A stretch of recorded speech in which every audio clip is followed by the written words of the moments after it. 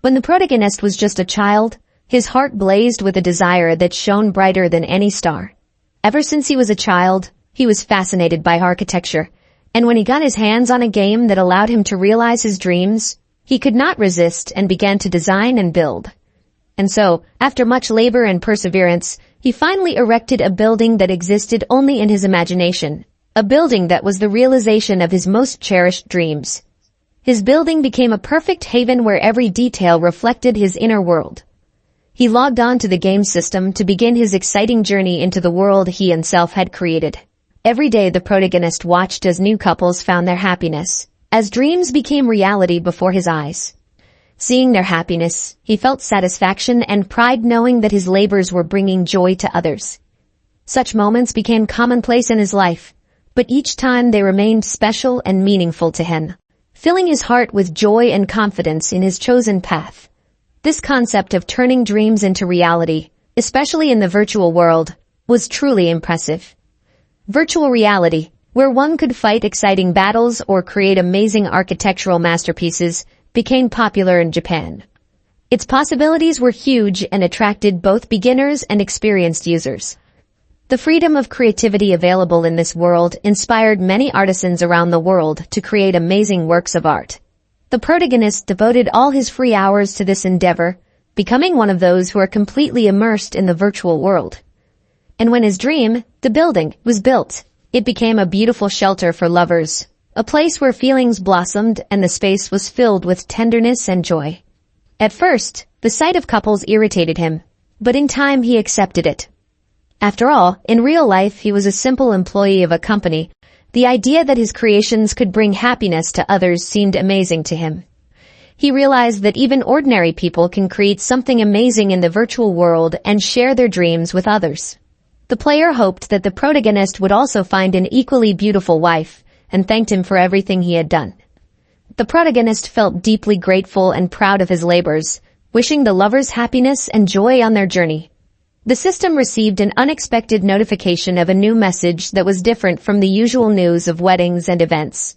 The protagonist discovered that these were manuals and remembered that it was too early to announce the results of the event. The letter thanked him for his magnificent architecture that helped many people find love. It was appreciated for its ability to bring people together. The protagonist wondered if he was credited as Cupid and realized that it was okay to be appreciated and praised for his works. The letter said that he would like to be invited to a special server as a token of appreciation, and the protagonist thought about the possibility of a special dedicated server. All that was required of him was his data, and the protagonist decided that if he could do crafting on that server, he would accept. With hope and confidence, he pressed the button, sending his data. At the end of the letter, a certain goddess of love expressed her best wishes and wished him good luck. Suddenly, the protagonist found himself sitting on the ground, at the foot of a tree, as if instantly transported to another server. The protagonist suddenly realized that he seemed to have lost consciousness and could not understand what was happening with this strange entrance to the server. Suddenly, he heard sounds nearby and an order not to move. The protagonist looked around and noticed some guys who looked like bandits standing nearby. Sitting behind a tree and gazing at them, the protagonist tried to determine if they were bandits and pondered the fact that such people did not exist in the dream world. He assumed that this was probably some sort of innovation or upgrade. Suddenly his gaze was drawn to the girl who was being attacked, and she met his gaze. The protagonist noticed that the girl cast a glance at him. The protagonist had a feeling that this was the beginning of some quest, and he did not understand how to act in such a situation. Suddenly he realized that he should probably distract the robbers and set about doing so. He jumped out from behind a tree and turned to the robbers and asked them what they intended to do. The moment the robbers turned their attention to him, and one of them ordered them all to be destroyed. The protagonist suddenly realized that he may have made a mistake. Suddenly, the girl thanked him for distracting the robbers and entered the battle, holding something like a staff. The girl surprised the robbers with her sudden attack as suddenly one of the stones flew back toward the protagonist. The protagonist stood bewildered, feeling a sudden sharp pain. He thought about the fact that despite how real the game seems, it is still just a game and cannot cause real harm. He concluded that something was going wrong. Suddenly, The protagonist realized that what was happening was more like the real world than virtual reality. The girl distracted him from his thoughts by ending the fight. The protagonist looked at the robbers and noticed that they were all sitting on the ground, tied up. The girl stated that it was time to turn the robbers over to the town, and then remembered that she had not introduced herself and introduced herself as Liz. She apologized to the protagonist for getting him involved, but he assured her that it was okay and introduced himself as Miyabo. Miyabo stated that it was a very interesting fight, and admitted that it was the first time he had participated in something like that. Liz was surprised to hear that it was his first fight, and asked if he was an adventurer or an ordinary person. Liz apologized and admitted that she thought as if he had experience in battles. Liz remarked that Miyabo looked like an experienced adventurer, to which he apologized for misleading her. Liz asked if Miyabo was headed to Angoulême and offered to go together if it was on their way. Miyabo was pleased and remarked that she would be a great help to him, admitting that he was a little lost. Suddenly, he asked her to stay for a while, announcing that he needed to finish something. Liz asked him not to go far, and Miyabo, thanking her, assured her that he would be back soon. Miyabo gathered a few twigs and a small mountain of rocks, concluding that it would be enough.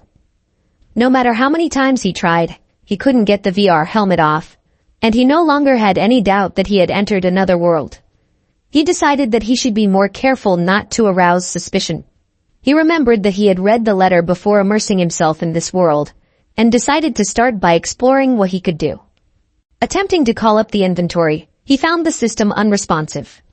Realizing that it wouldn't work in this world, he thought of another way. Miyabo thought about the possibility that things were a bit simpler in this world, and one only needed to think about it. He began to ponder about opening the inventory.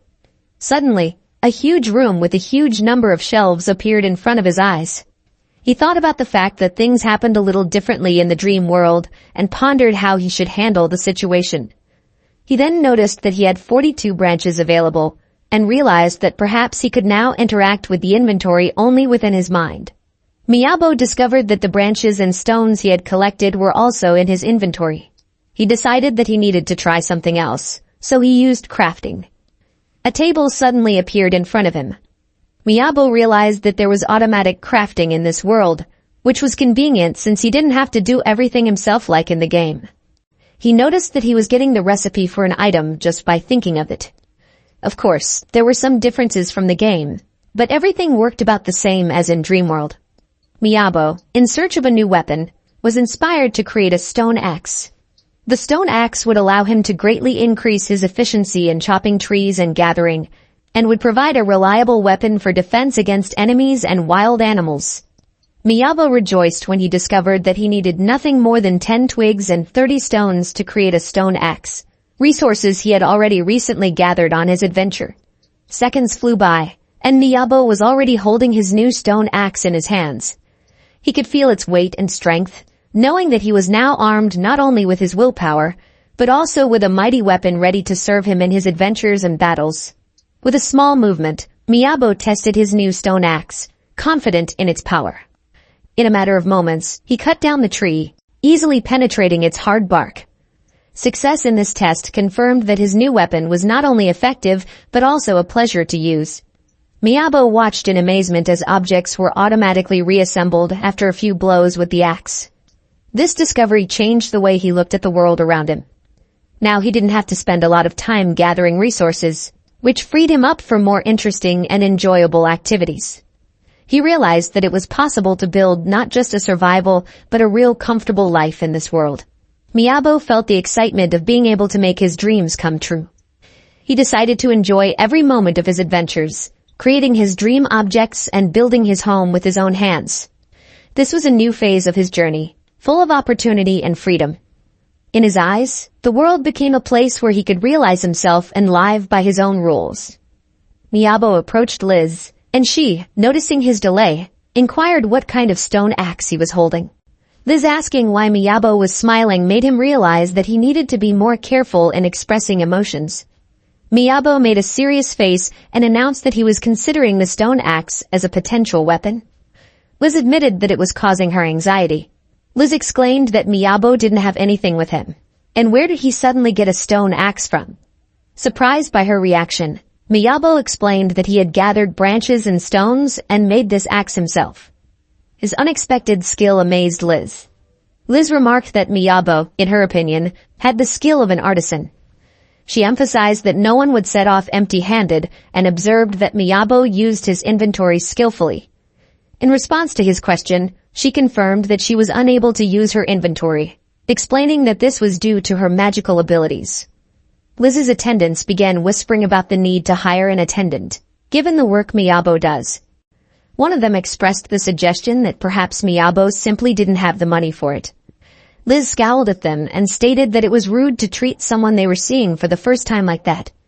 Miyabo took Liz's hand and calmed her down, showing his capacity for tolerance and diplomacy. The attendants apologized to Liz, acknowledging their rudeness, and Miyabo thought about the fact that perhaps they were just a little rude, but perfectly normal people. The thought occurred to him that artisans might not be in as much demand in this world as they were in others. One of the attendants approached Miyabo and apologized, expressing the hope that Miyabo was not offended. When the wagon was ready to leave, Liz politely suggested that Miyabo place his luggage inside to ease his way. With heavy wheels squeaking, the wagon slowly trotted off, leaving behind footprints on the sandy road. Miyabo and Liz looked forward to the new adventures that awaited them ahead. Along the way, Miyabo and Liz had many adventures and battles. They faced various dangers, from being attacked by wild animals to encounters with hostile opponents. Suddenly, Liz urged everyone to turn their gaze forward. The seriousness in her voice made Miyabo and everyone else freeze in anticipation. Ahead already stretched the city of Angelum, slowly revealing its contours as they approached it. It was a majestic sight, with towers and domes rising above the surrounding lands, and the walls of the city reflecting the rays of the setting sun. To Miyabo and Liz, it was a sign that new adventures and opportunities awaited them in this city. Miyabo was amazed by the huge and majestic gates of the city of Angelum. Their scale and grandeur made him feel like a small particle in this vast world. He could not refrain from admiring in front of this gate, symbolizing the grandeur and power of the city that lay ahead, full of mystery and possibilities. Miyabo noticed that the majestic size of the city of Angelum matched the seriousness of its guards. He realized that before them stood a city where austerity and order ruled, and that he would have to be vigilant as he entered its domain. As the guards surrounded Miyabo and Liz, Miyabo began to shout indignantly that they had done nothing wrong. However, Liz calmed him down by explaining that this was standard procedure for entering the city. She emphasized that the guards were simply doing their job, keeping the city safe and orderly. Liz explained that the bandits had not been caught without difficulty. When the commander of Angelum's soldiers introduced himself, he stated that the leader of this squad, referred to as Liz, was needed. This recognition of Liz as the leader of the squad confirmed her strength and skill. Miyabo realized that their meeting with the guards was to hand over the bandits. At this point, Liz introduced herself to the guards as the squad leader, emphasizing her role in this successful assignment and establishing her credibility in the eyes of the city authorities. The commander of the soldiers asked Liz to produce her seeker card, and when she provided it, he read that she was a C-rank adventurer and leader of a 6-man squad. Liz looked at Miyabo and stated that he was not an adventurer. Miyabo was stunned that Liz was a squad leader, but she asked him not to be surprised and explained that she possessed the highest rank. According to an unspoken rule among adventurers, leadership is often determined just by rank. This new knowledge made Miyabo reconsider her ideas about how the adventure community is organized and accept the fact that rank plays a key role in their hierarchy. Liz's companions told Miyabo that Liz was of great help to them and was skillful at finding their enemies. Liz apologized to Miyabo for the possible embarrassment this situation caused. Miyabo admitted that he was surprised to hear that the leader was a girl, but added that if even more experienced adventurers obey her, it speaks to her amazing qualities and abilities. Miyabo saw that his words surprised Liz a little, and he noticed that she became shy. This moment showed him her true nature, and he felt even more respect and warmth for her. The guards said that they would take the bandits away and Liz could get a reward for their capture at the guild. Liz was thanked for the work she had done. She then announced to the squad that they could now safely sell their goods in bulk, as they had been delivered safely. Liz's companions expressed their desire to leave, stating that Liz and Miyabo would be fine. Left alone, Miyabo asked Liz if he could ask her a question. This gesture showed his interest in her opinion and his desire to start a conversation. Miyabo asked if he needed an ID card to enter the city, and Liz confirmed what he said. She asked him not to say that he had lost it and asked if it could be in his inventory. However, Miyabo replied that he didn't have one at all, and Liz explained that in that case he would have to pay for a new one, which would cost 5 bronze coins. In response, Miyabo stated that he had no money at all. Seeing the surprise on Liz's face, he explained that he was a unique case. No money and no ID. Liz expressed her anger at Miyabo's irresponsibility. He responded by laughing and running to the guard, asking for help until he was hit with something heavy. He then shouted that if the guards let Liz do this, Angoulême would turn into a lawless zone. Liz calmed down and stated that she was not going to use physical violence against Miyabo. Miyabo was given a temporary permit to stay in the city for 3 days. He was informed that for a longer stay, he needed to apply for an identity card from the Adventurers Guild. Miyabo and Liz entered Angoulême. Miyabo thanked Liz for her help and money for expenses. Liz stated that she had just lent him the money and asked him to return it when he could. Liz reminded Miyabo that she also expected him to honor the terms. Miyabo expressed understanding, for earlier Liz had given him 2 conditions. The first requirement was to register with the Adventurers Guild. This would allow Miyabo to form a team, and the guild would be aware of their whereabouts, which would help prevent him from escaping. Miyabo felt an urgent need to gather crafting materials and register with the guild as soon as possible. The second condition was to work for Liz for a while. While they were walking through the city, Miyabo noticed a real forge and wanted to look around in it. Remembering how Liz had voiced her request, he also remembered that she had asked him to help her with her luggage. Liz called Miyabo's name, and he apologized and explained that he was engrossed in shopping.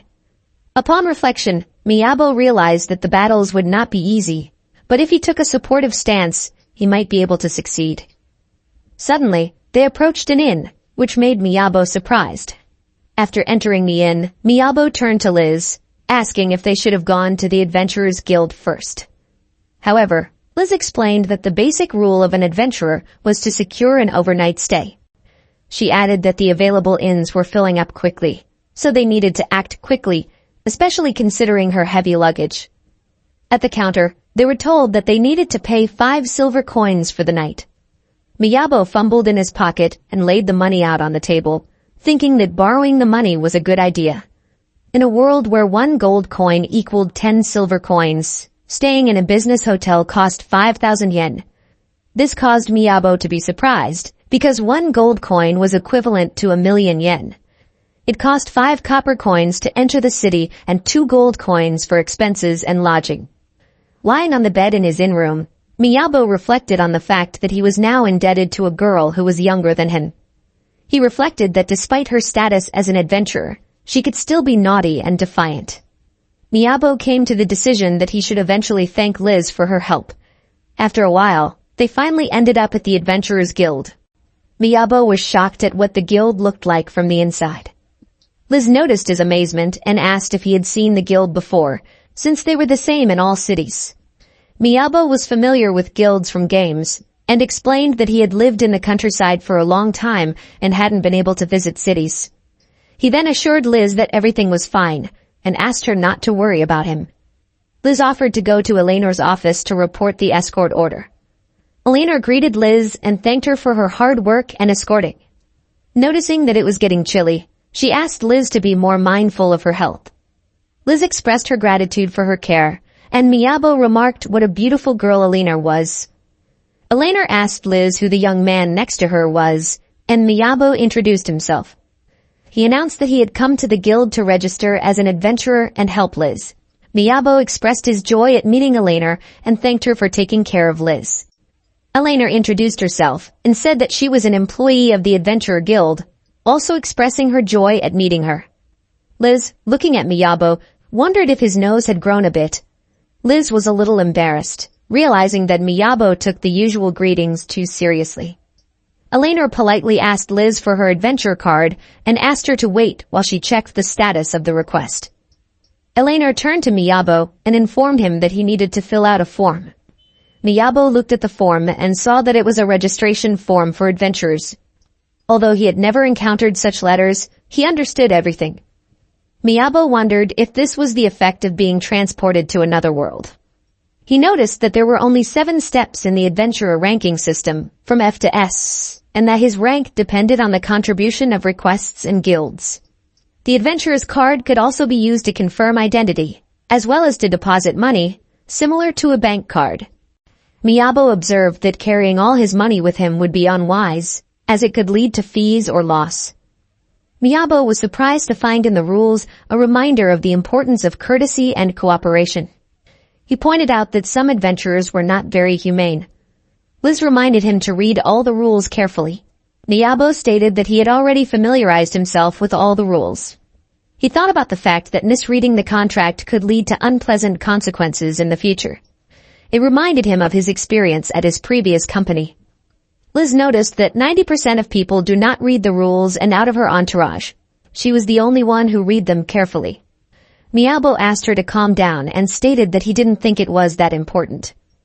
Eleanor thanked Miyabo for reading the contract carefully and added that Liz, as a serious girl, also knew that. Miyabo thought about the hard times he was going through now and started to sign the contract, but suddenly Liz stopped him. Miyabo was surprised by this and suddenly noticed that he had written his name in Japanese without thinking. He was frightened, assuming that trouble now awaited him. But Liz informed him that he should write assistant in the specialization column. Miyabo breathed a sigh of relief, and Liz explained that long-term requests and escorts create difficulties in maintaining weapons and armor, so currently assistants are only hired temporarily. Miyabo breathed a sigh of relief that this world understood Japanese. He then asked if that meant he would be behind the group, and Liz confirmed his assumption. She explained that it was not that he would be out of the battle, but that he would be doing the water collection and cooking, which would make the camp guards' jobs less hard. Miyabo asked if it was too easy when everyone else was fighting. Liz rebutted him by explaining that the longer the assignment, the more they would need such support. She added that even adventurers needed a certain comfort zone, so helpers were necessary. Miyabo realized that, in other words, his job would be to help others with their assignments. He realized that through him, his colleagues would be able to relax, which plays an important role in relieving tension at work. Miyabo decided to register as a helper. Liz announced that that was all she wanted to talk about and added that she had given Eleanor the paperwork to join the group. She then asked if he could do the rest, adding that she was too tired from the escort order and would go to bed.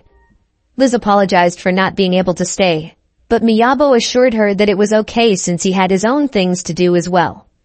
Liz smiled and advised him to try his best. Eleanor handed Miyabo his adventurer card and asked if he had a temporary permit.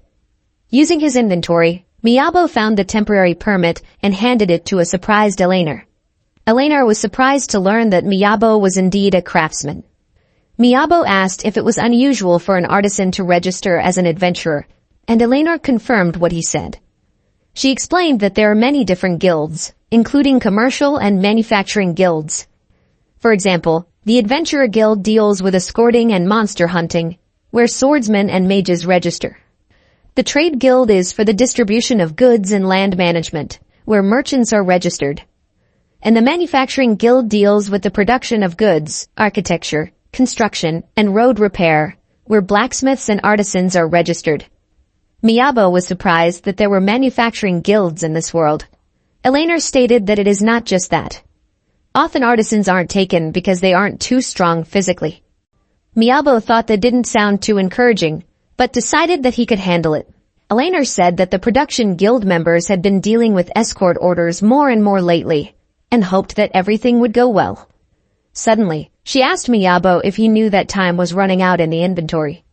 Eleanor informed Miyabo that if he could deliver monster meat or other precious materials, he could get a reward. She also added that he should try not to hurt his head while collecting. Miyabo decided that the inventory would make his life much easier since he would not have to worry about the condition and safety of the materials, and he would always be able to sell fresh meat to adventurers. He replied that he would try his best, and resolved to do his best to pay off his debt to Liz as soon as possible. Miyabo decided that he needed to gather materials to start crafting, And now he could kill two birds at once. It was much better than spending time in a production guild where his interests were unlikely to be satisfied. He concluded that he should spend some time in the Adventurers Guild.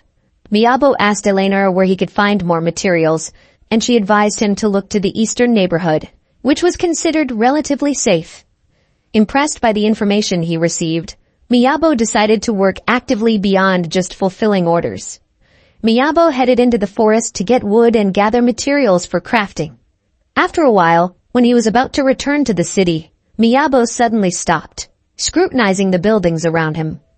Miyabo suddenly realized that he had lost his orientation and couldn't remember where his inn was. All the buildings looked too similar to each other. Everywhere he went, everything seemed to be the same.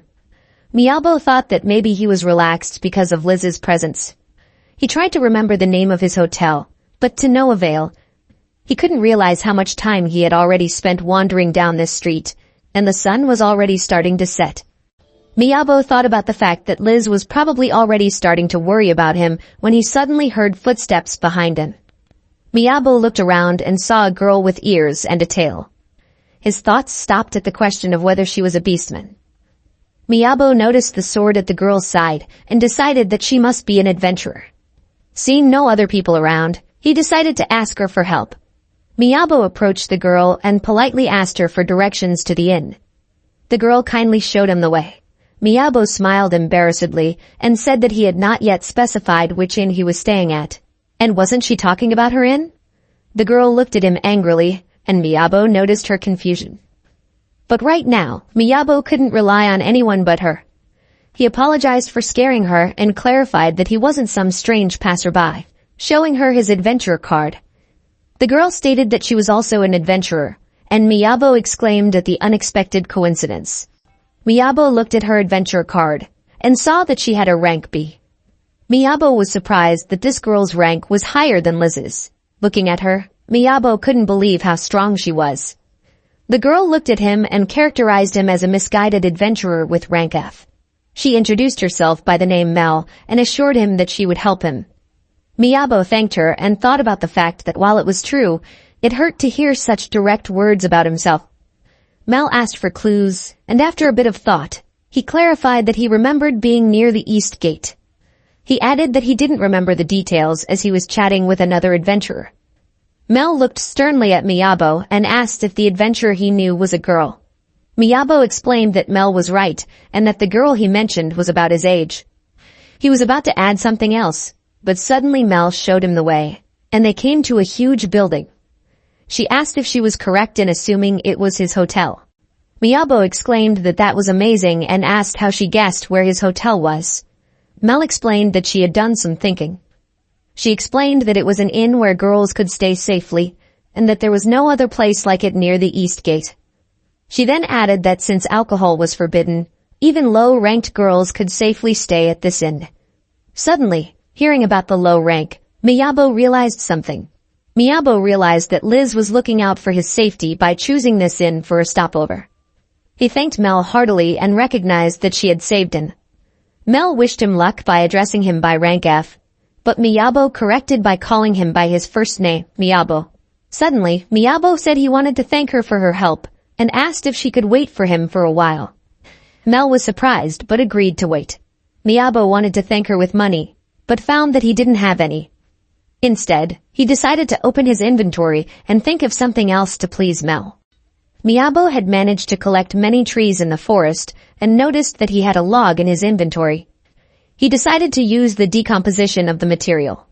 Miyabo used material decomposition, an advanced inventory function that automatically disassembles materials. He created a block out of the log and, deciding to try his hand at magic, he set about his handiwork. In magical material processing, the most important thing is habits and feelings. It was easy for Miyabo, for he always paid special attention to detail when processing materials. After a while, he handed Mel a small wooden figurine of a cat. The joy that he was able to do this overwhelmed him, despite the pettiness of the gift. Mel stroked the figurine, and Miyabo noticed that she smiled. As she began to move away, he thought about the fact that although he had created many beautiful things in the game, they remained only virtual data. Looking up at the night sky, Miyabo felt the satisfaction of being able to bring joy to others with his creations. In the morning, Miyabo awoke to the sensation of coldness penetrating through the blanket. As he left his room, he noticed that the inn had no stove or fireplace, and the futon was no longer as warm as it used to be. He was coming down the stairs with breakfast in mind when he suddenly saw Liz. When they met, Miyabo noticed that it was a particularly chilly morning. Liz took a seat, and he suggested that she stay while he went to get food. When he finally returned, he apologized for the delay and served her a bowl of soup. He warned her that the soup was very hot and asked her to be careful. When he touched her hands, he suddenly noticed how cold they were.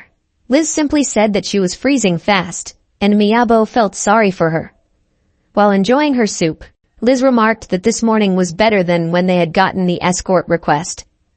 She revealed that she did not even have time to eat that morning.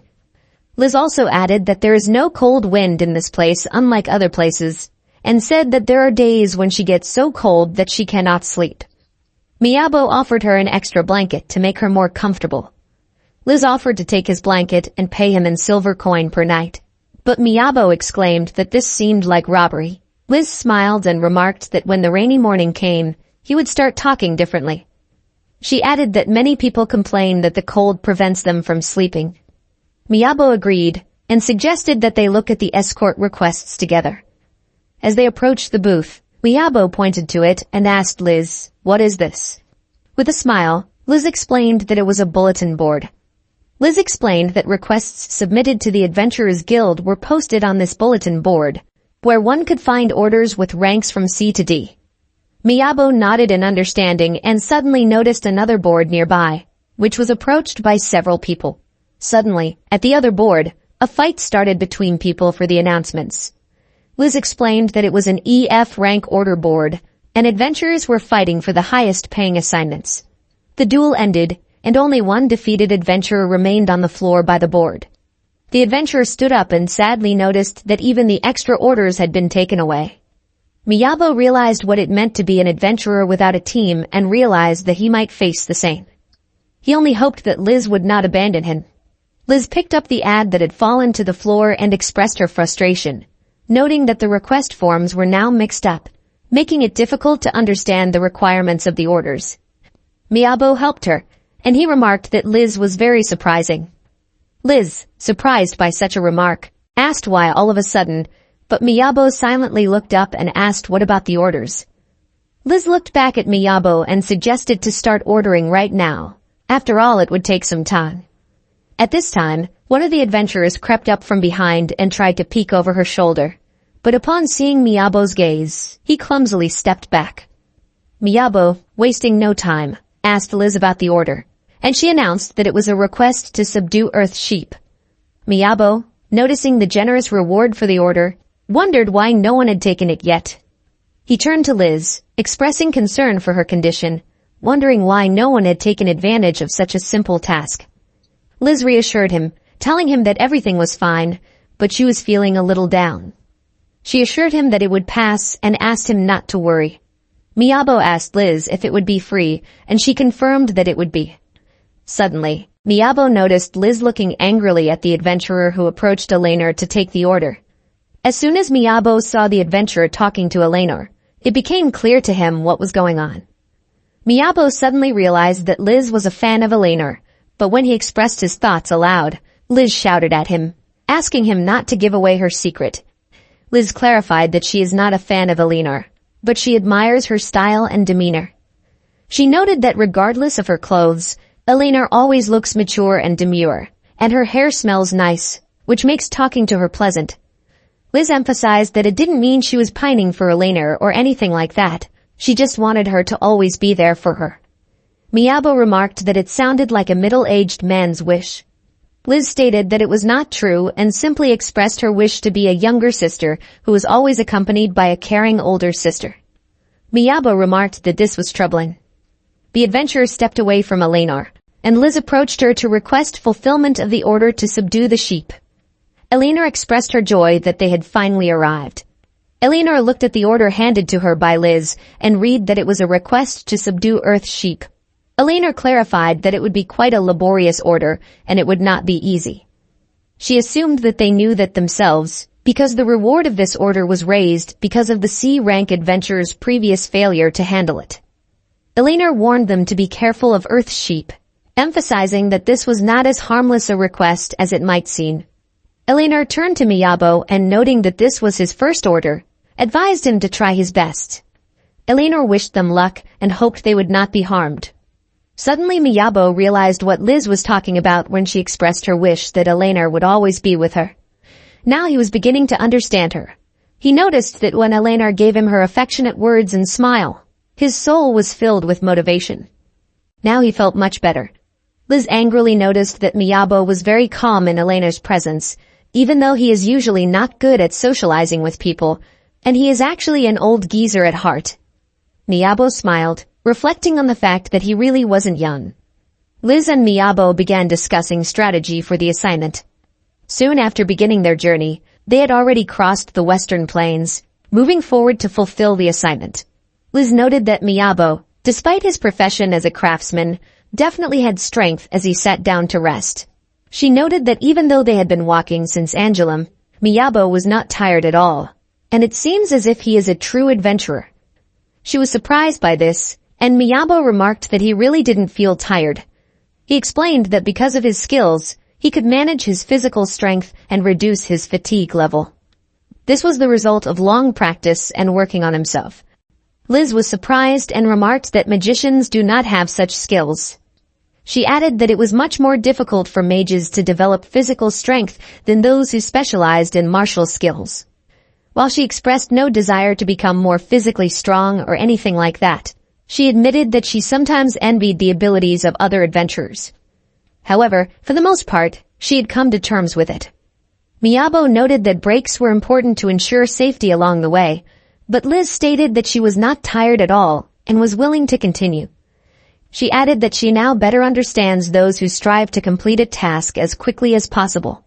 Liz warned that the city gates would close at sunset, and if they did not make it back before then, they would have to spend the night at the camp. Miyabo remembered how often he had to work overtime, and because of that he was late even for the last trains. Miyabo recalled how he had to walk home, which was very difficult. He reflected on the fact that just yesterday this was his daily reality. But now he was so happy to be in this world, thanks to the one who had sent him into it. Liz called out to Miyabo, but he didn't hear her, immersed in his own thoughts. He reflected on the fact that this world had its disadvantages too, but here there were no complaints from customers and no annoying boss. His coworkers were mostly women with children, which had undermined his psyche, and only now had he found peace. Liz suddenly called out to Miyabo, shouting that she had seen an earth sheep.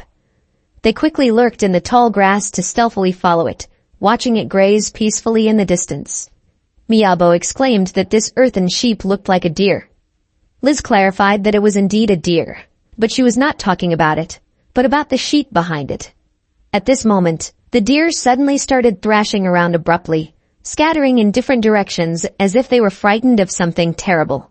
Miyabo stared in horror at the earth sheep that looked like a huge monster. His heart pounded harder, and Liz tensed up, ready to fight. Miyabo finally learned what an earth sheep looked like, and Liz explained that they were also called roaring demons. This was an unexpected discovery for him, and he felt a mixture of amazement and anxiety. Liz explained that these earth sheep, or as they are also called roaring demons, were not as simple as they might seem. Even if one were to gather 10 strong and experienced soldiers, they still wouldn't be able to handle such a monster.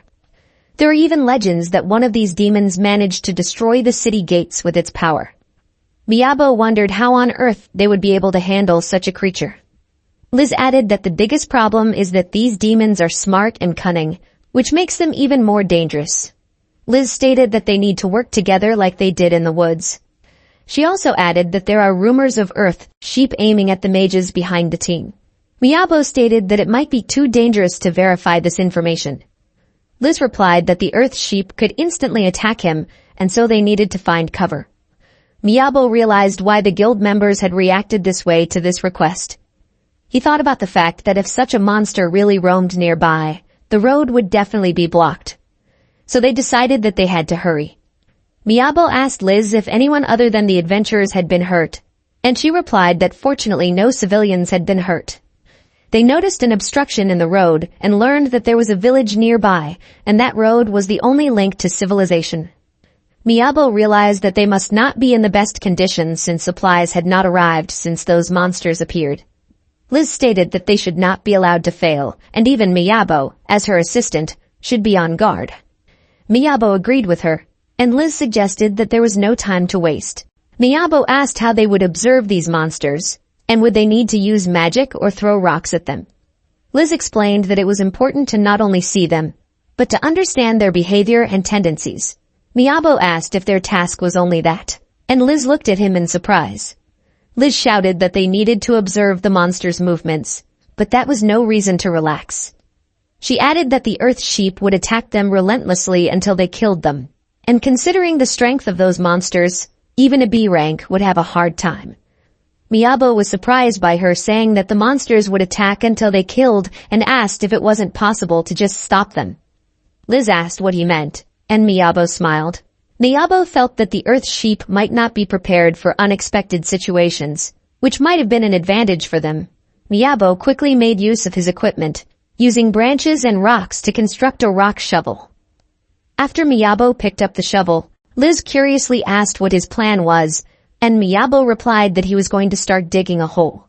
Liz pointed out the complexities of this approach, saying that monsters are not simple enough to be tricked in this way, and if it were so effective, everyone would have used this strategy long ago. She also pointed out that they do not have time to dig large holes, as even a slight delay could cause the earth sheep to notice their presence. Miyabo impressed Liz by digging a huge hole in a very short time. He was conscious of her words, but his actions showed that even a helper could show strength and resourcefulness despite the common perception of them as weak. Miyabo dug a huge hole around Liz, leaving her standing on a piece of ground, and he was confident in the effectiveness of this trap. Liz was amazed and couldn't believe it, and Miyabo had already managed to dig a ladder to climb up to her. She joked asking if Miyabo had been a mole in a past life, and he replied with a smile that he had probably been a dog on a leash. Miyabo stated that he needed to finish this as soon as possible. He quickly took plywood boards and placed them over the holes in the ground to cover them up. He explained that the boards should be carefully covered with soil and then covered with grass. But that could still give away the trap, so he decided to use magic to speed up the growth of the grass and make the deception more realistic. Their trap was ready, and now they could watch the earth sheep from a safe hiding place. Miyabo confidently stated that the monsters would not detect the changes and the trap was ready for action. Liz was amazed at how quickly and easily he had accomplished this task. Standing on the ground surrounded by the trap, he noticed that even after being treated with magic, the grass was slightly different, and it could be seen if you looked closely. Liz stated that it was nice of him to warn her, but added that he should have done it earlier. Miyabo thanked her for the compliment and advised her to be careful, because one more step and she would fail. Liz asked what she should do, and Miyabo clarified that earth sheep were ferocious. And since they were, if they spotted them, they would come to them themselves. He asked if Liz had any spell that could attract them. Convinced that attracting earth sheep was absurd, Liz still decided to trust Miyabo and give them a chance to succeed. Liz used a magic spell to create an earth projectile and hurled it toward the flock of earth sheep. The projectile traveled through the air, showering earth and rocks, and crashed to the ground, causing a rumble and dust. The sheep, noticing this, began to roar. Liz screamed that she was scared, sensing danger approaching. The earth sheep, seeing where the shell came from, ran towards Liz and Miyabo. Their powerful footsteps rocked the ground, and the air was filled with their roaring. Liz and Miyabo found themselves in the middle of a clash with the monsters, and they were faced with the task of dealing with this threat. Liz shouted that the earth sheep were approaching and asked if the trap was sure to work. Miyabo asked her to calm down and assured her that it would work. But there was no way Liz could calm down. Her anxiety was growing by the second, and Miyabo felt himself starting to tense up. But he tried to remain calm, knowing that their safety was at stake now. Liz screamed in terror that she couldn't calm down, that they were doomed to defeat, and she wasn't even able to escape because of the trap. Her screams filled the air with panic, which included a plea for forgiveness to the gods for her association with Miyabo. As the sheep approached with a roar, Liz, struck with fear, could not contain her screams. The sheep approached them, and suddenly the planks under its hooves began to fly apart. Miyabo and Liz watched in horror as the sheep began to fall into the hole, disappearing underground. Miyabo began to cheer as all the sheep flew into the pit. Liz asked him to be quiet and stated that because the sheep would not fall in without noticing anything. She then asked him if the sheep would know about the pit. Liz, with anxiety in her voice, repeated her doubts, as if seeking some confirmation or reassurance from Miyabo. Miyabo explained that the deeper the pit, the more effective the trap. And since the sheep had fallen from such a height, it meant only one thing. It means that the earth sheep are definitely out of action. Miyabo, seeing the earth sheep fall into the pit, realized that their fight was over. He told Liz with confidence in his voice that they were no longer a threat. Liz looked at him with admiration, wondering where he got such skills that could deal with monsters so quickly and efficiently. Miyabo expressed his joy that Liz had come down without injury, but Liz thought it wasn't worth that much attention. Liz turned to Miyabo and stated that she had something important to tell him, asking if she could ask him something. Miyabo was surprised to hear that she wanted to talk about something important, and joked with a smile that they had only known each other for 2 days. However, Liz shouted that it wasn't a declaration of love, and she was talking about how they didn't need the pits anymore. Liz then emphatically stated that she would go first to teach the sheep a lesson. Liz, using magic, summoned an ice spike, and Miyabo noticed it getting bigger and bigger.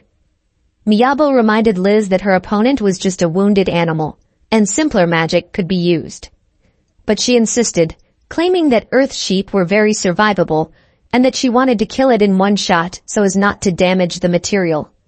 And for that, it was better to increase its strength with a magic charge. Liz threw the ice spear with a powerful magic charge straight at the earth sheep. The spear rumbled into its body, causing a terrific burst of ice and snow. With a smile, Liz noted that their task was complete. Liz noted that she had never before struck a finishing blow so easily. At the same time, she noticed that her head was not keeping up with what was happening. Miyabo stated that mastery was shown by being able to use his skills correctly, but Liz noticed that his abilities were too strange. Liz suddenly asked if she understood correctly that Miyabo had just put all the monsters in his inventory. Miyabo explained that he was just collecting materials from the monsters. However, Liz thought that it was like sabotage. Liz was amazed. After all, Miyabo had put so much earth in his inventory, and how could he fit massive earth rams in there? Miyabo replied that she herself had told him that materials could be carried in his inventory. Liz admitted that Miyabo was right, but she still wondered how he got such a huge inventory. Realizing that she wouldn't get an answer from him, she suggested taking a break. They had a small picnic on the bank of the river, and while talking, they enjoyed their food. Liz expressed her joy at being able to enjoy warm bread, and Miyabo shared her feelings. He noted that the bread prepared and stored in advance was a good decision. They both agreed that the inventory is a very useful thing. In response to Liz's question about the maximum amount of inventory, Miyabo remarked that she really enjoyed talking about inventory. Miyabo stated that he was not sure how much space was available in the inventory, but suggested that it was only 1% full at the moment. Liz could not believe these words and began to wonder if perhaps she was missing something. Miyabo explained that his inventory was expanding depending on his skill level. Liz didn't quite understand what he was talking about, and Miyabo realized that there seemed to be no concept of level in their world. He explained to her that when a skill is used, the inventory automatically increases. For example, if he added something to his inventory every day, it would become larger. In the dream world, Miyabo could naturally increase his level. In that virtual world, he had the ability to create a huge inventory, which would seem like a cheat to many people, but it was common for experienced craftsmen. Miyabo thought that expanding inventory was a normal practice, but he noticed that this world was too different from the game. When Liz remained silent, Miyabo asked what that meant. Liz announced that she was just thinking about it, since her idea of tinkers was a little different. Liz explained that in her idea, artisans were capable of making anything, but their products were usually not of high quality. They mostly create cheap furniture and repair defenses, while earning low wages. She thought it was one of the most unsightly professions. Liz stated that she had no idea what conditions Miyabo lived in and added that for them, even going outside the city without guards was impossible. Liz explained that even wolves and goblins can be dangerous to people without fighting skills. Sometimes crafters partner with adventurers to protect themselves, but their inventory also fills up quickly. For the average artisan, gathering important materials is a very dangerous and difficult endeavor. Miyabo listened attentively, realizing the complexity of this world. Miyabo, who had traveled to many different places in the dream world, had never experienced difficulties in gathering materials except for the areas where demons dwelt. He was able to avoid dangers due to his experience. However, such feats were not available to the artisans of this world, and they were limited to creating cheap furniture and repairing defense structures. Unlike Miyabo, they had no opportunity to improve their skills. Miyabo sympathized with them, but realized that it was not within his power to solve the problem. Miyabo, focused on his business, recognized that every job has its difficulties, and making money is not easy. He reminded Liz that she herself had recently complained of being cold while working. Liz agreed with him and added that adventurers have a high risk of death, but only a few achieve wealth and fame, so it is important not to get discouraged and keep trying. Miyabo, deciding to change the subject to avoid more ridiculousness, turned to Liz and said that he would need her help.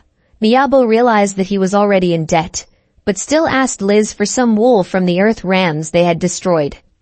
Liz, upon hearing his request, said that he could have it all. She explained that she had originally planned to sell the main parts in bulk and just throw the wool away. Miyabo realized that adventurers usually only take back part of it, and thanked Liz. Miyabo set about sorting out the materials. He had never even imagined that he would ever be able to carry an entire earth ram with him. The horns were used to make medicine, the claws and bones were used to make weapons and armor, and there were also large chunks of meat. Miyabo reflected that this job could be the most lucrative in recent memory. Liz was glad that her labors were rewarded and planned to move to a hot spring inn. Miyabo noticed that she probably wanted a warm bath, and remembered that yesterday she had had enough cold. Liz stated that a hot bath was much more pleasant for the body. She then exclaimed that Miyabo would not be able to leave the team for a while yet. Liz assured Miyabo that she hoped he would stay on the team even after he paid back all his debt. Miyabo realized that she appreciated his efforts to collect materials from monsters for more profit. Perhaps he wished she had expressed her thoughts in a friendlier manner, but either way, he would have stayed with her in the group just as happily. Miyabo, after shaking Liz's hand, confirmed that helping each other was an important part of teamwork and that he was also happy to work with her. Liz apologized for her calculating nature, but Miyabo assured her that it was okay and asked her not to worry. Elena greeted Miyabo and Liz's appearance at the guild with surprise. She stated that from her recollection, the request had only been approved this morning, and was pleasantly surprised that they had gotten it done so quickly. Liz suggested that they were lucky as the sheep may have walked separately.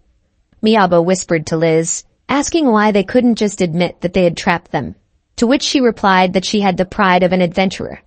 Elena stated that luck was also a kind of skill, and expressed joy for them, asking for materials as proof.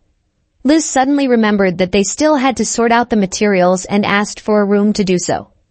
Miyabo was surprised, but then remembered that Liz was not aware that he had already taken care of it. He said that he had already dismantled everything and suggested that they start taking out the materials. Miyabo took out the claws and horns from 3 bodies and the flesh from 2. Elena examined this impressive array of materials, expressing her admiration. Miyabo apologized and noticed that the materials were blocking the entire aisle. He asked Elena if she wanted him to take them somewhere else. Elena replied that was fine and said she would start the evaluation immediately, asking them to wait a bit. The adventurers who saw this were amazed and could not understand where so much meat had come from. The adventurers whispered, trying to figure out what these materials were. One of them pointed to chunks of meat and assumed it was ground lamb. Another suggested calling someone from the warehouse for a more detailed assessment. The adventurer approached the piece of meat and his gaze locked onto a whole earth ram. His reaction was a mixture of surprise and desire. He could not believe his eyes, seeing such an unexpected and valuable resource right in front of him. Miyabo, observing the scene, turned to Liz and asked with surprise if lamb meat was really that popular in this place. Liz explained that ground lamb meat is quite tender and wholesome and is often appreciated, especially by women who even prefer it raw. She also specified that if the meat was delivered within 3 hours of killing the ram, the guild could freeze it. Miyabo realized that this meat was indeed popular. Liz suddenly turned to Miyabo to share her thoughts about the meat. She expressed her desire to try a piece of meat and asked Miyabo not to sell it. Miyabo remarked that Liz also liked the meat, but she added that she would not prefer it raw.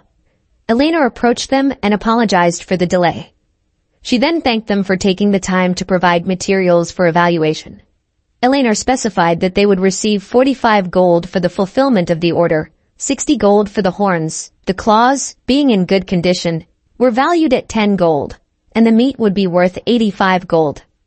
She then proceeded to calculate the total sum. Elena announced that the total amount was 200 gold pieces. Seeing this mountain of coins, Liz suggested that Miyabo divide it in a ratio of 7-3. Miyabo agreed to Liz's suggestion and said he would accept his 30%. Liz asked in surprise why so little and expressed her desire to give him 70%. Miyabo explained that he was not proud of it, but he was so indebted that taking 70% would get him into financial trouble. Liz asked how many times he was going to pay her back and told him to just take his 70% since he had been very helpful as a mole. Miyabo asked why she was talking about him like that, and then Elena intervened, asking which mole they were talking about. They, smiling, declared that they were not talking about any. Liz remarked that it was funny that Miyabo was so repulsed, but he only said that he was just supporting her and didn't deserve such a big reward. Miyabo pointed out that since Liz was in the vanguard, she had taken more risks than he had, and so he would pay her back most of what he owed her. Liz recognized that even with that share, she would get more than she would for the mission she had completed and his debt combined. They pondered how best to distribute the reward, and Miyabo suggested dividing it in the proportion of 6-4. Liz shouted at him to stop and remarked that he looked like someone trying to extract a discount from a merchant. She offered to split it equally, 5-5. But Miyabo declared that he did not consider himself worthy of such a reward, since he was merely supporting her.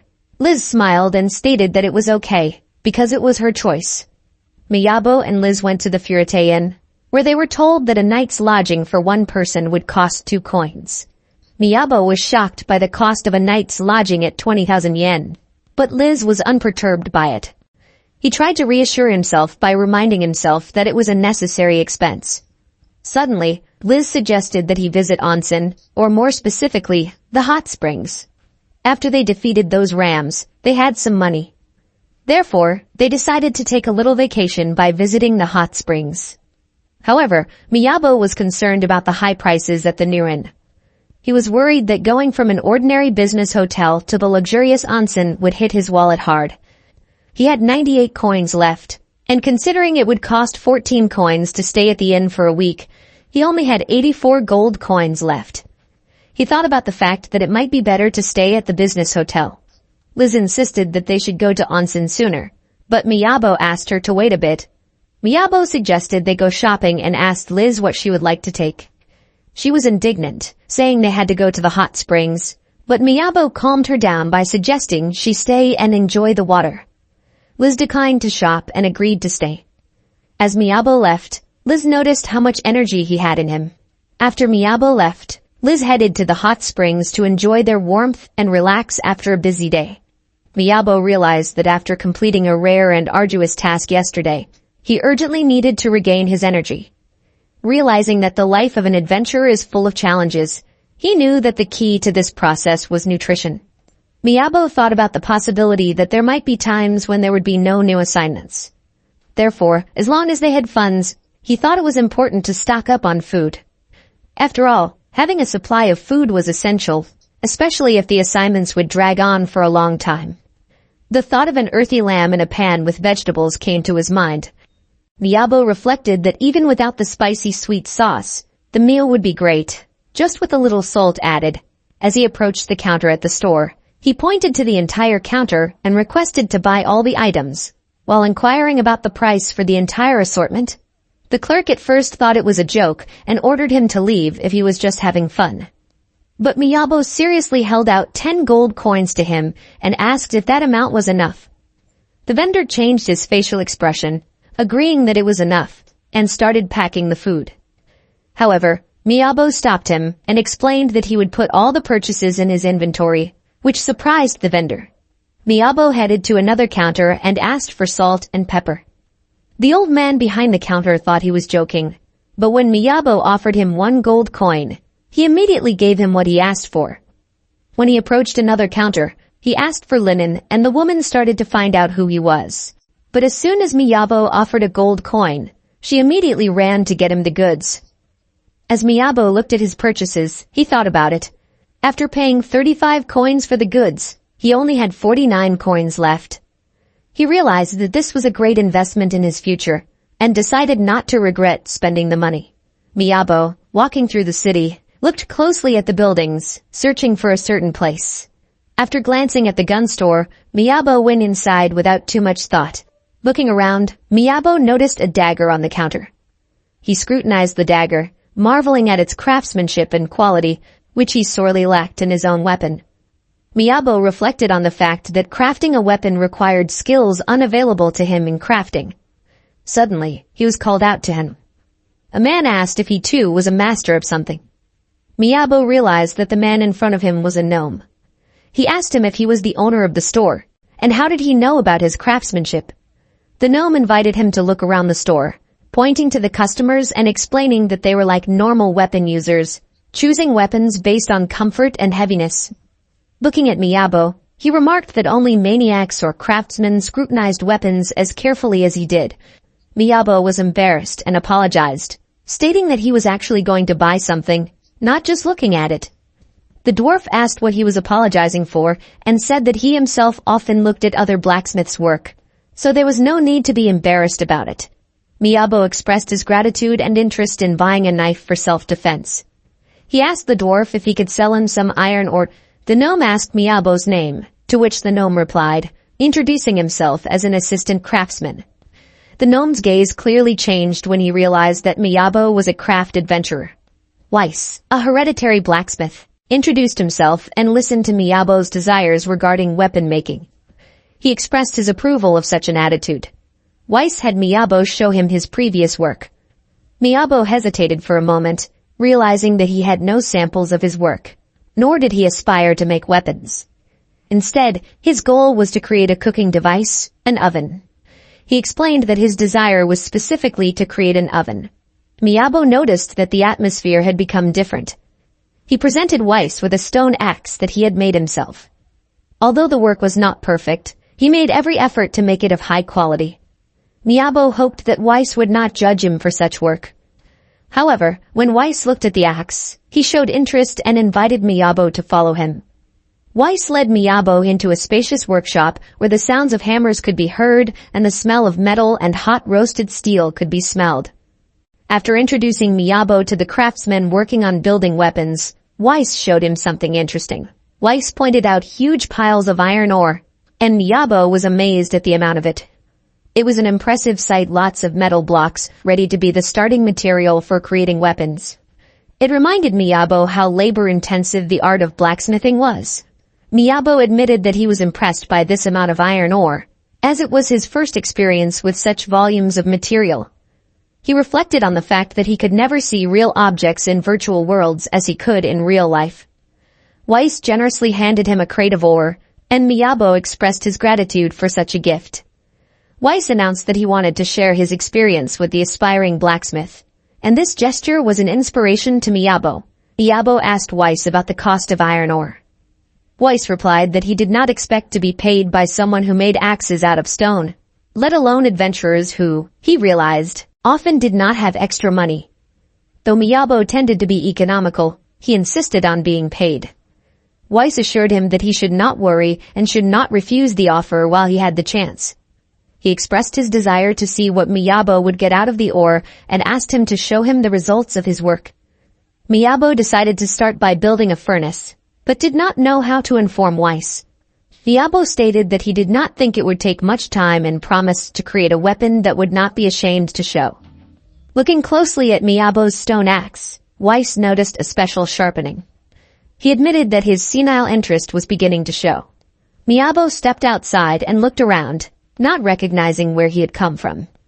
This made him think about the possibility of suffering from topographical cretinism, and he realized how important it was to have a map with him. He was glad he had memorized the name of the hotel. Miyabo suddenly noticed Mel and was glad to have met her at such an important moment. Miyabo asked Mel for directions. Upon hearing his words, Mel expressed surprise that he had gotten lost again and willingly showed him the way to the inn. Miyabo apologized for his absent-mindedness and said that he had already checked into another inn called Furite. Upon learning this, Mel told him that she was also staying at that inn and offered to walk him there. When they entered the inn, Miyabo was relieved that they had reached their destination. He was grateful for Mel's help and expressed his appreciation to her. Suddenly he stopped and looked anxiously at Mel, noticing her strange look and the fact that she would not let go of his hand. Miyabo realized that he should express his gratitude with a gift, just like last time. Miyabo was glad that he had time to buy a lot of things and decided to craft something beautiful.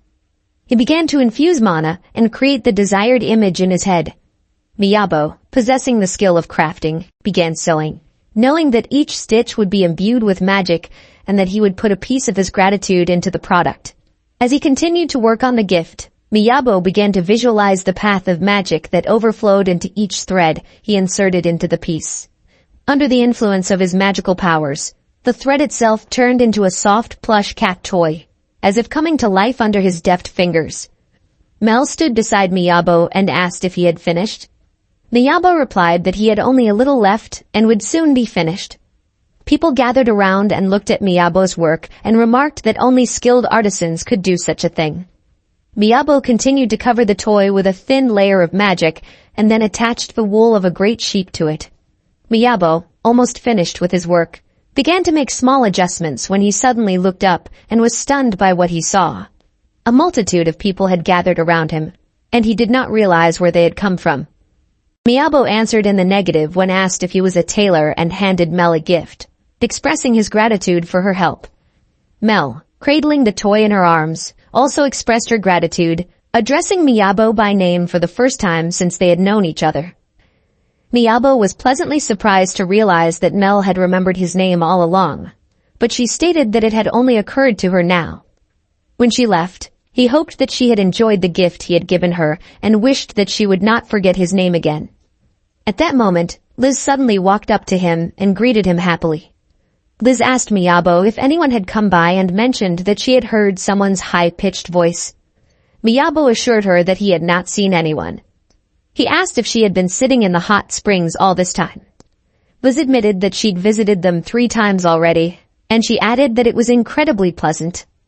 Watching her, Miyabo tried not to fall in love, but realized that she didn't look her age.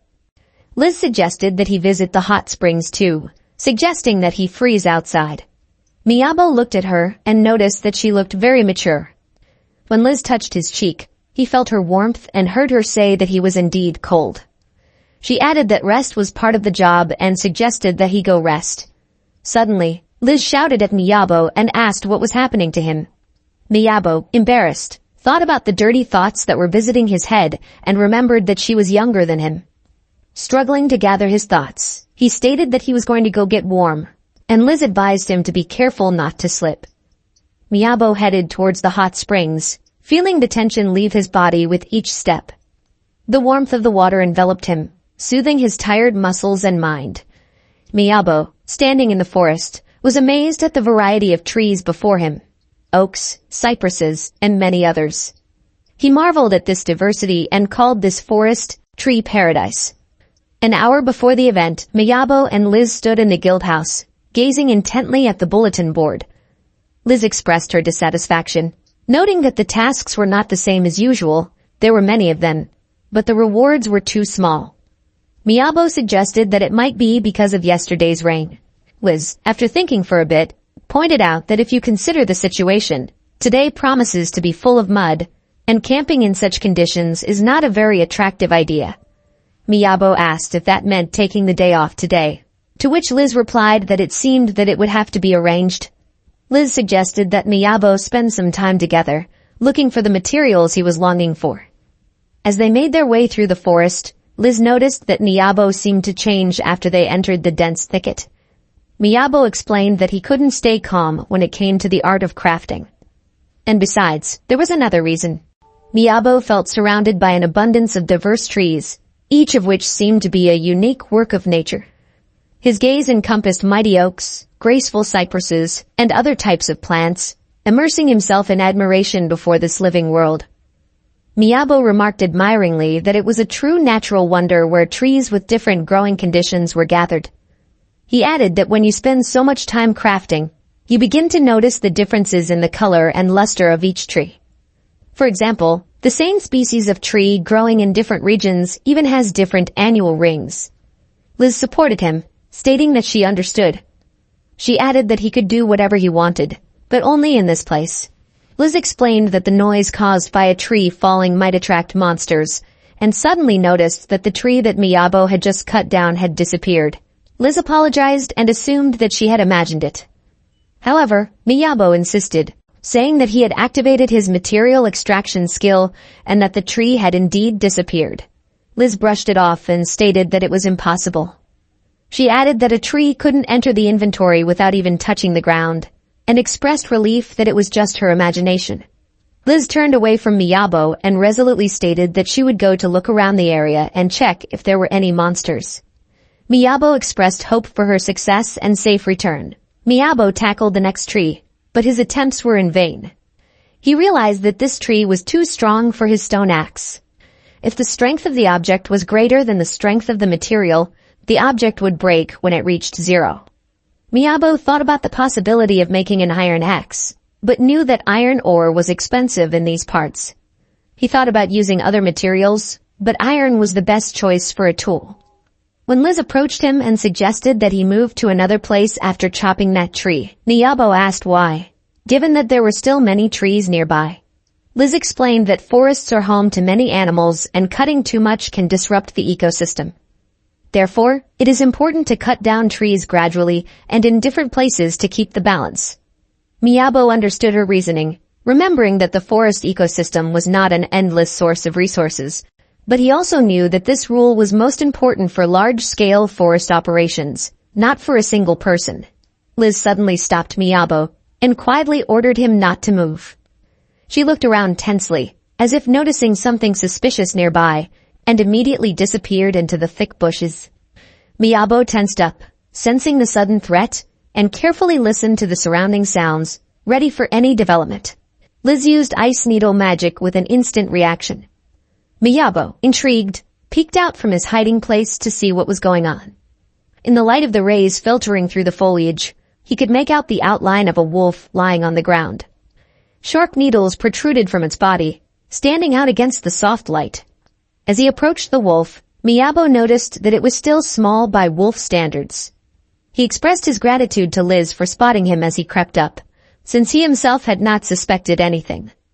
Liz explained that she noticed him because of a strange sound that mingled with the rustling of the leaves. Miyabo tried to listen in, but admitted he didn't hear anything. Liz smiled and explained that it was a matter of experience, then pointed in the other direction, where she said there was another wolf. Miyabo asked her not to scare him like that, but she assured him that this wolf was not a threat, and that they were different things. Liz looked at Miyabo with hope in her eyes and asked if he had gathered all the materials he wanted. Miyabo nodded in agreement. Then they went for a little more walk in the forest, enjoying the nature and tranquility. After a while, Liz suggested taking a break, noticing that Miyabo was starting to get tired. He agreed with her, but pointed out that sitting on the dirt was not the most pleasant idea. In response, Liz suggested eating lunch on tree roots, but Miyabo assured her that that was what he was for, and that they would find a way to make the break comfortable. Miyabo quickly took advantage of the tree cutting and built something amazing in a matter of seconds. It looked more like a gazebo, and Liz looked at it and sighed as she realized that Miyabo had started his building experiments again. She expressed surprise, thinking it was a full-fledged house. Miyabo explained that his goal was to recreate a home-like atmosphere, but Liz exclaimed, asking what kind of atmosphere are we talking about if he built a real house. Liz suggested that Miyabo take a look around and pointed to the surrounding virgin forest, in the midst of which the elegant house stood. Miyabo wondered if it was just a vacation spot, but Liz exploded and asked if he really knew what she was talking about. Miyabo suddenly realized that this was the real world and he had taken things too lightly. Miyabo, in an attempt to settle the situation, carefully spread the plaid and gently laid it on Liz's lap. He expected that this small attention on his part would make her warmer and cozier. Liz swore at him, and Miyabo, burning with embarrassment, apologized, claiming that he had no intention of troubling her. Liz stated that she hadn't expected such inconsiderate behavior from a tinker. She admitted that she felt uncomfortable, but at least the warm pillow on the chair eased her discomfort a little. Liz warned that if they made things too comfortable, they might miss a real threat such as monsters, and she didn't want to eat lunch with monsters. She ordered Miyabo to be more careful and cautious. Without losing his resolve, Miyabo declared that one couldn't just sit and wait and started cooking. He quickly built the stove and asked Liz for a fire, but noticed that she was just sitting there enjoying the warmth of the plaid.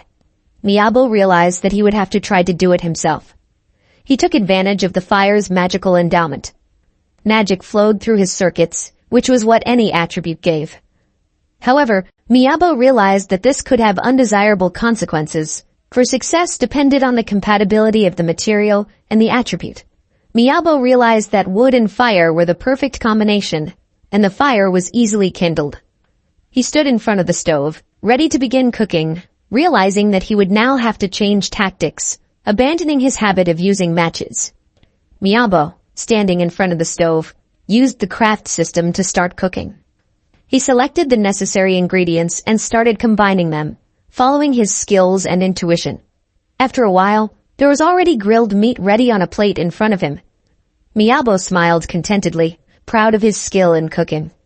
Miyabo prepared lunch, decorating the table with a variety of dishes: grilled meat from the great sheep meat, vegetables, milk bread, and black tea. Liz, expressing her gratitude, admitted that she needed to pass out now. They sat down at the table and began to enjoy their meal, feeling warm and cozy in each other's company. Miyabo enjoyed the dish, noting that the meat was incredibly tender, with no extraneous odors, and the perfect combination of salt highlighted the natural flavor of each bite.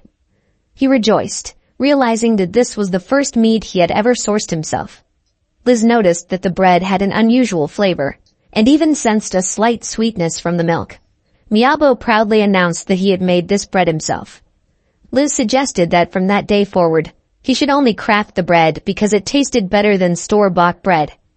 She added that she would pay for the flour herself. Miyabo delighted Liz by stating that he had everything he needed to craft flour, sugar, and various seasonings. Liz was amazed that he was ahead of her.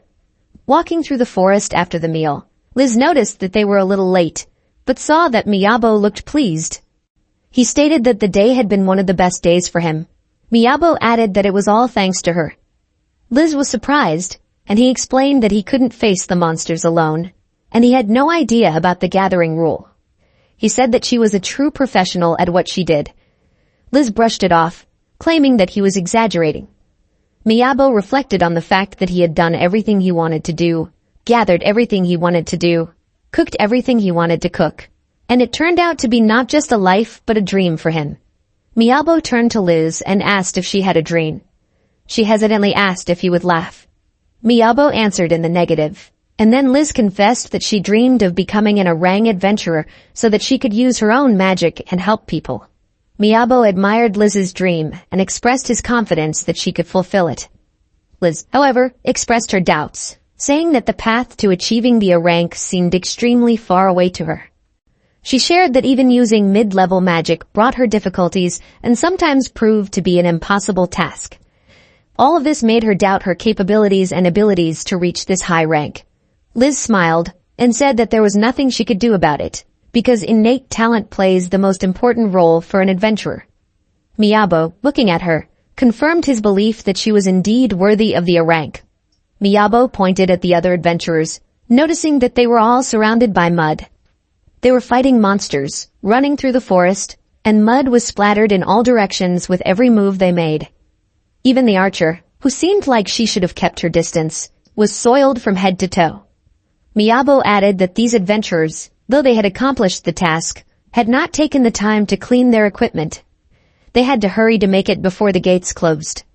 He emphasized that although they had accomplished the task, they could have been seriously injured.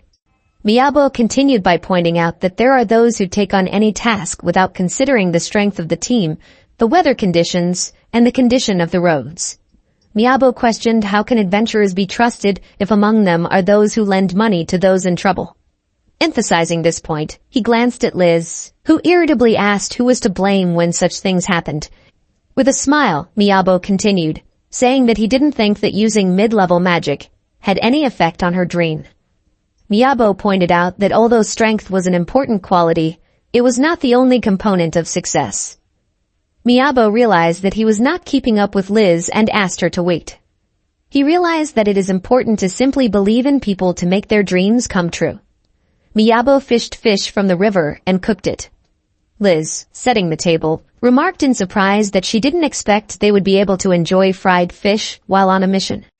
Liz turned to Miyabo and expressed concern about the abundance and luxury in their daily meals, stating that adventurers usually preferred modest snacks for fear that monsters would be attracted by the smell of food. She added that such a pace was incompatible with their normal lifestyle. After Miyabo and Liz ate, they settled down to sleep, and their dreams turned out to be very exciting. When they stood in front of Elena, she thanked them for their work and remarked that they had worked well together. The 2 weeks in the other world flew by unnoticed by Miyabo. He was grateful to Liz for choosing simple tasks that allowed them to successfully deal with the challenges of this world. Liz told Elena about Miyabo's ability to carry a large number of things with him. Elena noticed that Liz was smiling more often lately, which caused her pleasure and joy. Liz was surprised and said that she had been smiling before. Miyabo noticed that she had, on the contrary, become angrier more often lately. Elena asked if Liz was worried about someone, but Liz stopped her. Elena noticed that Liz was getting angry. Miyabo thought about the fact that it turned out Liz wasn't alone, and she always had Miss Elena's support. He now realized that Liz's ambition to become a good adventurer was not only because of her enthusiasm. Elena noticed that the orders for collecting materials had increased markedly recently. Offering them a new assignment, she added that they could take on another mission. However, Liz deferred the decision, saying they needed time to think about it. Apparently, this assignment seemed overly difficult or beyond their capabilities. Miyabo concluded that it suited him best. He was aware that completing the mission while protecting the aide was not easy since Liz was concerned about his well-being and trying to prevent him from possible injury. However, he was aware of her goals and was eager to help her achieve them. Miyabo decided that he did not want to be an obstacle in the way of Liz's dreams being realized. When she approached him with a question about his plans for later, he hesitated. Miyabo didn't understand what Liz was talking about, and she clarified that they would be free after they turned in the assignment. Realizing the situation, Miyabo stated that in that case, he would exercise magic. Liz added that she, too, should learn some magic spells. Miyabo admitted that she could rest easy, and for him, magic was a hobby. To that, Liz shouted that it was almost a hobby for her too.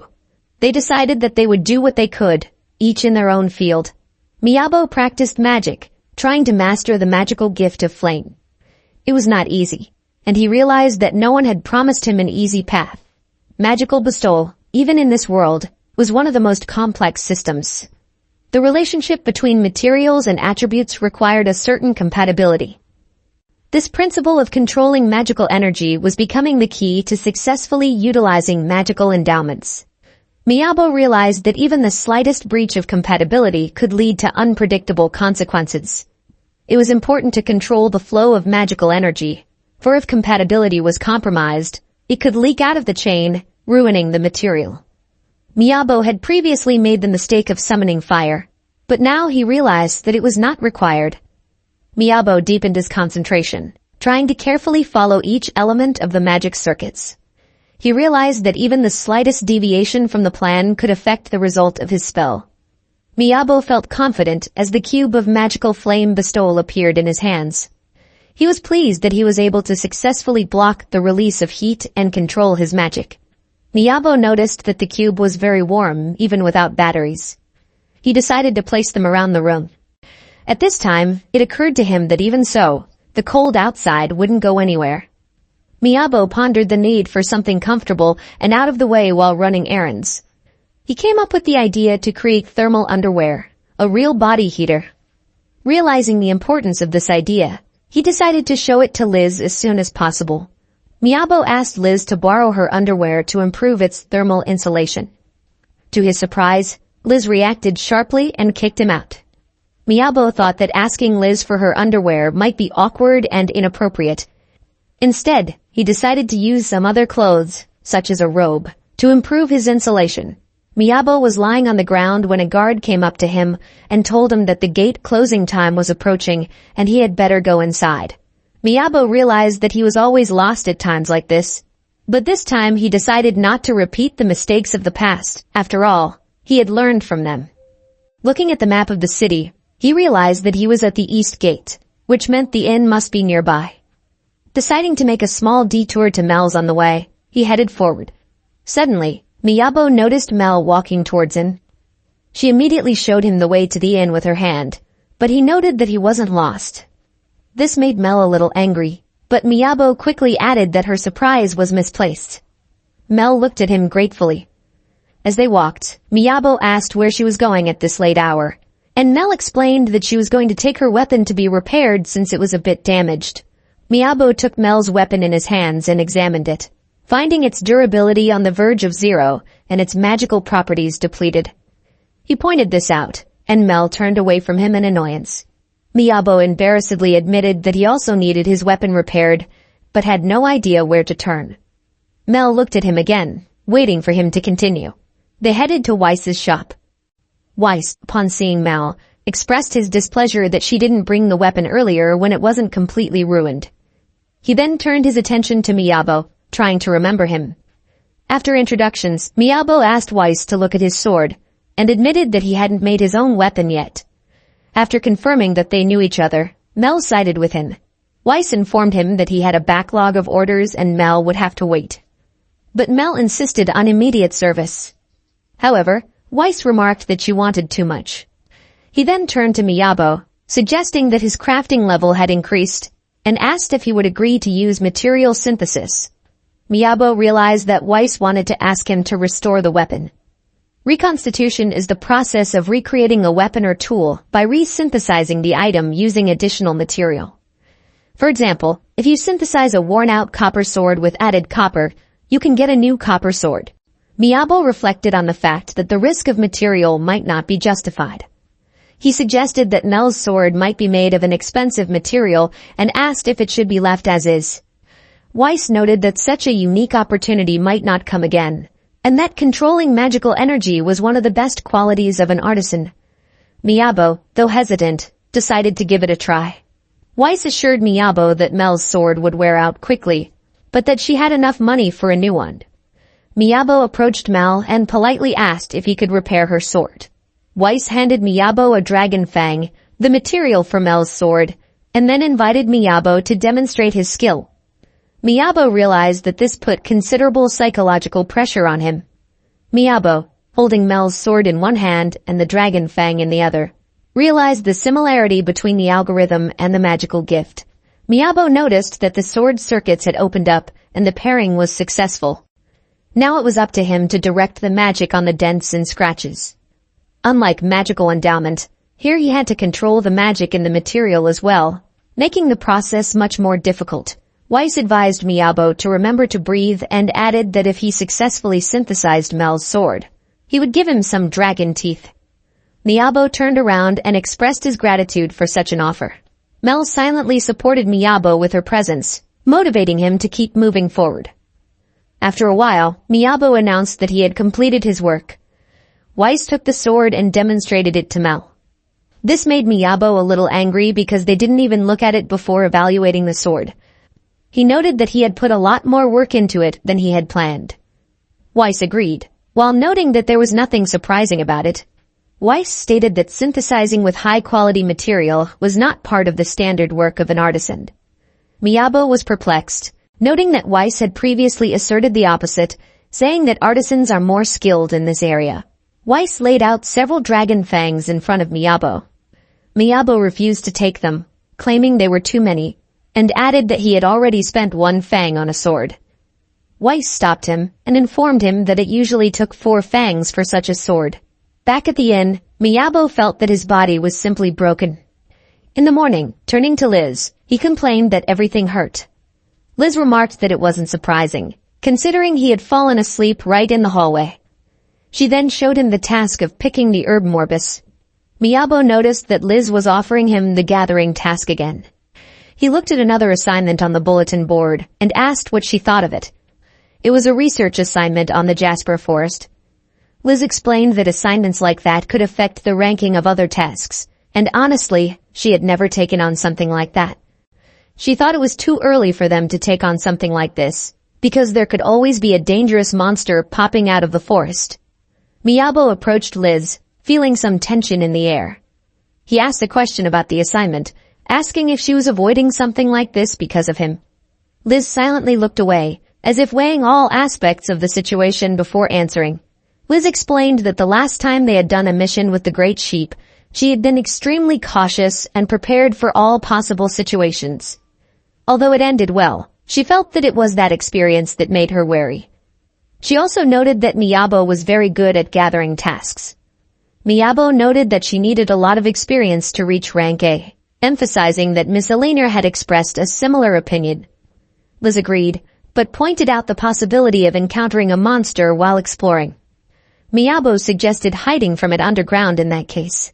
At the look of surprise on Liz's face, Miyabo reminded her that he had been a mole in his past life. Liz agreed to try it, but warned that it might be difficult. Miyabo acknowledged that the task would be difficult, to which Liz assured him that she would rely on him. As they approached Eleanor, she clarified if this would be the first study for Liz.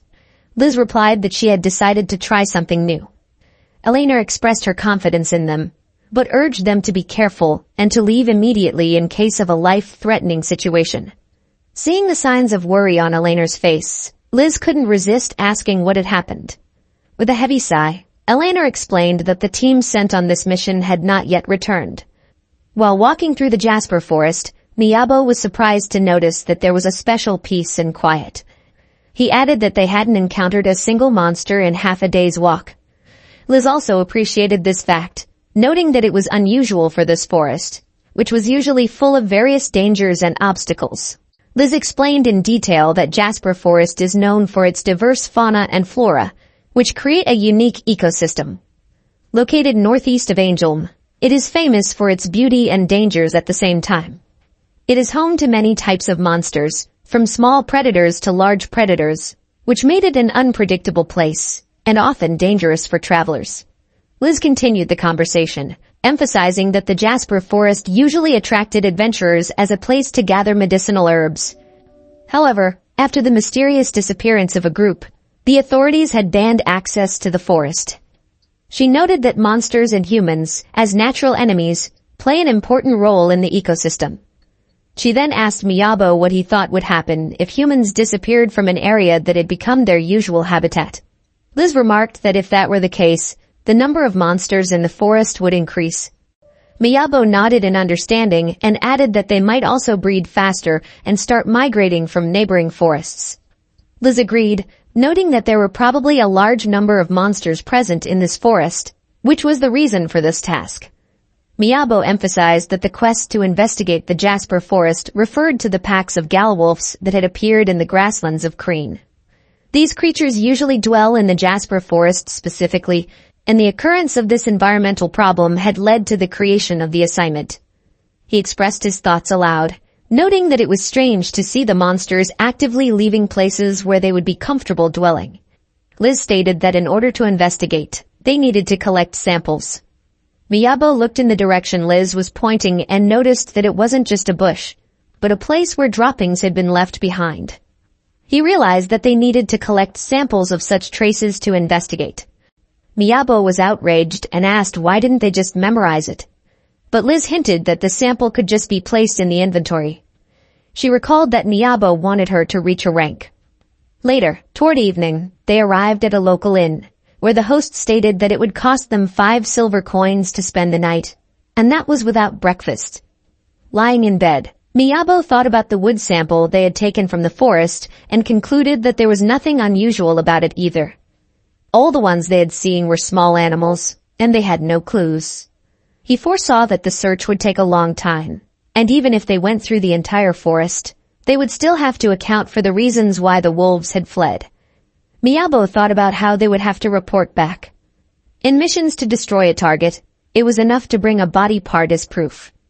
However, when collecting something, they were not given such an instruction. Miyabo realized that he had been too relaxed by missing this. But he realized that it wasn't anyone's particular fault. This was their first time taking on such a task, and mistakes were inevitable. All of that made them a team. Staring out the window, Miyabo thought about how slowly this night was dragging on. Getting out of bed, Miyabo felt the urge for action within him. He needed the paper, pencil, and map that Liz had given him. Unexpectedly, he began to ponder how he could create these simple but necessary items. It presented itself in his mind. Boil animal bones into glue for paper, use wood and charcoal for the pencil, and take pigments from flowers. It all seemed like an unusual but inspiring task. As he sat down at his desk, he felt that now his hands would be creating something special. Miyabo recalled his days in the company with some nostalgia. At the time, he hadn't thought that the skills he had learned there could be useful in his new life as an adventurer. However, he now realized that adventurers needed to possess many different skills and abilities, and experience from past jobs could be very useful. In the morning when Miyabo handed Liz's creation, she was stunned. She asked what it was, and he explained that he had prepared it before going to bed. It was the results of their research yesterday. Liz was amazed that he had done it all by himself and asked how long it took him to do it. Miyabo smiled back and explained that he had fallen asleep before the date on the report had changed. Liz expressed interest and said she needed to look into this further, then opened his report. After a while, Liz closed the report and said that she would take the job too. Miyabo pointed out that she was getting tired and might make mistakes, so he asked her to give him some of the tasks. He explained that he wanted to help her and share the responsibility to ease her burden and make the work more efficient. Liz stated that she wanted to learn how to write reports. Miyabo remarked that events were unfolding as Eleanor had envisioned, but Liz explained that the problem was not her diligence. Suddenly, Liz clarified by specifying that the report had to be oral. She clarified that written documents were compiled in the guild based on an oral account. Miyabo felt disappointed, realizing that he had wasted so much time for nothing. But Liz reassured Miyabo, stating that this was why his report was perfect. She explained that the map he had given, with clear entries and colored highlights, was easy to read, and it even contained information that she herself had not noticed.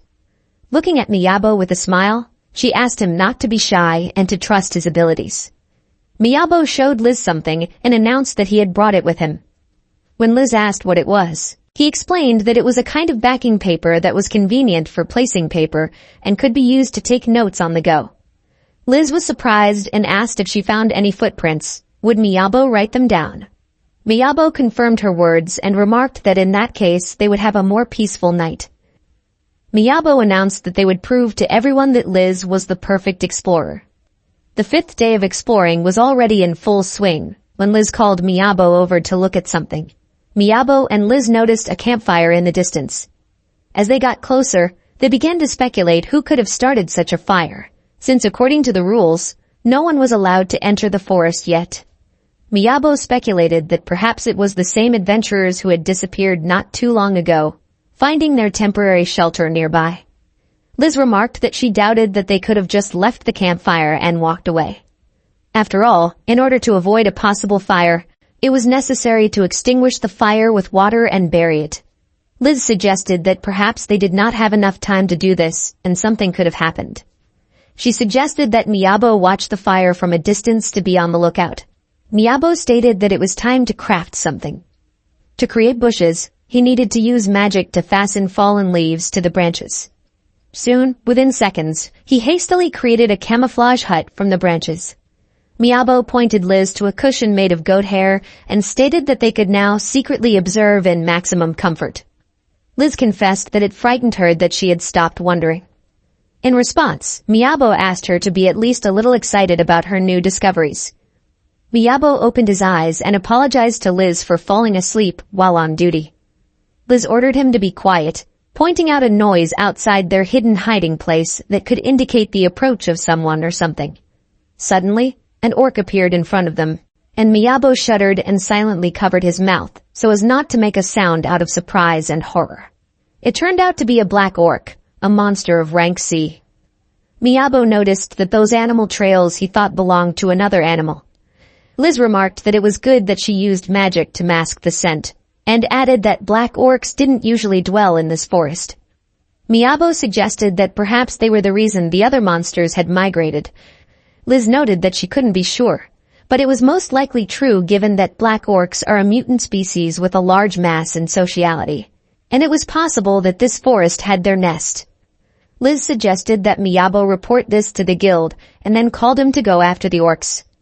While they were watching them, they saw the orcs arrive at the orc settlement and were surprised to see such a large number of orcs.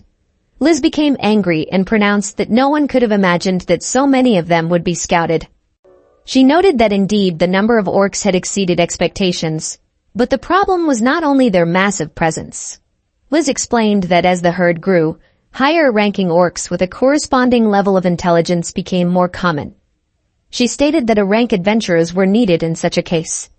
Miyabo expressed misgivings about the idea and offered to return to inform the guild. Liz confirmed that that was exactly what she was going to do, but there remained one problem. Liz stated that monsters have too fast a life cycle, and in the right conditions, the situation would change in a matter of days, as has been the case in recent days.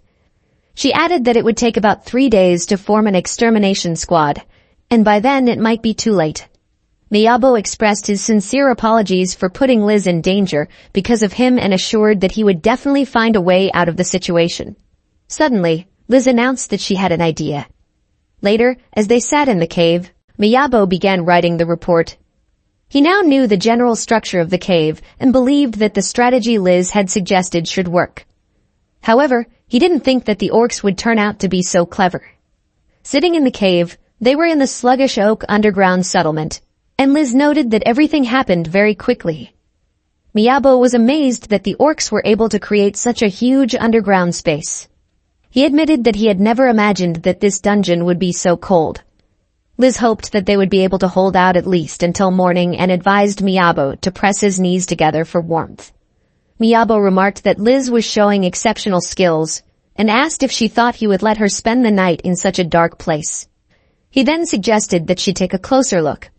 Miyabo pointed out to Liz the comfortable space, starting at the foundation, where there was an assembly of gently curved beams and columns. He noted that this material was also used extensively for the ceiling and walls. Miyabo used the gift of magic light to illuminate the room with radiant wood. He stated that it would replace the lighting, and a warm light began to fill the entire room. Miyabo did this so that Liz, without freezing, could feel comfortable even underground. Miyabo continued his work by creating a bedroom, light-emitting logs, and a heating system that was as efficient as using firewood but safe for the interior of the dungeon. He also organized the dining area and installed a sink. Miyabo couldn't help but notice how Liz, who was used to needlework, would be surprised by these innovations. Seeing all this, Liz was delighted. She declared that it was gorgeous and expressed her admiration for how Miyabo had built an entire house in such a short time. Miyabo noticed that Liz was not at all surprised by the glowing tree that he had created using gift magic. He explained that he had made that floor warm, even without using a hot spring, and that his legs and arms had become pleasantly relaxed. He felt like he was in paradise. Liz marveled and stated that she could not imagine a more comfortable place than this. She confessed that she had even forgotten that there was a black oak tree underneath, and remarked that if they brought a pillow, one could sleep comfortably on the floor. Miyabo responded by saying that he didn't want to sleep on the floor, so he had prepared something special. Opening the bedroom door, he showed her a fluffy bed made of wool. As Liz lay on the bed, she noticed that it was very soft and cozy. As she covered herself with the blanket, Liz noted that the bed reminded her of a futon, which was perfect for this cold season. Miyabo ordered her to stay awake, and Liz yelled that she wasn't going to. As he closed the door, Miyabo reiterated that he understood how comfortable she was, but he asked her not to fall asleep. Liz argued that as a rank C adventurer, she wouldn't be able to oversleep since her body wakes up on its own. When Miyabo returned to the room, he woke Liz up. She gently asked him to just forget about it. Miyabo, grinning slightly, suggested that she just go wash her face. As they left the cave, Miyabo noted that the first light of dawn was already visible in the east, and asked Liz if she was ready to begin further action. Liz stepped out into the light of a new day and confidently declared that after a good night's sleep, she was ready for further adventures and new challenges. The black orcs were whispering amongst themselves, discussing the approaching end of the shift and complaining that the night shifts were always the most exhausting. Suddenly one of them was hit by a blow. Their conversation interrupted, and they turned their attention to what was happening. All the orcs turned their gazes to Liz, whom they mockingly called bitch. But in response, Liz did not hesitate to use ice rain magic without hesitation, surprising even herself with her determination. Liz continued to advance, unleashing streams of magic and attacking the remaining orcs. Her determination and strength amazed even Miyabo, who watched her actions with amazement. Miyabo praised Liz for her excellent work, and they discussed strategy for the next similar incident as they descended into the pit. Liz suggested being more careful when retreating, to which Miyabo agreed. He thought about how the tactics Liz had suggested worked perfectly. The code name for this tactic was mole tactics. Liz explained that given their difference in strength, directly attacking the enemy was not an option. If they went straight ahead, they would be overwhelmed by numbers. She added that she also needed time to accumulate mana for the next attack, and even a slight delay could be fatal. Therefore, they needed to somehow get rid of this weak point. Liz suggested that they spread out a lot of escape routes all around to avoid a direct confrontation. That way, they could attack the enemy with magic from a distance and hide. She explained that this way the orcs wouldn't be able to determine her exact location, and they could take advantage of their confusion to attack from behind. Then, once the enemies were stunned, she planned to deliver a strong magical strike. Such a cycle of attacks could be repeated several times until they would get rid of the disparity in strength and win. Miyabo remarked that it was similar to the strategy from that game, Catch the Mole. Miyabo added that if a higher-level monster appeared and there was no way to retreat, they should examine the entire structure of the cave. This would allow them to find additional escape routes. Miyabo stated that there was only one way out of the cave, and it would be difficult for them to get out if there was a problem. Therefore, he suggested digging more paths or finding another exit. Liz noted that sometimes Miyabo's ideas seemed crazy, but as the planner, she was willing to listen to his suggestions. Suggesting to start in the evening, she then thought about it and decided that it would be better to start at dawn. Liz remembered that she had used magic for hygiene for a long time, and now she didn't have enough mana to attack the black orcs. She thought about how wonderful it would be if magic was infinite. Liz attacked the fifth orc and remarked that if they acted carefully, they could control the appearance of the high-level monsters. Miyabo added that in that case, they would be able to defeat all of them. Liz defeated the orc again and, once in hiding, turned to ask Miyabo a strange question. Liz, after thinking about it, stated that she had heard that the black orc's meat was very tasty. After looking at Miyabo's perplexed face, she continued, stating that if they killed a lot of orcs, they could get a lot of meat. Liz added that even if they sold most of it, they would still have their own supply. Liz ended her thought with the suggestion that they should kill all the orcs in that case. Miyabo was puzzled and asked if they would have the strength to do so. Liz explained that using a powerful magic like ice spear required a lot of mana, and it would only be enough for 5 orcs. In response, Miyabo suggested preparing traps in that case. Suddenly, they heard the sounds of orcs, and Liz began to call out to the magic demon. Liz quickly dealt with the first and second orcs, hitting them in a matter of seconds. After Liz dealt with the first 2 orcs, suddenly the other 2 orcs left in the rear shouted that they wouldn't let her get away and immediately rushed towards her, preparing to attack. In pursuit of her, they didn't notice as they began to fall into the hole that Miyabo had managed to dig in the meantime. Liz, turning to Miyabo, asked if he had put everything in his inventory, and he replied that he didn't seem to have forgotten anything. He then showed her the engraved inscription on the sword, "To my husband Theodoros." He explained that the sword had been found from one of the orcs, and probably belonged to one of the missing. Liz agreed, considering it a good sign, which surprised Miyabo. Liz looked at the sword and regretted the death of its owner, but noted that the sword was still there, and suggested taking it to the family of the missing man. Miyabo agreed with her idea, thinking it an excellent idea. Liz yawned and offered to finish the rest of the investigation and return to the guild. Late that night, Miyabo lay in bed, pondering the fate of the missing people. He realized that it wasn't his or Liz's fault, they were just unlucky. Trying to distract himself, he tried to forget about it, but the intrusive thoughts wouldn't leave him. He wondered how to clear his mind of this heaviness. As they approached the guild, Miyabo expressed his feelings of affection for this place, noting that he always felt at home here. Liz noticed that it had been a long time since they had been here. Immediately approaching Eleanor, they greeted her. Liz, turning to Eleanor with a smile, announced that they had come to present her with the report she had requested. A surprised Eleanor greeted them and expressed concern over their delay. However, Liz assured her that they were simply being cautious. Eleanor expressed relief to learn that they were fine and insisted on seeing the report. Miyabo announced that according to the report, the black orcs had settled near the lake by the forest. This news shocked Eleanor, and Miyabo added that Galwolf bones had also been found in the vicinity of the settlement. Miyabo gave the written report of the investigation to Eleanor, and she was surprised to see it in writing. She stated that it was indeed considerate, but noted that the guild had already compiled its report and analyzed it. After reviewing Miyabo's report, Eleanor asked if he had done it alone, but Miyabo replied in the negative. He explained that his responsibility was vegetation and terrain, and everything that pertained to demons was Liz's responsibility. Liz added that she didn't think her efforts had made any difference, but Miyabo claimed otherwise. Eleanor expressed admiration that they had been able to compile such a competent report in only 10 days, and added that even the masters would have taken a month.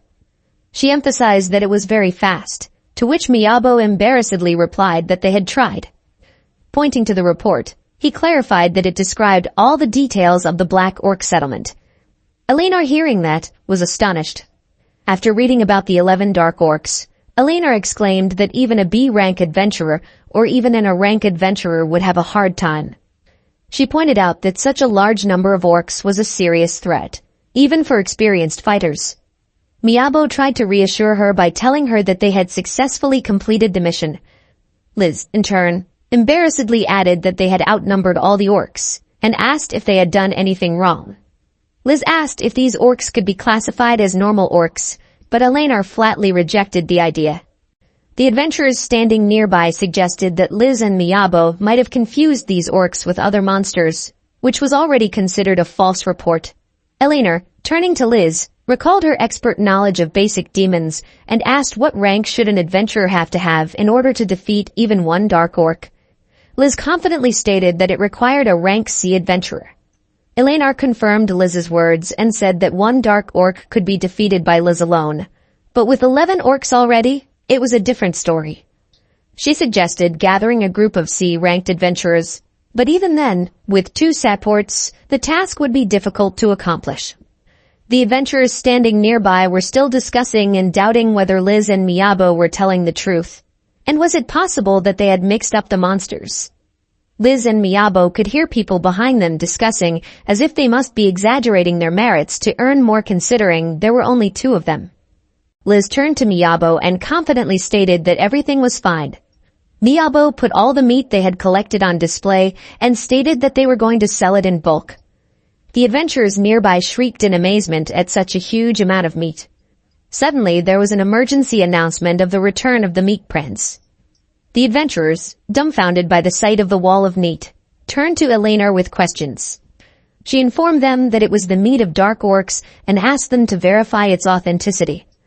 As they came closer, they became convinced of its origin, noting its superior quality. One of them even stated that his instincts said it was the meat prince's meat, for his products were always impeccable. Miyabo heard people whispering behind his back, asking if he was the meat prince of the meat state. They claimed they had heard of his endless supply of meat and hoped for an opportunity to purchase it in bulk. Turning to Eleanor, Miyabo asked if they were saying that about him and received confirmation. Eleanor told him that they had been calling him that ever since he had brought back the meat of the earth sheep. He remembered his nickname, Cupid, and realized that he now had a double nickname. Eleanor added that Miyabo was becoming so popular that he was already becoming a legend. Liz approached Eleanor and whispered something in her ear, and she nodded, confirming her understanding. Liz then walked over to Miyabo and began to reassure him, telling him that there was no point in despairing because it was rare to find a sap hoarder with two nicknames. She called him Meat Prince, but Miyabo shouted that Mole sounded much better. Eleanor turned to everyone and announced that they had authenticated the Dark Orc's meat. The head of the adventure group confirmed that every piece of that meat pile was indeed Dark Orc meat. However, as Eleanor looked at the meat, she wondered how they had managed to preserve it in such perfect condition without a single cut. She began to speculate that Miyabo has access to another dimension for storage, and his clever battle tactics and even his reporting style is as good as the royal bureaucrats. She wondered who he really was. Eleanor was aware that even among the staff, rumors of this had already begun to circulate. She realized that she had been able to settle the Earth Sheep case, but this time she would no longer be able to cover for Miyabo and Liz. Turning to them, Eleanor asked if the two of them had time for a serious conversation. They asked interestedly what had happened, and Eleanor announced that a dignitary wanted to discuss their report with them. She specified that they had been invited by the guild master, and Liz was horrified at the thought that they might have done something wrong. Liz confidently stated that she was already anticipating the opportunity to taste the Dark Orc meat. She added that they had excellent meat, which meant that they would be able to make a lot of money. Miyabo, with a smile on his face, noticed that Liz was indeed very enthusiastic about the idea of making money. Miyabo expressed his desire to get rich as well, admitting that his wallet was becoming empty as well. He noted that he does indeed spend quickly, which caused Liz to be surprised. She wondered if they should start saving money this time. Miyabo hesitated, noting that they had expected to be rewarded, but things had not gone as planned. Miyabo and Liz took seats opposite the guild master. He introduced himself as Zion, the adventurer guild master, and immediately addressed Liz, suggesting that they get down to business. He asked about the investigation in the Emerald Forest described in their report and inquired if they had received help from other adventurers or any other individuals. The question caused bewilderment on the faces of Miyabo and Liz. Miyabo felt that they were suspected of dishonest labor. Liz quickly objected, claiming that they had received no help and had only fought on their own. Turning to Eleanor, Miyabo stated that Liz would never agree to such a thing. Eleanor expressed understanding. Miyabo realized that there was a great commotion around, and even Eleanor looked perplexed. He realized that Zion only knew them from reports, their successes not matching their rank, so his questions to them were expected. Zion emphasized that requests for investigation have the highest priority in the guild, surpassing requests for protection and assistance. They were reserved for adventurers of rank C and above. Miyabo realized that Zion wanted to make sure that no one was assisting them. However, it was not clear to him how to prove it. Zion warned them not to dare lie to him. Liz stated with confidence in her voice that they had items that they had provided to the guild. Then, pulling out a sword found from one of the orcs, she announced that the sword had been discovered in an orc settlement.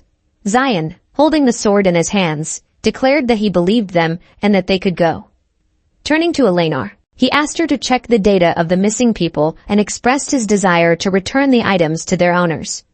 Zion asked if she had any objections and added that he had taken into consideration all the documents and the information they had told him. He expressed confidence in Liz, noting her responsibility and competence, which made Eleanor surprised, given Zion's usual caution in such matters. Suddenly, Miyabo and Liz noticed a score of 98.2% on the report. Zion clarified that the scores they were seeing referred to Liz. Miyabo speculated that Zion intentionally showed them Liz's profile so that they could evaluate her accomplishments. According to the report, Liz had completed 173 orders, of which 170 were successful, for a success rate of 98.2%.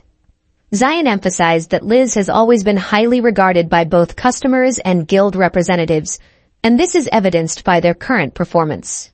He noted that the freshness of the meat and other materials is proven, and it is unlikely that they are purchased from other sources. Furthermore, he emphasized that it was nearly impossible to compile such a report without directly examining the Emerald Forest. Zion concluded that proving deception is more difficult than proving its absence. Zion stated that his decisions were based on what he could verify, and the report contained all the details. He pointed Liz to a thank you letter from her client attesting to her accomplishments. However, he also pointed out that the attack on the Black Orcs had been reckless. In response, Liz stated that if she had been alone, she would never have risked such an action. Liz stated that Miyabo was with her at that moment. Zion realized that Miyabo was acting as the vanguard. Liz added that everyone on their team had a role, and she was the backbone of the group. Zion clarified that Liz was in charge of the offense, but she claimed that Miyabo was her sidekick. Liz pointed out that Miyabo had definitely killed 2 of the orcs, but Miyabo claimed that he was only fulfilling his role as an assistant. Zion was confused about the whole situation, and Liz stated that Miyabo was incapable of objectively assessing his actions. Liz asked if she could be allowed to be blunt and stated that Miyabo was a walking warehouse.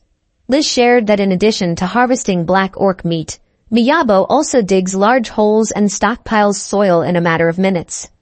She was surprised to note that he not only kept the food fresh, but also had a huge supply of wood. It even seemed to her that his warehouse was larger than that of the production guild. She finally added that even Angelmus, known for his stockpiles, would be envious of such an organized approach. Miyabo was slightly confused, not understanding why Liz was singling this out. Zion expressed surprise and remarked that such a place could be used to store other things. Liz confirmed his words with surprise, noting that he was listening attentively to her, although she thought he was not interested in her opinion at all. Zion then turned to Elena and asked if this place was a special storage area for meat. In response, Elena mentioned that people had said so. Miyabo pointed out that there were other materials in his expanded storage area. Zion looked at him carefully and realized that Miyabo was telling the truth. Zion suggested that Miyabo take out all the unnecessary materials and deliver them to Elena's warehouse. Liz, turning to Zion, expressed her gratitude and appreciation for the trust he had shown her. She noted that she appreciated his support. In response, Zion said that Liz had always been a trustworthy member of the guild and had never questioned him. Zion's gaze grew sad, however, and Liz inquired what was bothering him. Zion pointed to Liz's wand and noted that she was using it more and more often. He then admitted that he missed her father a little, which made Liz think that Zion might have known her father personally. Zion expressed surprise at how much Liz had grown, comparing her to her father, and noted that she had become a very serious and responsible young woman. As he shook her hand, he acknowledged that he was noticing changes in her character and behavior. Elena led Miyabo to the warehouse, which he noticed was very large. But she stated that compared to the production guild's warehouse, this warehouse was small. She clarified that adventurers' main income usually came from commissioned work, and everything she kept in this warehouse was just an added bonus. Miyabo turned to her and asked if she had once been an adventurer as well. Elena shared her story, revealing that she had joined the guild after her team broke up, and it had been 3 years since then. She clarified that as a former adventurer, she knows how difficult it is to obtain certain materials. Elena noted that the root of the tusk is easily damaged, and asked Miyabo if he had any talent. To which Miyabo replied that he had no such talent, as he could not tell her about his skills, stating only that it was just sleight of hand. Miyabo expressed his desire to talk to Elena, noting that since Liz was not around, he had a question for her. He asked that his investigation fee be given to the sword owner's family. Elena noted that the reward for the job was likely considerable, and even if they split it, they would each receive 100 gold. Miyabo assured her that there was no need to worry, as he would get his share from the sale of the materials. To which Elena replied that he should not think along those lines, and asked if he was going to sacrifice his money every time someone died. Miyabo admitted that he cannot predict the future, but this time he wants to do just that. He explained that this was his attempt to reconcile with himself, and that he did not want to drag this process out. For him, it was a step toward personal well-being. Elena noted that she was not saying as if it was a bad idea, but cautioned that this approach could lead to financial hardship. She shared a story of people who donated only half of their fee to the families of the deceased rather than the full amount. She also mentioned instances of fundraising for bereaved families. In conclusion, Elena stated that this time she would support Miyabo's decision. As she left, Elena reminded Miyabo that the reward was a fair payment to adventurers who put their own lives on the line. They added that it would be disrespectful to other adventurers to waive that fee so easily. Miyabo expressed his understanding and gratitude. 2 days later, Elena announced that she had detailed information about the evaluation of this request. She asked them to accept 3 bags of gold. Miyabo was surprised, doubting that she had calculated correctly, but Elena claimed that she had checked it 3 times and was confident in her data. Miyabo suddenly realized that the 3 bags contained 910 coins, which was equal to 1 million. This exceeded even his annual income in his own world. He realized that even if he divided it in half, it would still be a huge sum. Elena reminded him that since they had decided to split the fee between themselves, she was accepting their decision. Miyabo thought about the fact that the commission fee would be deducted as an attendance fee, and that might help him somehow. Elena reported that the guild had decided to raise Miyabo's rank, and he was now a rank D adventurer. Miyabo was astonished and asked why his rank had become D and not E. Elena explained that assistants were not usually promoted 2 ranks at once, but this decision was based on Miyabo's contribution to the guild and their expectations of his future accomplishments. She noted that it was the wish of the guild master, adding that information about his F rank might cause unnecessary controversy, since together they earned more than the B rank adventurers. Miyabo realized that this could certainly cause a negative reaction in the public. Miyabo sincerely thanked Elena for her efforts, and the latter remarked that it would be better for both the guild and herself if Miyabo remained her supporter. Miyabo thought that she might be exaggerating the situation, but he still felt a pleasant warmth within himself. Elena declared that she would now rely on Miyabo and, turning to Liz, expressed her desire to confirm something. She announced that, as always, she was willing to donate half of her fee and asked Liz if she wanted it done anonymously. Liz shouted at her, reminding her that Miyabo was nearby. Elena apologized for her absent-mindedness. Miyabo remembered that Elena had mentioned people who donated half of their fees and realized that Liz had always done so. Liz turned to Miyabo, admitting that her behavior might have looked terrible, but it didn't matter since it was her own money. Miyabo smiled and remarked that he had not reprimanded her about it. Miyabo shook Liz's hand and stated that the matter had already been resolved. Liz noted that they had successfully completed their first serious assignment, from the showdown with the Black Orcs to the challenge from Zion. She admitted that she thought she was going to be finished. Miyabo confirmed that he felt the same way. Now that the task was complete, Miyabo stated that it was time to do something. Liz inquired what exactly. She asked if they would collect the materials again, but Miyabo replied that she hadn't guessed and that they were going to celebrate their victory. After a while, Miyabo pointed to a table and announced that they were going to try the Chinese specialties. Liz looked around the interior and noted its difference from the usual. Miyabo asked her to ignore the small details and assured her that she could choose any dish she wanted while he went about preparing the meat. At Liz's suggestion that she cook herself, Miyabo replied that he was in the mood to cook, so she didn't need to. Liz remarked that Miyabo was spoiling her a lot. Liz picked up a loaf and noticed that she had never seen this kind of bread before.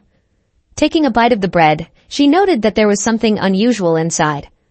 Miyabo explained that these buns were perfect for the cold season, and there were tasty pieces of meat inside.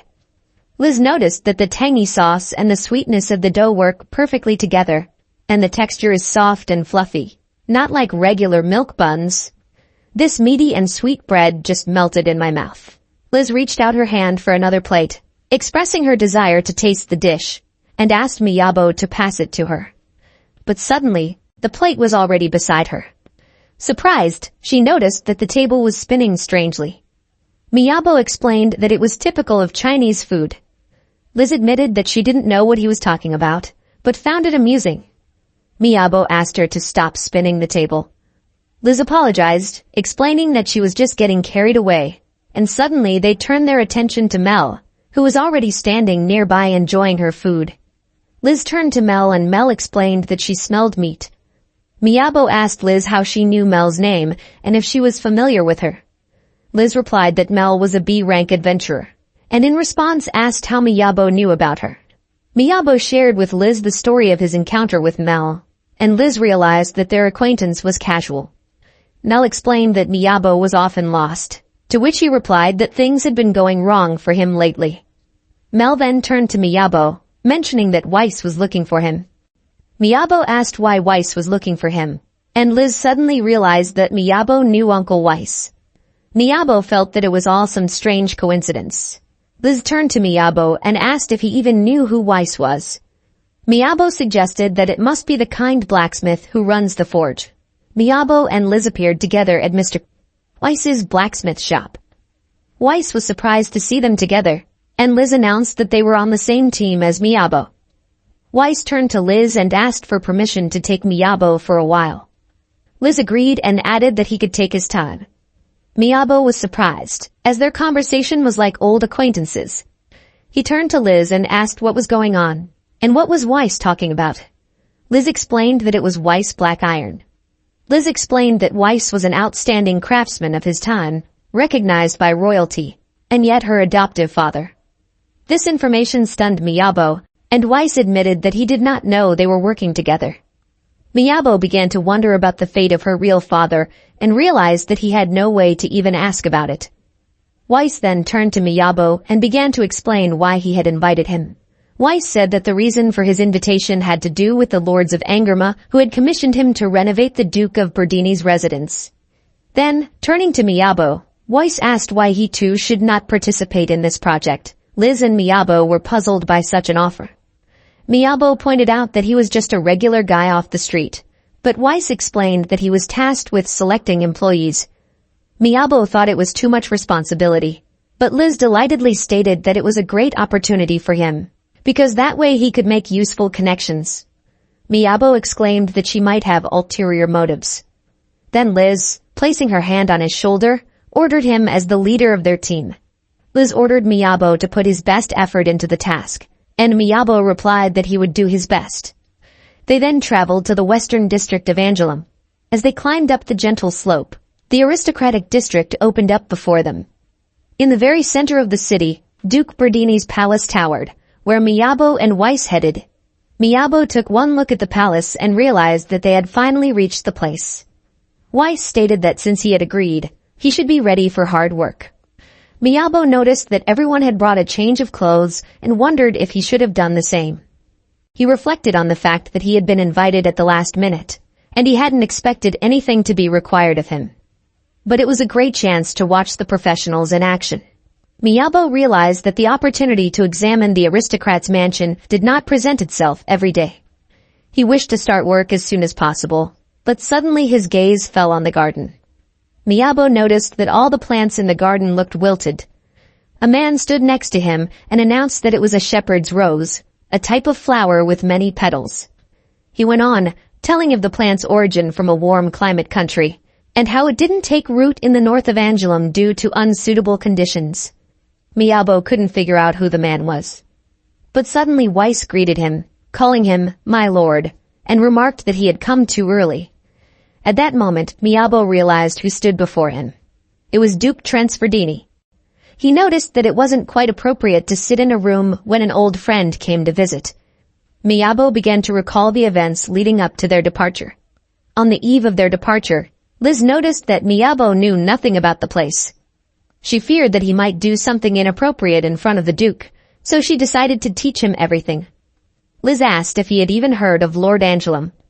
Miyabo admitted that he seemed to have heard, but he wasn't sure if they were talking about the same person. Liz explained that Marquis Berdini was one of the 5 great Marquis of the Forsha Kingdom, belonging to a prestigious noble family that ruled the northern territory of Angelum. Berdini, the current Marquis, is known as one of the most influential and successful members of his family. Liz clarified that he is also a graduate of the Royal School of Magic with the highest rank of nobleman. Miyabo remarked that this showed his high level of intelligence. Liz continued the story and clarified that in Angelum, the 3 major guilds are allowed to freely conduct business, but restrictions may be imposed to increase the prestige of the nobility. These measures are meant to encourage free trade between lords.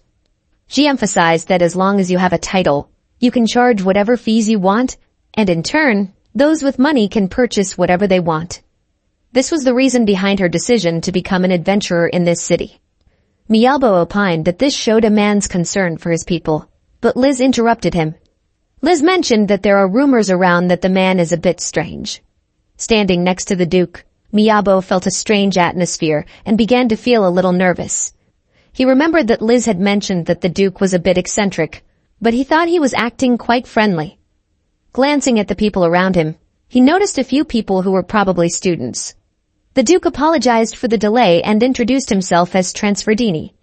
He approached Weiss and expressed his joy of cooperation. Weiss replied that they were willing to put in every effort to justify his confidence and assured him that everything would be done to the highest standard.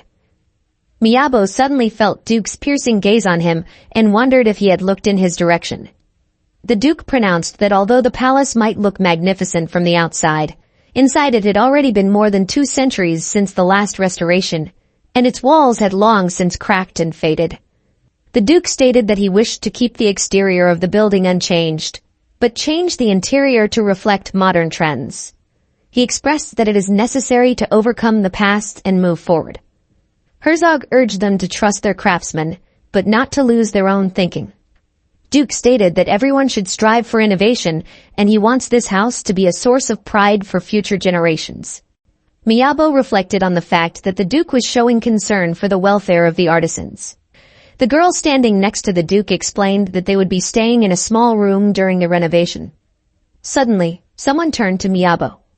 One of the artisans approached him, noticing that Miyabo was the stranger who had joined them. He stated that he did not know what he had gotten himself into, but he was the one who would be Weiss's successor. This tinker called himself Sid, the Iron Heart, and ordered Miyabo to remember that. Miyabo was surprised to find that he also had a middle name. Suddenly another artisan approached him, explaining that Sid had chosen that name for himself. He introduced himself as Sid's brother named Hank. Miyabo apologized to him for his sudden appearance and assured him that he would try not to disturb them. Hank assured him that no one would complain about the chapter's decision. Weiss ordered them to assemble and stated that now was not the time to relax. He emphasized that they would have to work together with their comrades.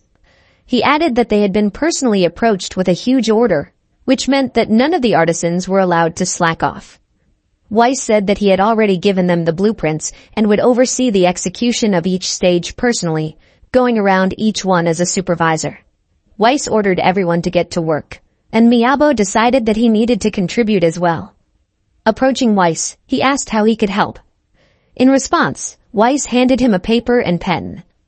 Miyabo asked what exactly that meant, and Weiss explained that there were no blueprints for this part of the castle, and Miyabo had to work it out himself.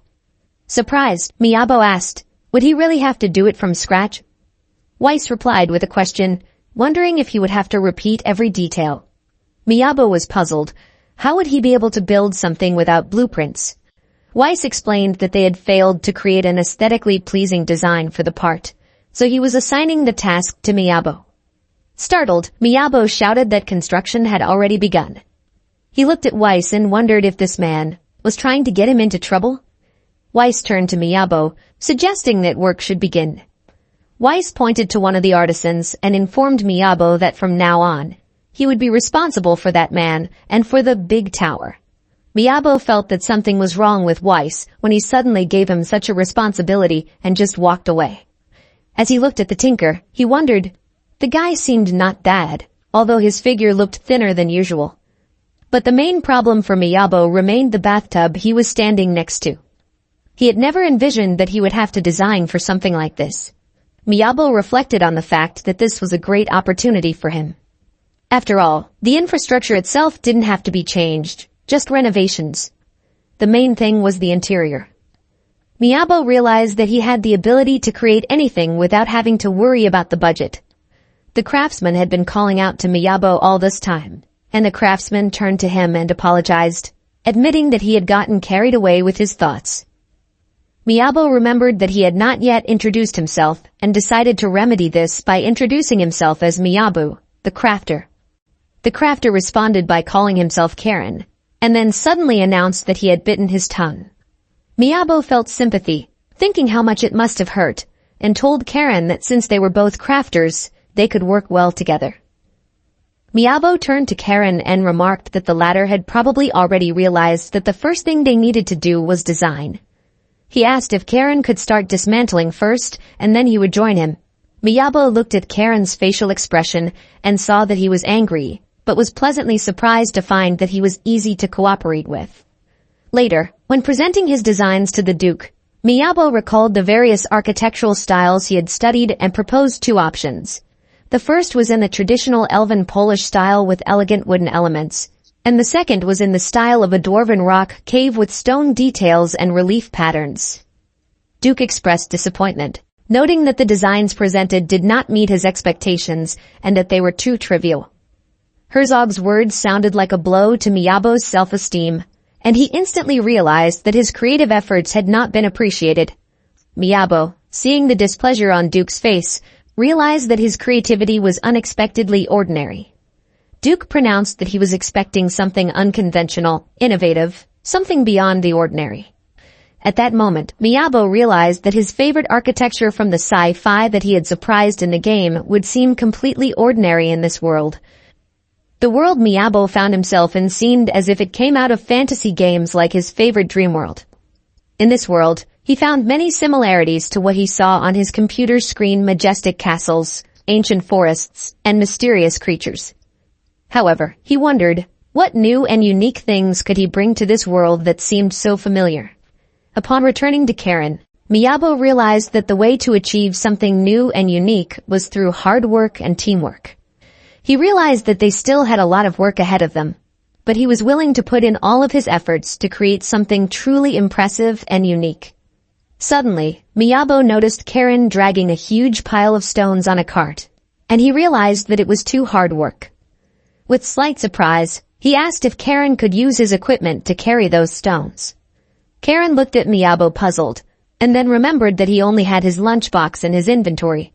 Miyabo raised his eyebrows in surprise, and Karen explained that his lunchbox held hot and delicious food. Miyabo asked if that was all he had in his inventory, and Karen only nodded in response, confirming his words. Miyabo recalled Liz's words about artisans being the least fortunate among all the production professions. He wondered if that meant that the lunchbox was the only thing Karen could put in his inventory. Asking to borrow a hammer, Miyabo used it to hit the rocks that needed to be broken. As the stones cracked under his hammer, Miyabo thought about how weak the skills of the artisans were. Karen, admiring his strength, called him his teacher. Miyabo asked not to be called that, but Karen insisted that to him Miyabo had become a teacher. He marveled at how Miyabo easily destroyed the floor with just one blow and said that it would remain in his memory forever. Karen asked Miyabo how he had mastered this amazing movement and expressed envy of his skills. Miyabo remained silent, and Karen continued to insist, wondering how he had achieved such skill. Miyabo replied that he did not consider it a special talent, and asserted that Karen could learn it too, which surprised him. Miyabo remarked that Karen had never even tried doing such moves, so anything was possible. Karen sat looking at him in surprise, not believing that he too could achieve such a thing. The next day, Miyabo remarked that he didn't expect to have to destroy so much someday. Karen remarked that they had gotten through it very quickly. Then, turning to Miyabo, he said that he had a question for him. Karen pointed to the door and asked Miyabo what the room was for. Miyabo admitted that he didn't even know about it. Suddenly, the Duke appeared behind their backs and explained that this place was for boiling water, which was then transferred to a nearby bathtub. Miyabo was surprised at his sudden appearance, but the Duke continued, explaining that the water was brought from a well in the courtyard. Miyabo thought that the lack of running water must be a great inconvenience. The Duke explained that this job was usually done by a man with fire magic who could boil water with his abilities, but he had grown old and retired. He emphasized that this task did not require any special skills, but it was not easy to find a replacement. Miyabo realized that it was indeed a problem. The Duke turned to Miyabo and asked if he had any good ideas. Miyabo replied that he already had a design he wanted to show him, but before that, he needed to add some things. Duke reacted to Miyabo's statement with a smile and said he would wait. Miyabo with eager efficiency promised to bring a chair and instantly disappeared behind the door. A little while later, he returned with a design in his hands, filled with the spirit of admiration for the Dream World game. As he looked at the design, he was full of confidence in its superiority. Looking at the design, Duke noticed that Miyabo was inspired by the architecture of the Makalini Elven dynasty. This left Miyabo puzzled and somewhat annoyed, since in this world, something like this already existed. Miyabo, upon realizing this, experienced some disappointment and bewilderment. A little later, Herzog and Weiss were discussing the progress of the work. Weiss noted that everything was going well and according to plan, with the exception of the Great Bath. The Duke, with a smile, remarked that it would still take a long time to complete. Weiss agreed, adding that it would be boring if things were too easy. The Duke reminded him that he had already approved the final design of the bath in his mind. Weiss remarked in response that if it failed, he could always use his. Weiss remarked that he had a hunch, as if the Duke himself was okay with the idea. Herzog admitted that it was all because of his habit of being indefatigable. As soon as he sees an opportunity, he can't resist seizing it. Weiss noticed that Duke's craving for new things has not diminished at all, and he remains the same as before. He has noticed that the same thing happens to himself. Even sometimes a client's desire cannot stop him. Even though he is called a master, he still felt like a novice, eager to see where this young man's talent would lead him. The Duke noted that the latter seemed a bit cocky, but since Weiss had paid attention to him, he would trust him. Miyabo, immersed in creating new designs, suddenly announced to Karen that he had some fascinating ideas. Elena was sitting by the fountain, enjoying the tranquility and reading a book, when Liz called out to her. Liz apologized for the delay, but Elena reassured her by saying that she had just walked up herself. She then praised Liz's outfit, and Liz revealed that it had cost her a lot of money. Liz remarked that it had been a while since they had seen each other, which was why she had decided to wear something different from her usual adventurous style. Liz explained that she doesn't usually consider such purchases, but when Miyabo is around, she feels more confident. Elena expressed her opinion that using someone else's space storage as a closet was not a good idea, which surprised Liz a little. Elena then said that if Miyabo didn't mind, it was fine. Then she remarked that she hadn't seen Miyabo among the adventurers in a while, and Liz was going to tell her about him. Liz shared with Elena that Miyabo was going to take part in the renovation of the Duke Mansion, and Elena smiled when she heard that. At this time, Miyabo was lying on the floor feeling exhausted. For the third day in a row, he continued to present his designs to the Duke, and the Duke relentlessly rejected them. Because of this, the progress of the bathroom renovation was stuck in place. During this time, Miyabo realized that almost all of the fantastic architecture from the game had already been realized in this world. After that, he headed to the library in the Duke's residence and was amazed by the magnificent collection of books. Since they didn't have much work to do, the other team took Karen away. Miyabo remembered Herzog's words about wanting to see something unique and new, but the irritation caused by this vague assignment began to grow. He felt that the Duke should be more specific in his demands. In demonstrating the next design, Herzog observed that Miyabo seemed to have deviated from the original direction, and Miyabo agreed with this observation. This reminded Miyabo of the times when he had tried to satisfy the client's desires, but in the end, his work was rejected because it did not meet the client's expectations. This was not surprising because sometimes the vision of the client and the performer diverge, and also because the client's desires may change during the process. Miyabo realized that he did not have the ability to read minds or be psychic. Therefore, it was crucial for him to listen carefully to the customer in order to understand their needs and desires. This required the ability to see things from the customer's point of view and to flexibly adapt to the customer's vision of the project.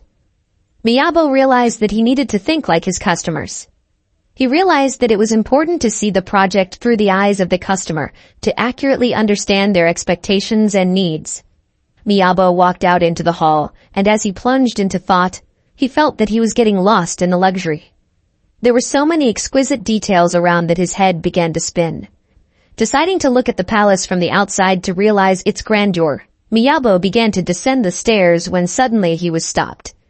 The maid approached Miyabo and announced that he was going to an inappropriate place where there were no renovations. Miyabo felt embarrassed and admitted that he was a little lost. The maid, upon learning where Miyabo was headed, listened to his explanation that he was headed for the bathroom. With surprise, she explained that the room in question was in a neighboring building. She then apologized for the misunderstanding and offered to take him where he needed to go because going outside the area being repaired was prohibited. Miyabo noticed that the maid was probably very busy, and so suggested that she simply show him the way. However, the maid insisted that she would escort him, and Miyabo could not understand what was going on. Miyabo introduced himself and announced that he was a member of the construction team. The maid replied that she was looking forward to seeing the results. Then, Miyabo looked at the garden and remarked on its beauty and noticed the many roses, wondering if they were blooming at this time of year. The maid confirmed his observation but continued to remain silent, causing Miyabo some anxiety. Miyabo felt uncomfortable, as if he was in the company of an unfamiliar friend of his friend. He couldn't stand this silence and waited impatiently for them to finally reach their destination. Miyabo suddenly turned his attention to the girls having fun nearby. Miyabo felt joy when he saw Mel and approached her and curiously asked her what she was doing in this place. Mel remarked that she kept seeing Miyabo everywhere, to which he explained that those were his words. The girl standing next to Mel asked who this gentleman was. Mel introduced Miyabo as F-ranked Miyabo, who she said is great at getting lost. However, Miyabo objected, loudly proclaiming that he was now a D rank. What caught his eye was the expensive quality of the fabric used to sew the girl's clothes. The girl was surprised to hear that he was an adventurer and admitted that she had forgotten to introduce herself. Miyabo could not help but notice her soft voice and refined manners. When the girl introduced herself as Chiffin Verdini, Miyabo smiled as he realized what kind of playmate Mel had found. He couldn't help but notice the exquisite fabric of her clothes that spoke of her high status. Then, looking at Mel curiously, he asked what they were doing in this place. Chiffin explained that they were just playing dolls, nothing special. She said that they had accidentally dropped Mr. Bear in the mud and were now washing him while continuing to play. The maid, named Alicia, remarked that they could have just called her. Chiffin asked her not to look so serious. She added that she wanted to do the laundry herself. Mel, turning to Miyabo, asked what is he doing in this place, and is he lost? Miyabo replied that it's easy to get lost in the Lord's estate, and problems are not uncommon here. He admitted that he did wander around a bit, and then revealed that Mr. Weiss had asked him to help with the reconstruction. Miyabo admitted that it was far from easy help. He had been entrusted with developing blueprints for an entire bathhouse, but so far he had encountered difficulties. Chiffin remarked that Miyabo was very young to already be in charge of such a serious project as a bathhouse. She expressed surprise and suggested that it might not be easy to please her father. Miyabo agreed with her, recognizing that it was indeed a challenge. Chiffin explained that her father, despite being busy, always finds time to take baths, and it is an important ritual for him. She was looking forward to looking at their beautiful new bathing facility. However, she recognized that it was beyond their power to help with the renovation, and their contribution would only be in support. Then, turning to Mel, she suggested that she go wash Mr. there. Miyabo reflected on Chiffon's words about her father. Her description of his busy yet constant dedication of time to bathing made him think. Apparently, even in the busiest of schedules, one could find room for such an important ritual as a bath. Miyabo looked around at his surroundings and marveled at its splendor that almost blinded his eyes.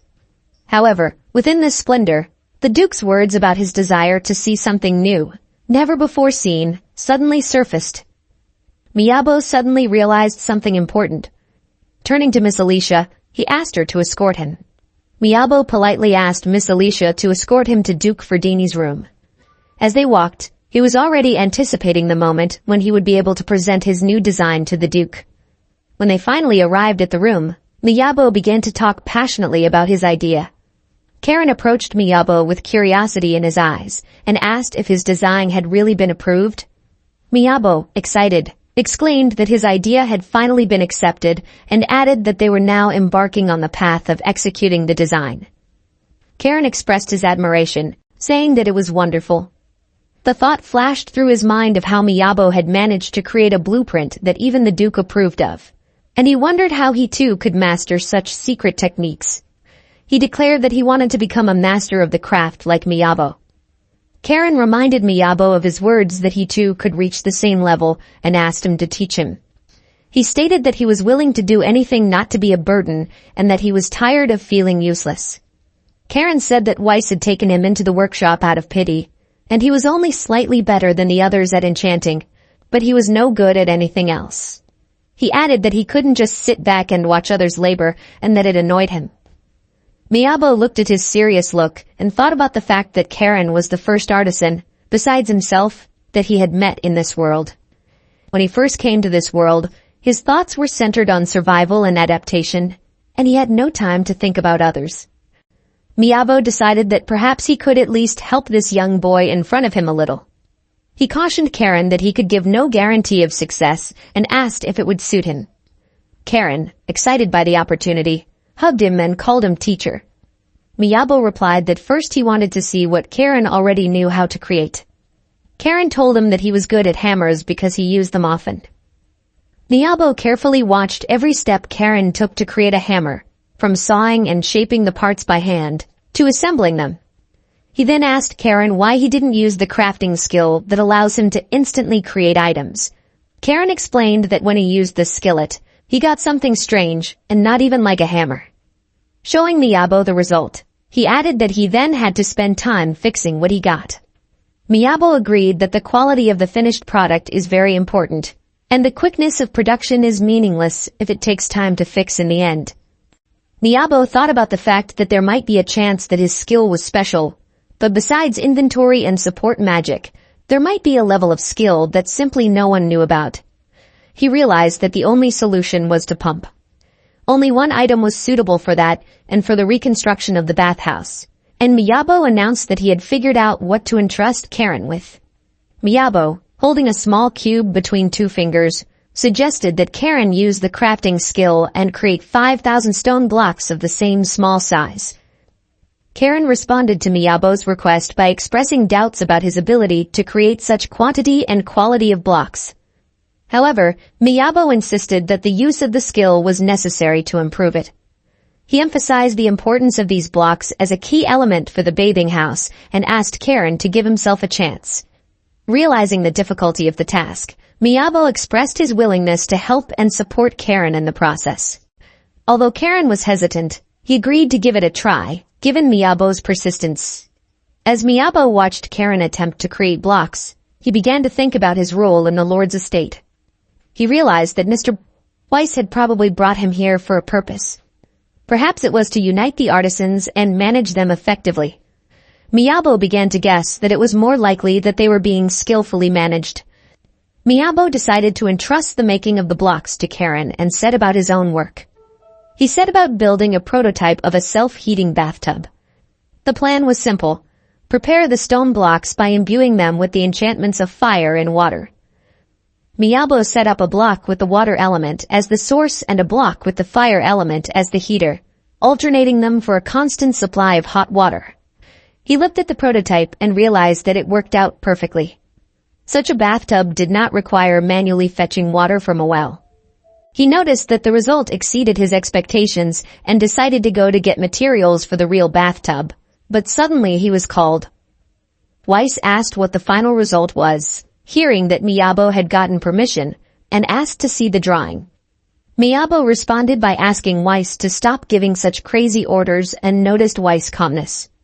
Weiss smiled, noting that such orders suited him just fine, and looked carefully at the blueprint.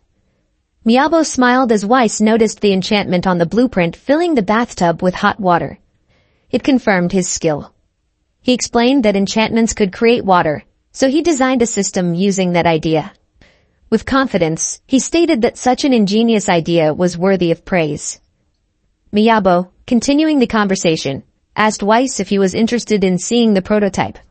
He was ready to demonstrate his work. However, Weiss shouted that Miyabo had better hurry back to the prototype. And at that moment, Karen called out to Miyabo, warning him of the trouble that had occurred. Miyabo, Weiss, and Karen instantly ran to the bathing area. where they found that everything was flooded with water.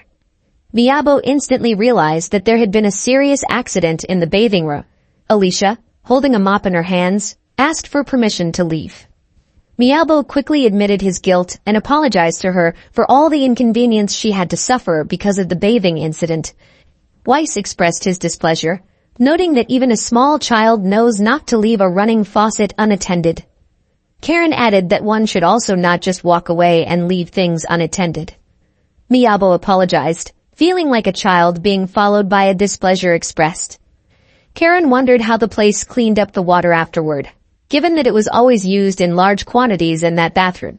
Weiss explained that the estate is 200 years old and the entire infrastructure, including the water system, is also old. Probably, just like in the past, the water is just being removed with magic. Miyabo realized that the estate had no plumbing systems, which meant that the whole process relied on magic. It made him think about manual labor and how it was valued in such a world. Weiss, noticing his musings, asked what he was thinking. Weiss realized that Miyabo was committed to not overburdening mages with unnecessary work. Karen expressed admiration, noting that such a caring approach to others was what was expected of a true teacher. Weiss observed that if Miyabo aimed for such a change, they faced two problems. Weiss explained that the first problem was that the bathtub Miyabo had created was inadequate. Miyabo smiled and asked if Weiss thought the real bathtub would be the same as the prototype. But Weiss clarified that wasn't the problem. He suggested that Miyabo try rearranging the enchanted stones the way they had been arranged before. Miyabo noticed that the system still worked and the water remained warm. Weiss then suggested that he take off his shoes and step into the tub. When Miyabo touched the bottom of the tub with his feet, he flinched in sharp pain and screamed because he had been burned. Karen immediately ran up to him, anxiously asking if he was all right. Weiss explained that the power of the enchantment could be adjusted by changing the amount of mana invested, and that the idea of using enchanted stones to heat water was a great solution, but leaving them on the surface of the bathtub was not a good idea because of the risk of getting burned. Miyabo nodded, showing his understanding, and joked, asking if it was necessary to show this with his example. He then asked about the second problem, wanting to know what else needed to be fixed. Weiss pointed to the stones that made up the floor of the bathtub. He explained that the foundation of the Duke's estate was much thicker than usual and consisted of 3 layers of such stones. Running a water pipe through this foundation would require considerable effort. Weiss expressed doubts that they would be able to complete the job on time. In response, Karen assured him that it was not a problem for teacher Miyabo's technicians. A few seconds later, Miyabo had already dug a floor several meters deep. Weiss was shocked at such speed and efficiency. Miyabo, despite the physical exertion, calmly asked if he needed to continue digging all the way to the river. Weiss, amazed by these abilities, felt a bit uneasy, not realizing who Miyabo really was. Suddenly, Miyabo went upstairs, sat down next to Weiss, and stated that he had gotten an idea while working. Weiss was amazed that Miyabo returned as if nothing had happened, with a smile on his face. Miyabo, noticing his surprise, remarked that Weiss had the same reaction every time. He joked that if Weiss wouldn't be surprised, then he must be doing something wrong. Weiss asked, with mild displeasure, not to annoy him, and asked what was so important that Miyabo came up with. Miyabo expressed his idea of how hot water could be provided without heating the bathtub blocks. He suggested using water from the river, which could be run through a special chamber for heating, and then feeding the already heated water through a valve directly into the bathtub. He explained that this method would allow them to get hot water without the risk of damaging the structure of the bathtub blocks. Weiss quickly grasped the essence of Miyabo's idea. The water would circulate while the bathtub was not in use, after which it would return back to the river. Miyabo expressed regret that the water would be wasted for nothing, and Weiss, smiling, noted that for them, the common people, this was a real luxury. For Miyabo, who was used to living near hot springs, it was a reminder of how simple his first days at the inn had been, where the only source of hot water was a basin. Miyabo expressed concern that discharging hot water into the river could negatively impact the ecosystem and wildlife in the water body. Karen suggested the option of cooling the water before draining it to minimize its environmental impact. Miyabo reflected on this idea, considering possible ways to implement it. Miyabo approached Weiss and Karen with a genuine smile on his face to share his idea. He animatedly described how they could use the water from the river for heating and cooling to make the bath system even more efficient and environmentally friendly. At this time, there was a knock on Zion's door in the Adventurers Guild. Eleanor apologized for the disturbance and noticed that Zion had just returned. Zion looked at her tiredly and asked where she had dressed up like that. Eleanor, with a slight smile on her face, stated that she was going on a date. Zion, a little surprised, asked why she was bothering him on his day off. Eleanor stated that she had heard something curious and thought it best to report just in case. Zion, slightly wary, asked if it was a problem, to which Eleanor nodded in agreement. After explaining the situation, she said that an adventurer had taken up an order under the jurisdiction of the Production Guild without prior authorization. Other artisans approached Miyabo and Karen and asked what made them work late every day. Miyabo explained that they were working on a test relief for a project scheduled for tomorrow. The artisans expressed their concern, saying that working all night could negatively affect their health. Miyabo tiredly replied that he would try to finish as soon as possible and go rest. Miyabo showed the artisans the relief and explained that he was having trouble with the flower petals. Despite that, the artisans claimed that everything looked fine. At this time, more people came up and asked what Miyabo was doing. They started to explain to them that he was in the business of carving relief. One of the artisans remarked that if Miyabo made the petals even thinner, the relief might break.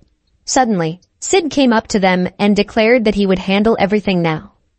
With confidence, he took hold of the relief and began to carve a new pattern. His movements were confident and quick, as if he had been born to do this work. The gazes of the other artisans were immediately filled with respect and interest in his skill. Sid ordered Miyabo to watch carefully and memorize his every movement. When Sid returned the relief to Miyabo, the latter was amazed. The petals looked so realistic, as if they had come to life right before his eyes. Miyabo couldn't stop wondering how one could create such a thing out of stone. Miyabo was amazed that blacksmiths had such skills. Everyone around them laughed, causing Miyabo to be perplexed. He stared at them with mixed feelings. Hank felt the need to explain the situation and apologized to Miyabo. He explained that he hadn't seen such a reaction in a long time, and Sid is actually a sculptor. Miyabo, surprised, asked that weren't they from their workshop? Hank clarified that although Miyabo calls it a workshop, there are actually many. He explained that the chief usually has not only simple blacksmiths like him in the forge, but also strange individuals who aspire to become blacksmiths despite the sculptor's profession. Hank emphasized that the chief's view is not limited by rigid boundaries of specialization, and he always states that craft is an art without boundaries. Therefore, those who show potential he invites to join him. Hank shared that he often repeats that raising youngsters is not just a job for him, but a real passion, a hobby. Miyabo suddenly realized why there were so many young craftsmen among them, despite the fact that the order was placed by the Duke himself. The craftsman explained that this was a unique opportunity for them to prove themselves, as the chief expected outstanding results from them. The opportunity to work on such a project under the guidance of an outstanding master inspired them to strive for excellence and professional growth. Sid stated with importance in his voice that this was why they would never allow any lapses in their black iron work. When Miyabo felt Karen calling him, he flinched and opened his eyes. Karen was standing in front of him holding a small cube and exclaimed in delight that he was able to create it with his skill. Miyabo was amazed and asked Karen to create another cube. Amazingly, Karen was able to repeat his achievement. Miyabo felt satisfaction seeing that Karen had actually created one with his skill. Karen expressed his joy and admiration, saying that he was now able to create them in huge quantities. Miyabo sincerely praised him for this achievement. Miyabo, staring at Karen, suddenly proposed an idea to him. Enchant all the cubes with wind elements. Karen looked at him in surprise with a questioning look, and Miyabo continued, clarifying his idea. Miyabo was amazed at the reaction of the masters surrounding Karen, who said that his act was ruthless. For the first time, Miyabo realized how difficult it was to interact with enchantment magic that required precise control over mana, especially when it was done repeatedly. Only then did he realize why his actions had caused such outrage upon learning about the limitations of using enchantment magic. In the morning, sitting on the floor, Miyabo scrutinized his relief from all sides. Miyabo decided to ask Sid for the secret of his carving skills, expecting the latter to share some of his techniques. However, Sid, in turn, questioned why he should share his secrets, given that Miyabo had shown up at his workplace. This led Miyabo to realize that his visit might have interfered with Sid's work. Sid, somewhat distracted, remarked that Miyabo's relief was also appreciated, but Miyabo modestly replied that he had originally decided that it would do just fine. Miyabo continued the conversation by expressing his point of view. He added that when you are in the business of creating something new, it is important to strive for the best possible result. For him, this meant giving everything from himself and creating works that he could be proud of. Sid exclaimed that Miyabo didn't seem to like to lose, even though he was always smiling. Miyabo tried to refute this, but Sid insisted on his opinion, arguing that Miyabo strives to defeat the sculptor in his own art. Miyabo exclaimed that his goal was not to win, but rather to continually improve his skills. He emphasized that he sought improvement, not superiority over others. In response, Sid remarked that Miyabo clearly aimed to produce work of the same high quality as his own, and even from his facial expression one could tell that he was confident in his abilities. Suddenly Sid agreed and pronounced that he would train Miyabo. This stunned Miyabo as he expected to receive a rejection. Sid explained that he would lose nothing by helping Miyabo and added that he would like to dispel any hubris he might have. Over the next few days, Sid actively taught Miyabo, sharing his knowledge and experience. In turn, Miyabo not only studied hard, but also designed his own designs, striving for perfection. In addition, he constantly treated the masters to delicious food that he had in his inventory, creating a friendly and creative atmosphere. Miyabo and Karen worked tirelessly on their design, putting all their passion and talent into it. Miyabo noticed with satisfaction that Weiss watched them work with pleasure, which gave them even more motivation and energy to create. When the day came to present their designs in front of Duke, the first of the projects was Sid's design. The Duke scrutinized his work and was not slow to express his approval. He praised Sid's skill and talent, noting the quality and originality of his designs. One of the craftsmen approached Hank to inquire about the completion of the project. Hank confidently assured him that everything was going according to plan, adding that Sid had been told to fix a few things. A cheerful atmosphere took over as Hank pointed out that it wasn't often that the Duke himself did construction inspection. That was usually delegated to the secretaries, but today's situation seemed special. Sid reminded everyone that there was still Miyabo's work left to do, and everyone moved on to await his presentation. Duke, accompanied by Weiss, approached the room where Miyabo was working on the design. They asked Miyabo if his work was ready, and Miyabo confidently replied that everything was absolutely ready. While Duke and Weiss were assessing the situation, Karen, turning to Miyabo, admitted that his heart was ready to jump out of his chest with excitement. Miyabo asked him to be patient for a little longer. He himself also felt some anxiety, not being used to criticism of his work.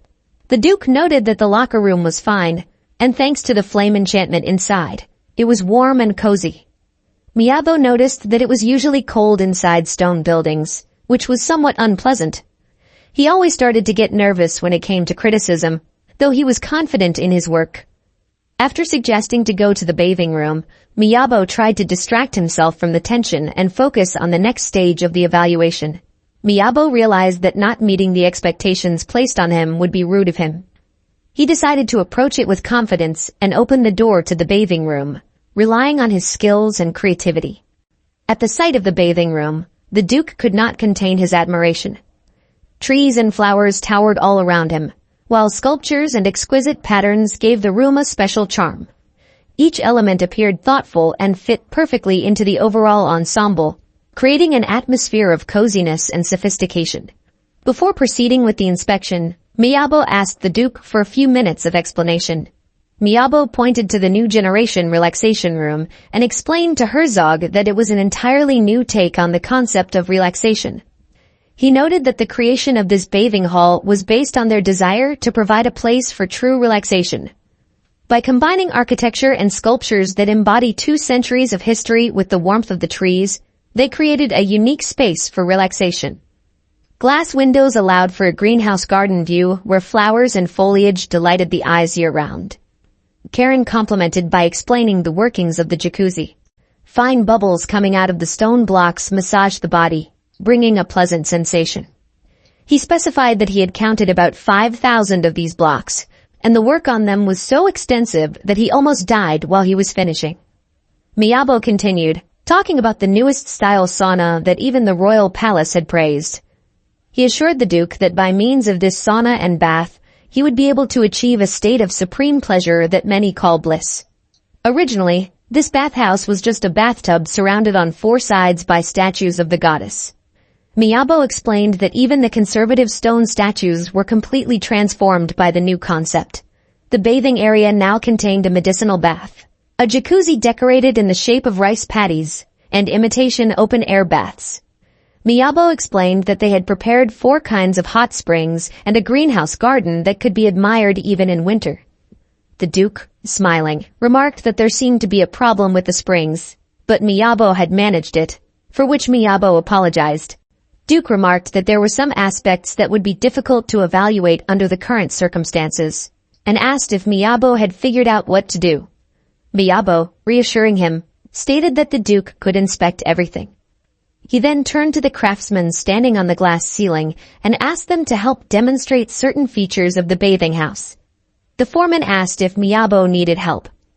Miyabo replied that they could do so when their supervision was over, but warned that it would require physical labor. However, they insisted that he just trust them with everything, claiming that they were one team. Taking up the black cloth, they began spreading it across the surface of the bathing room's ceiling. Duke always thought that nothing unexpected could happen during an inspection. The Duke did not expect to see something new, for he had previously seen all these details on the blueprint.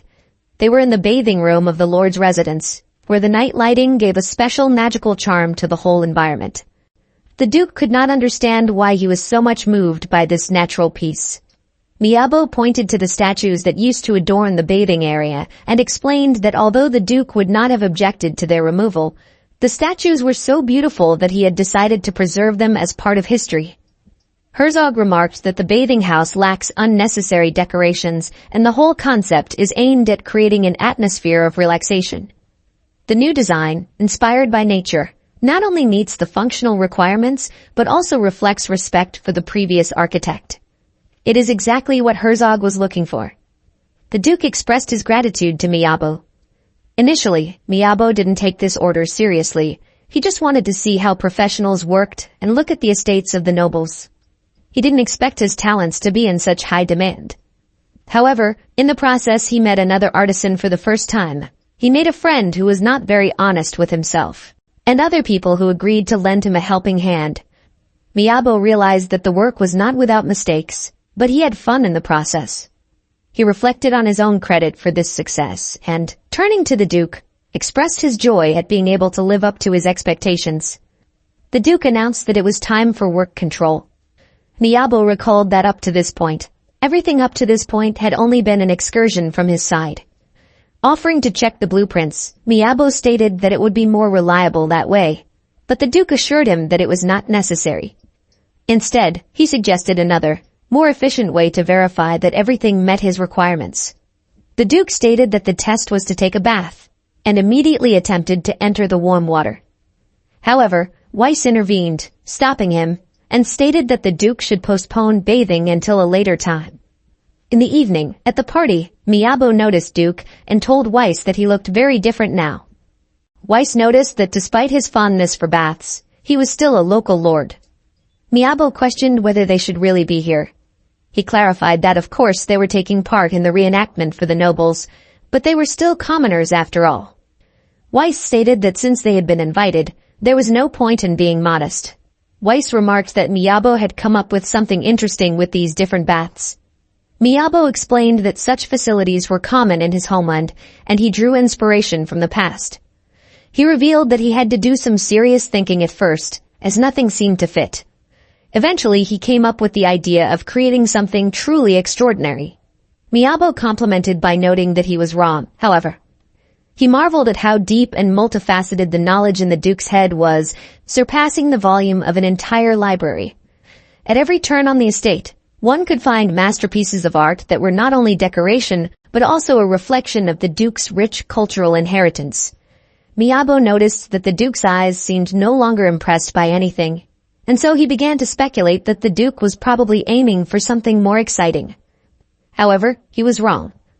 Miyabo recalled Miss Chiffin's words about his father being busy and always taking time out for a bath. That reminded him that Duke just needed a place to relax. So he created an artificial waterfall, the sound of which was soothing and leaving the atmosphere of a nobleman's residence, and added wood to the decor that was pleasing to the eye. Miyabo realized that he could have simply copied an ordinary Japanese bathhouse, but then his work would have lacked his own style and sense of. Miyabo remembered Sid's words about his aversion to defeat and thought about it. The time spent together with Sid had brought many new and useful things into his life.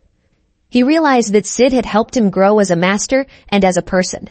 Suddenly, Karen called out to Miyabo and raved about the great flavor of the meat and the incredible lightness of the omelet. Hearing this, Miyabo smiled and said that he hadn't eaten anything yet, then went to join them. At this time, Weiss watched them with a smile on his face, realizing that he felt envious of the adventurers and their adventures. Miss Chiffin approached her father, who was standing in the exquisite garden illuminated by the nightlight. She told him that she had just seen off the last of the guests, and that Sir Shanbel had proved to be a pleasant conversationalist, able to make interesting conversation. The Duke smiled and agreed, noting that Sir Shanbel did indeed prefer long conversations. He then thanked his daughter for helping him organize the meeting with his guests. Chiffin remarked in return that although it was already winter and dark outside, the garden was pleasantly warm and cozy. The Duke remarked that it was all thanks to that artisan, and according to him, the heat was kept warm by the fact that steam from the bathing house passed into the garden through special pipes. He added that such a system creates a unique environment and even allows the cultivation of plants that normally thrive only in tropical climates. The Duke noticed that Miyabo had transplanted sepia roses that had already begun to wilt, and they seemed to like it very much in the new garden.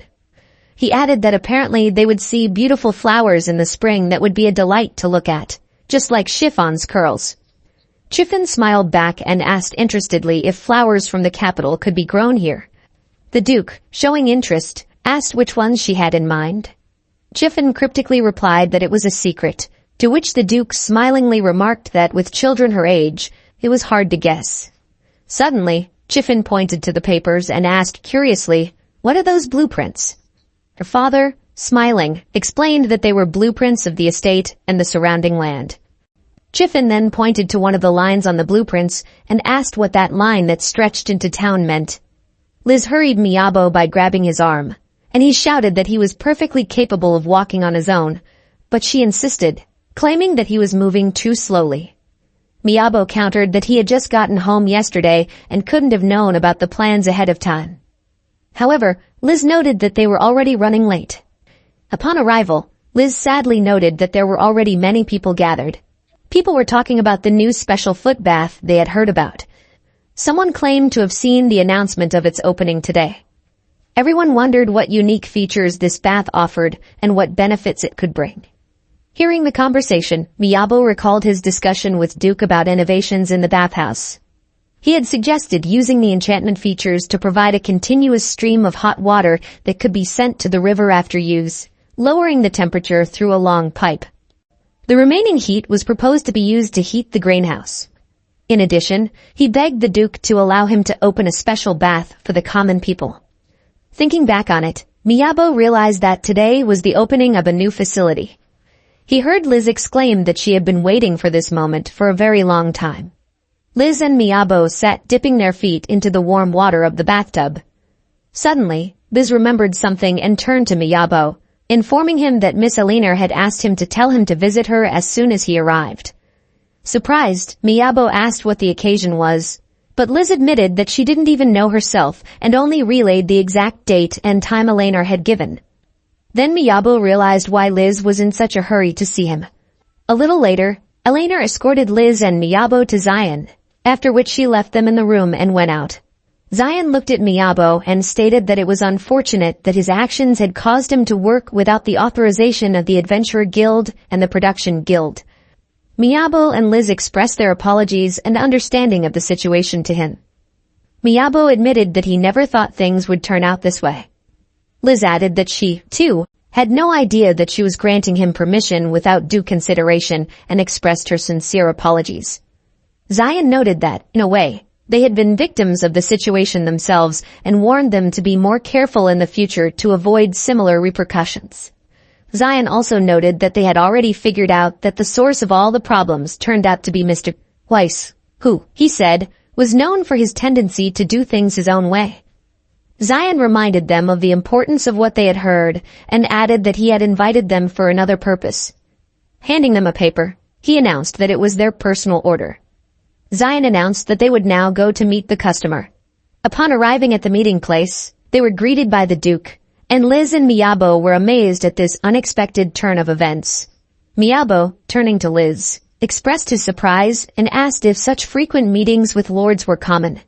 Liz replied in the negative and sharply inquired who he thought the nobles were. She added that she'd assumed he'd have connections, of course, but she hadn't expected this turn of events.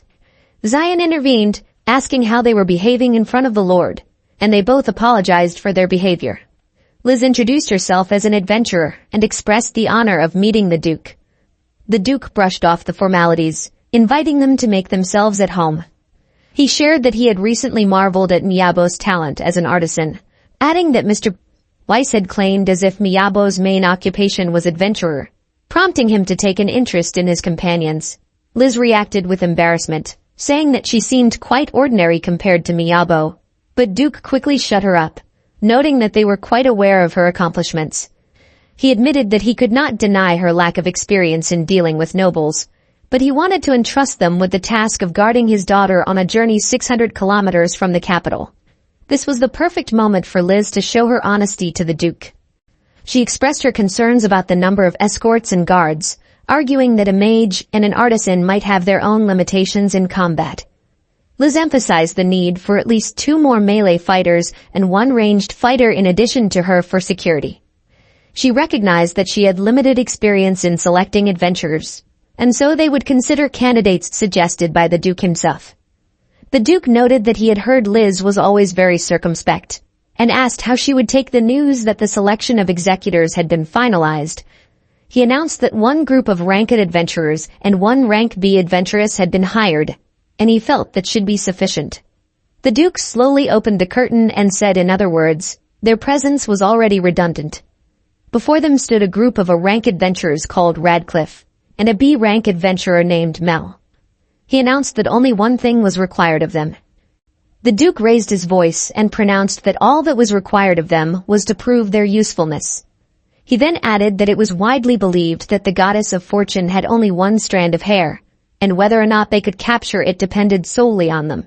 Suddenly, a new order came upon them to escort and guard the Duke's daughter, Chiffin, to the Royal Academy of Magic in the capital city.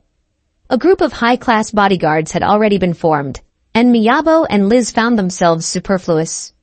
They were tasked to perform something extremely vague to show how they could be useful. From the moment they left the Lord's mansion, Liz seemed depressed. Miyabo asked her if she was interested in this order, offering to refuse if necessary. However, Liz firmly rejected the thought, claiming that they would never have such an opportunity again. Liz admitted that she had certain concerns. She did not say what they were about, but her words sounded serious and thoughtful. Suddenly, they noticed Elena, and Liz was not slow to inform her of the invitation from the guild head. Elena expressed some interest and said that there were some formalities to be settled. She then invited them to follow her, as if hinting at the importance of the upcoming conversation. Elena congratulated them and remarked that not everyone was able to receive a personal order from the Duke himself, emphasizing that they continued to surprise everyone with their accomplishments. Liz modestly remarked that if anyone deserved to be surprised, it was Miyabo, not her. Upon hearing this, Miyabo was surprised and wondered if receiving an order from Duke was so rare. Elena explained that it was common practice for nobles to only approach adventurers of rank B and above.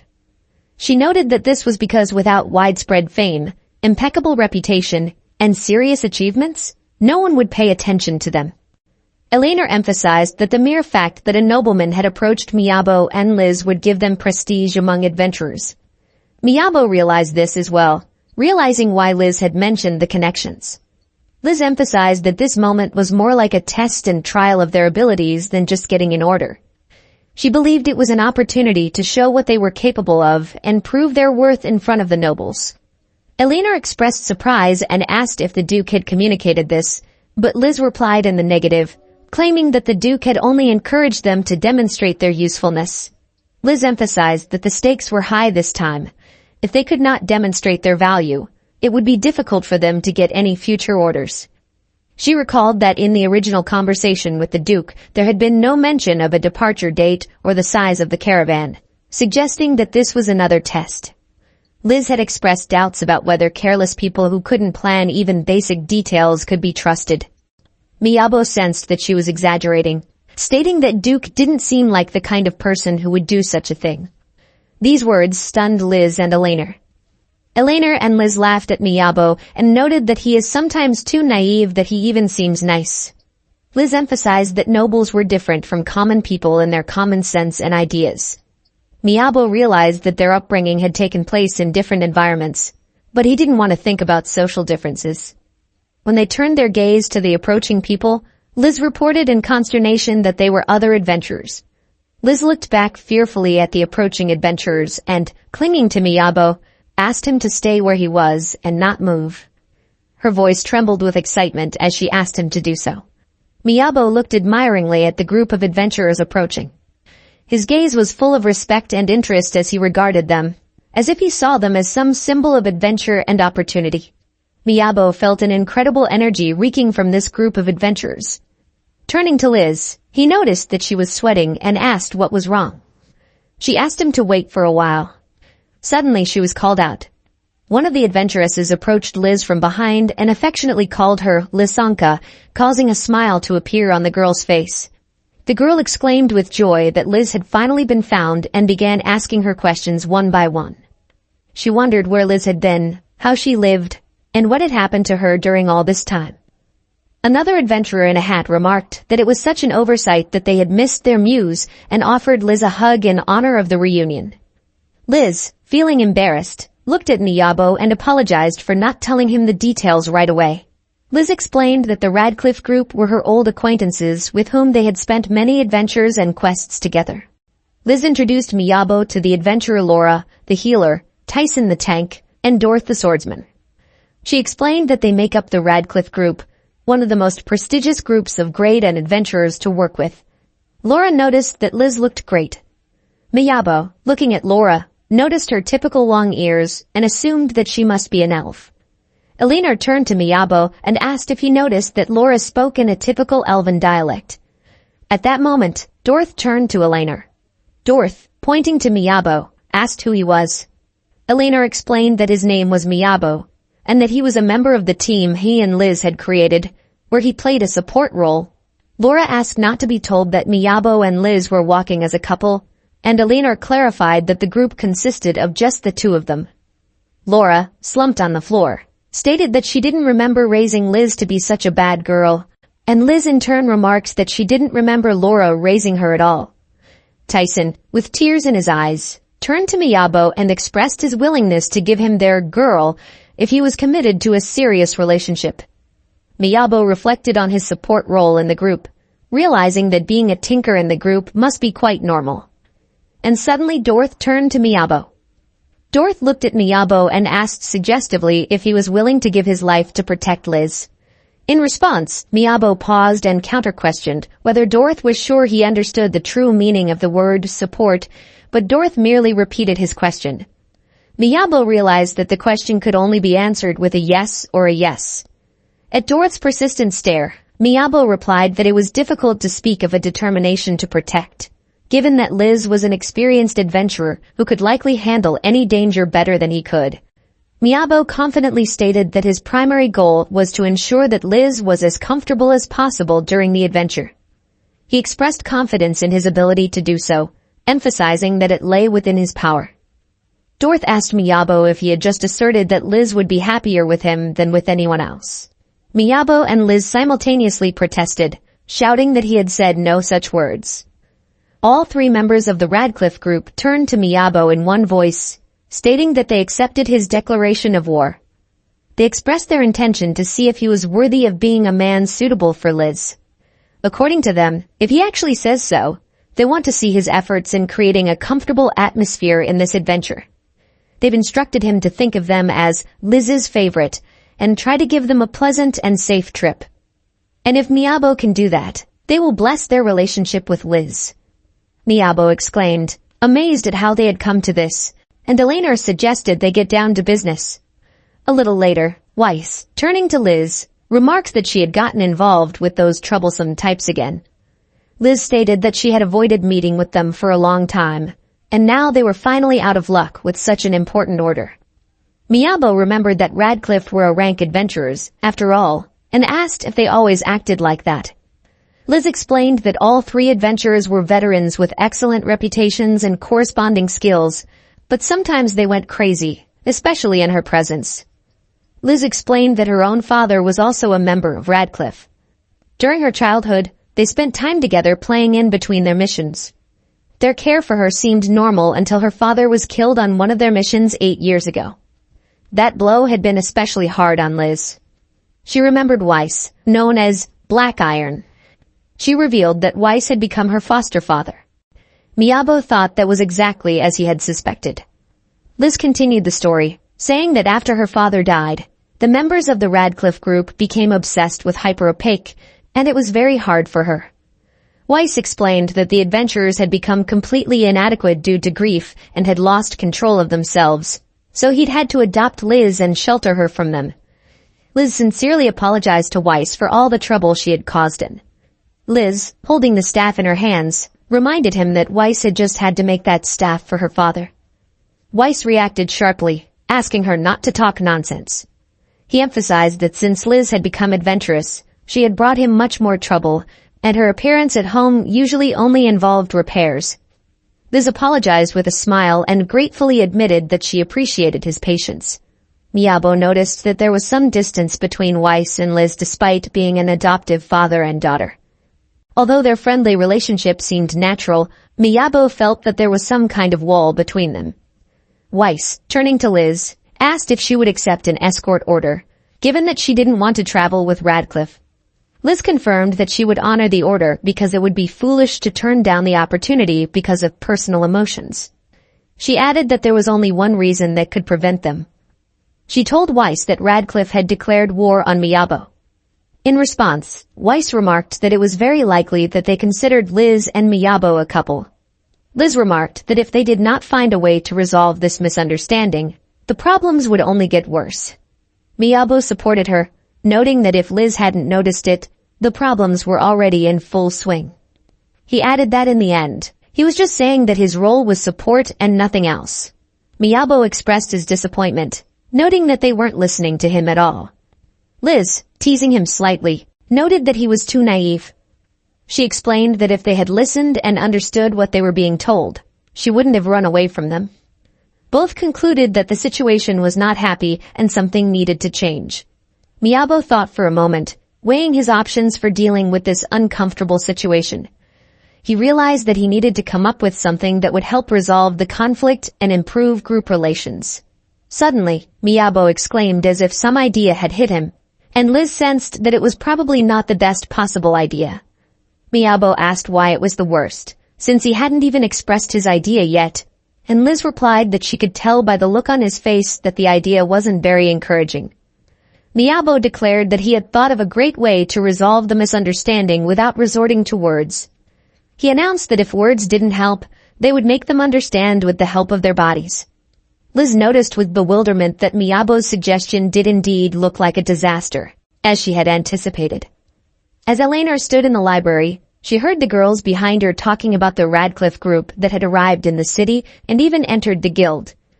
One of the girls stated that she was a fan of theirs and regretted that she was on second shift today, so she wouldn't be able to see them. Eleanor, upon hearing the mention of the Radcliffe group, wondered. This was the same group of adventurers who had stopped a rampage of monsters in the capital 8 years ago, instantly becoming heroes. And there wasn't a person who didn't have respect for them. Leaving the library, Eleanor met the Radcliffe group. They approached her with a request to talk about Liz. Looking at them, Eleanor wondered how they could have turned into the people they were now. Eleanor knocked on Liz's door, and she greeted her with a smile. Liz reflected that when the person you adore comes to visit you herself, it must be a joyous occasion. Liz greeted her with a smile, reflecting on how nice it was to see a loved one, even if it was work-related. Meeting such a person should always bring joy and warmth, no matter the circumstances. With a smile on her face, Liz asked Eleanor why she had come. Upon entering the room, Eleanor noticed that Liz and Miyabo had already sat down at the table. She explained that she didn't usually come straight home, but Liz reassured her that everything was fine. Miyabo exclaimed, asking if they had done something again that they should apologize for. But Eleanor stated that it wasn't as if she had come to scold them. She explained that she needed to clarify some issues with the two of them today. Hearing that, Miyabo expressed his surprise. Hearing the story from Eleanor, Liz exclaimed, expressing her surprise, and asked why exactly she would be the one to lead the group. Eleanor began to recount what had happened the week before to explain her decision. A week ago, when the Radcliffe group approached Eleanor, Dorth clarified that she was the one accepting the request this time, and she confirmed his words. Eleanor then, expressing interest, asked what their request was. Dorth announced that they had decided to make Liz the leader of the group. Eleanor thought she had overheard and asked them to repeat it.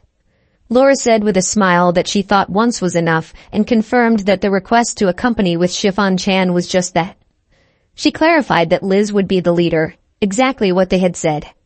Eleanor, shocked at what she had heard, stated that it was impossible, as the leader of the group had to have a higher rank.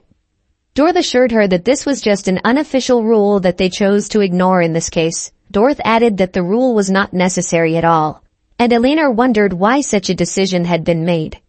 Dorth silently turned away from Eleanor's question, only saying that it would be a surprise to Liz. Eleanor, turning to Liz and Miyabo, asked if they had heard about it.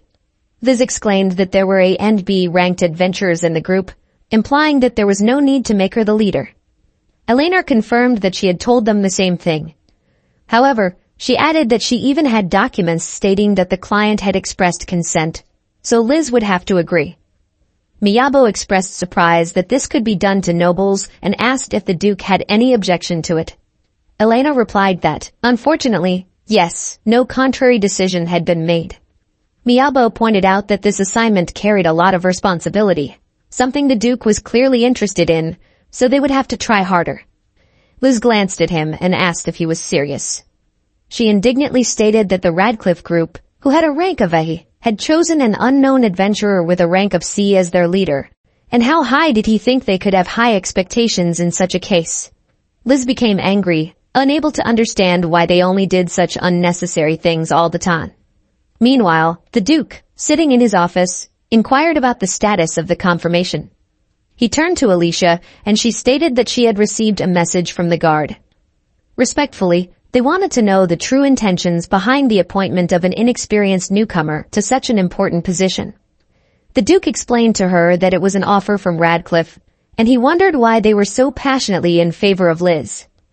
Alicia apologized for her impertinence, but added that if he decided to play the game, she asked that he prioritize the young lady's safety. She observed that he could no longer rely on Radcliffe the way he used to. The Duke looked at her thoughtfully and stated that he understood her train of thought well, and if she was thinking of Mrs. Chiffon, he understood her feelings. But he had something to object to. The Duke asked Alicia not to think too much and to concentrate solely on her duties. The bright sun enveloped everything around with golden light, creating a play of shadows and highlights on the ground. Rustling leaves and birdsong could be heard in the distance, and the atmosphere was filled with the warmth and freshness of a spring morning. The carriage slowly approached, leaving behind it a thin trail of dust on the winding road. As they pulled up, Mel got out of the carriage and immediately noticed Miyabo and Liz walking up to her. Miyabo looked at her small backpack and asked if that was all she had brought. Mel only nodded in response, confirming his words. Mel handed him her backpack and told him that she trusted him. At this time, another carriage pulled up, from which a group of Radcliffe adventurers got out. Dorth, pointing to his huge backpack, remarked in a deep bass voice that he seemed to be a bit overloaded with things. Laura also handed Miyabo an equally massive backpack and admitted that she too had overestimated the amount of stuff she needed. Tyson followed suit, handing his backpack to Miyabo. Suddenly, Liz looked around at them, adorned with flowers hidden in their hair, and asked in surprise, "What's with the jewelry and the disgusting way of talking?" All three adventurers of the Radcliffe group smiled, and stated that they had decided to style themselves that way to be closer to Liz. But her face expressed displeasure, and she angrily exclaimed that her patience had limits. Dorth, turning to Miyabo, called him his assistant and announced that this was the first test, as a true adventurer should not worry about luggage. He ordered Miyabo to carry the items, calling him Meat Prince in jest, playing on his strength. Dorth smirked and added that if, of course, Miyabo could carry these things. Miyabo sensed that Dorth had decided to provoke him with that nickname, and there was tension between them. But he decided to let it go without comment and just took the burden. Miyabo instantly took Dorth's backpack to his inventory.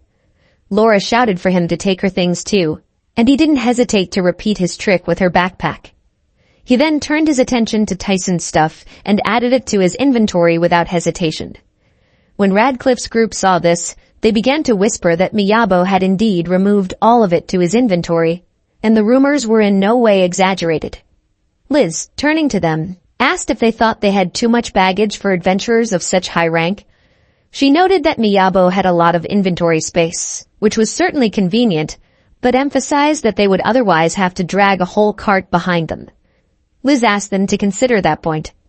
Liz stated that since they were the ones who had offered her the role of group leader, they should make the effort. Dorth agreed with her. Suddenly, Miyabo informed Liz that Duke had already arrived. The carriage stopped and the Duke and his daughter got out. Liz stepped forward and introduced herself as the leader of the group fulfilling the escort request. She assured that she would make every effort to ensure that Chiffon arrived safely in the capital, taking responsibility for the 2 weeks of travel. The Duke introduced Alicia's maid to Liz and announced that she would once again accompany his daughter on the journey. Chiffon, smiling, confirmed that she was relying on them completely. Zion also emerged from the carriage and noticed that Liz was a little worried. He stated that on this assignment where she would be traveling with the A-rank adventurers, it was a valuable opportunity to gain experience as a group leader. He hoped for a good report and looked forward to it. Liz assured him that she would do her best to complete the mission successfully. Liz then asked Miyabo where Mel was, and he pointed to the roof of the wagon, explaining that she was getting ready for the night and sleeping there. As Chiffon was about to board the carriage, her father reminded her about the diary. Chiffon assured him that she would be sure to keep notes. The escort mission began, and it was the first day of the journey when the carriage finally pulled away. The sun shone brightly on the horizon, illuminating the path ahead. The air was filled with anticipation of new adventures, and Liz, who had taken on the role of group leader, had already begun to ponder what lay ahead. As they were already traversing the thick of the forest, Miyabo remarked admiringly how beautiful the scenery around them was and that it was already lunchtime. Dorth agreed with him, adding that they were walking right on schedule. At this time, Laura announced that it was time for the second challenge. Since it was the assistant's responsibility to prepare for the meal, Miyabo was to take over the job. Taking advantage of his crafting skills, Miyabo instantly created cozy tables decorated with flowers and candles and comfortable chairs from the surrounding materials. Light umbrellas hovered over them, creating a cool and comfortable place to dine. This instant transformation of nature amazed everyone with its beauty and sophistication. Liz marveled at such craftsmanship and asked if he thought it was a bit excessive. Miyabo replied that he had decided that ordinary tables would not be enough for so many people. Dorth asked Miyabo to explain what all this meant, but Miyabo stopped him, raising his hand to ask him to wait, and said that he would now concentrate on preparing the food. Later, when the Radcliffe group was already seated at the table, Miyabo noticed that the beginning of the mission was going great. He glanced at Chiffon and Alicia and noticed that they were frozen. An alarm arose in his mind that these two had been dragged into something unpleasant. Turning to them, he asked them to sit down and assured them that everything was fine. Miyabo politely seated them on the chairs. Suddenly, Alicia screamed at him, asking why he had seated her. Miyabo explained that it was so that she could eat. However, Alicia continued to be indignant, claiming that she was just a maid. Chiffon intervened, asking Alicia to just trust Miyabo. Suddenly, Dorth began to inhale the air and then, turning to Miyabo, exclaimed that he could smell a creamy stew with lots of vegetables and milk bread. He expressed his surprise, adding that such a meal was totally unexpected, and asked if this was also in his inventory. Dorth objected, arguing that it was impossible for stew to smell like that on a mission. Suddenly, however, Tyson, after tasting a spoonful of the stew, expressed his delight, saying that it was delicious. After finishing lunch, Mel approached Miyabo, holding out her empty plate to him and gently asked for some more. Miyabo, accepting her plate, with a slight smile on his face, inquired if just a little would really be enough, and Mel responded by stating that she wanted more meat. Upon exiting the carriage, Liz noted that they had already reached their intended destination, and Miyabo agreed, adding that they had moved faster than he had expected. However, Dorth reacted sharply, yelling at Miyabo that now was not the time to relax. Miyabo looked at him and noticed that Dorth was full of energy as always. Dorth glanced at Miyabo and noted that although one tent had already been set up at lunchtime, it was vital to set up another tent for a fully comfortable trip. Liz turned to Miyabo, expressing concern, but he assured her that everything would be fine. While Miyabo pondered over the fact that he had to carry the burden of luggage, prepare food, and take care of many other things, he had also already had time to think about this aspect.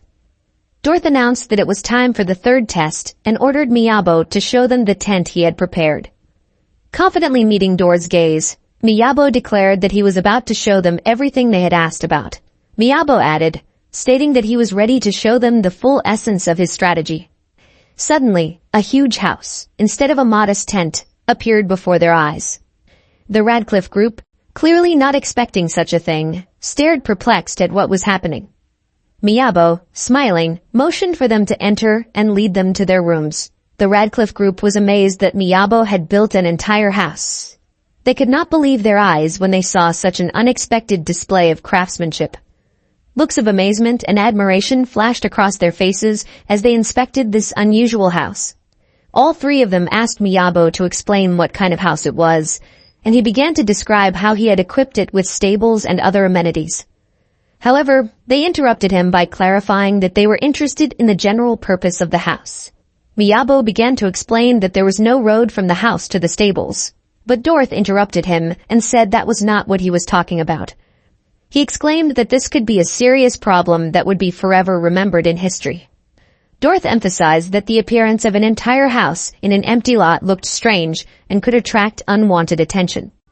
He asked Miyabo not to pretend like he understood, but rather to ask a question if something was not clear.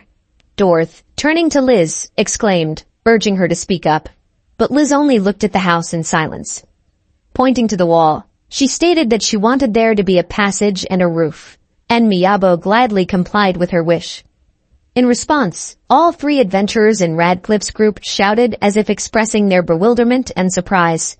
Miyabo realized that his strategy had worked. His plan was to create an atmosphere of ordinariness so that the Radcliffe group members would stop dwelling on the unexpected appearance of the house. Miyabo called his strategy, "If your brain is useless, stop using it." He noticed that Liz calmed down a bit, although she was initially anxious. The Radcliffe group, looking at Miyabo, emphasized that the competition was not over, showing their willingness to continue the challenges and trials.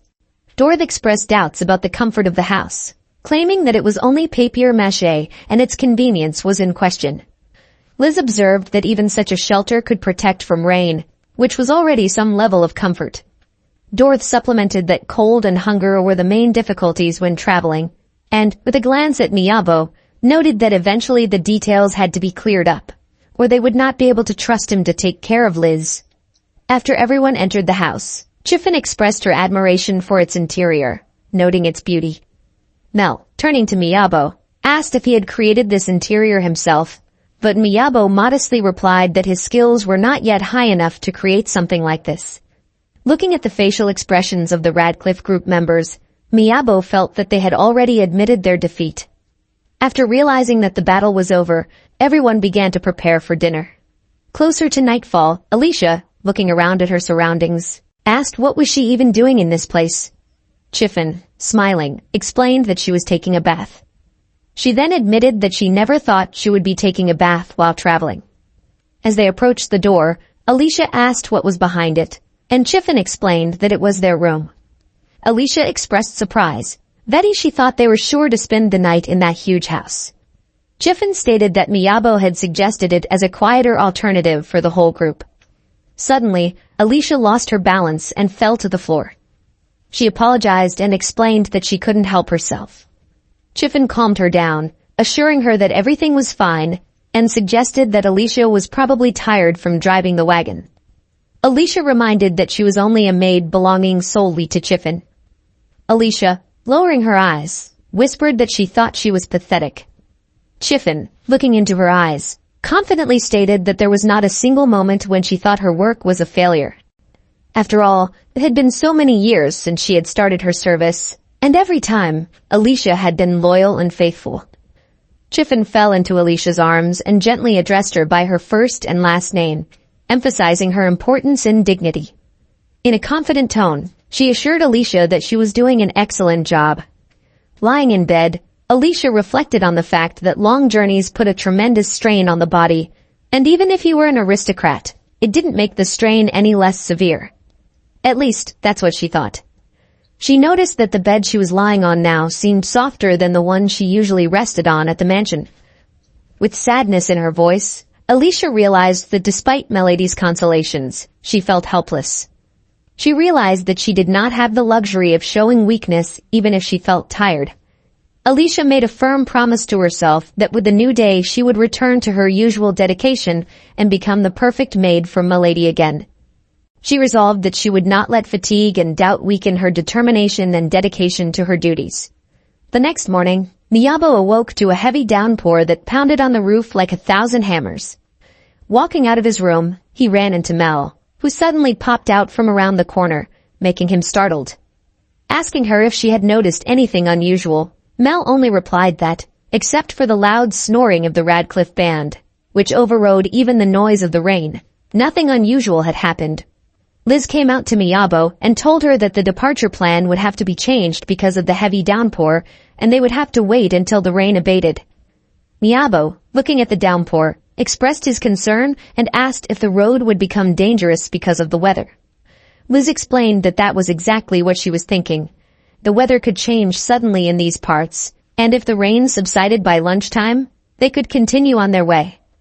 Otherwise, they would have to stay another night. As Miyabo was setting the table for breakfast, Mel came over and asked, "What is this?" Miyabo explained that it was just breakfast. Mel stated that she had worked very hard on guard duty and therefore deserved to be rewarded. Miyabo, realizing that she meant to say that she needed something more nourishing, promised to cook something special. Miyabo placed a plate of ramen on the table with black orc meat on top of it on a pork bone. He noticed that it was a lunch dish, but Mel could eat it for breakfast as well. Liz, coming up from behind, admiringly remarked that the ramen looked very appetizing and asked for a portion for herself as well.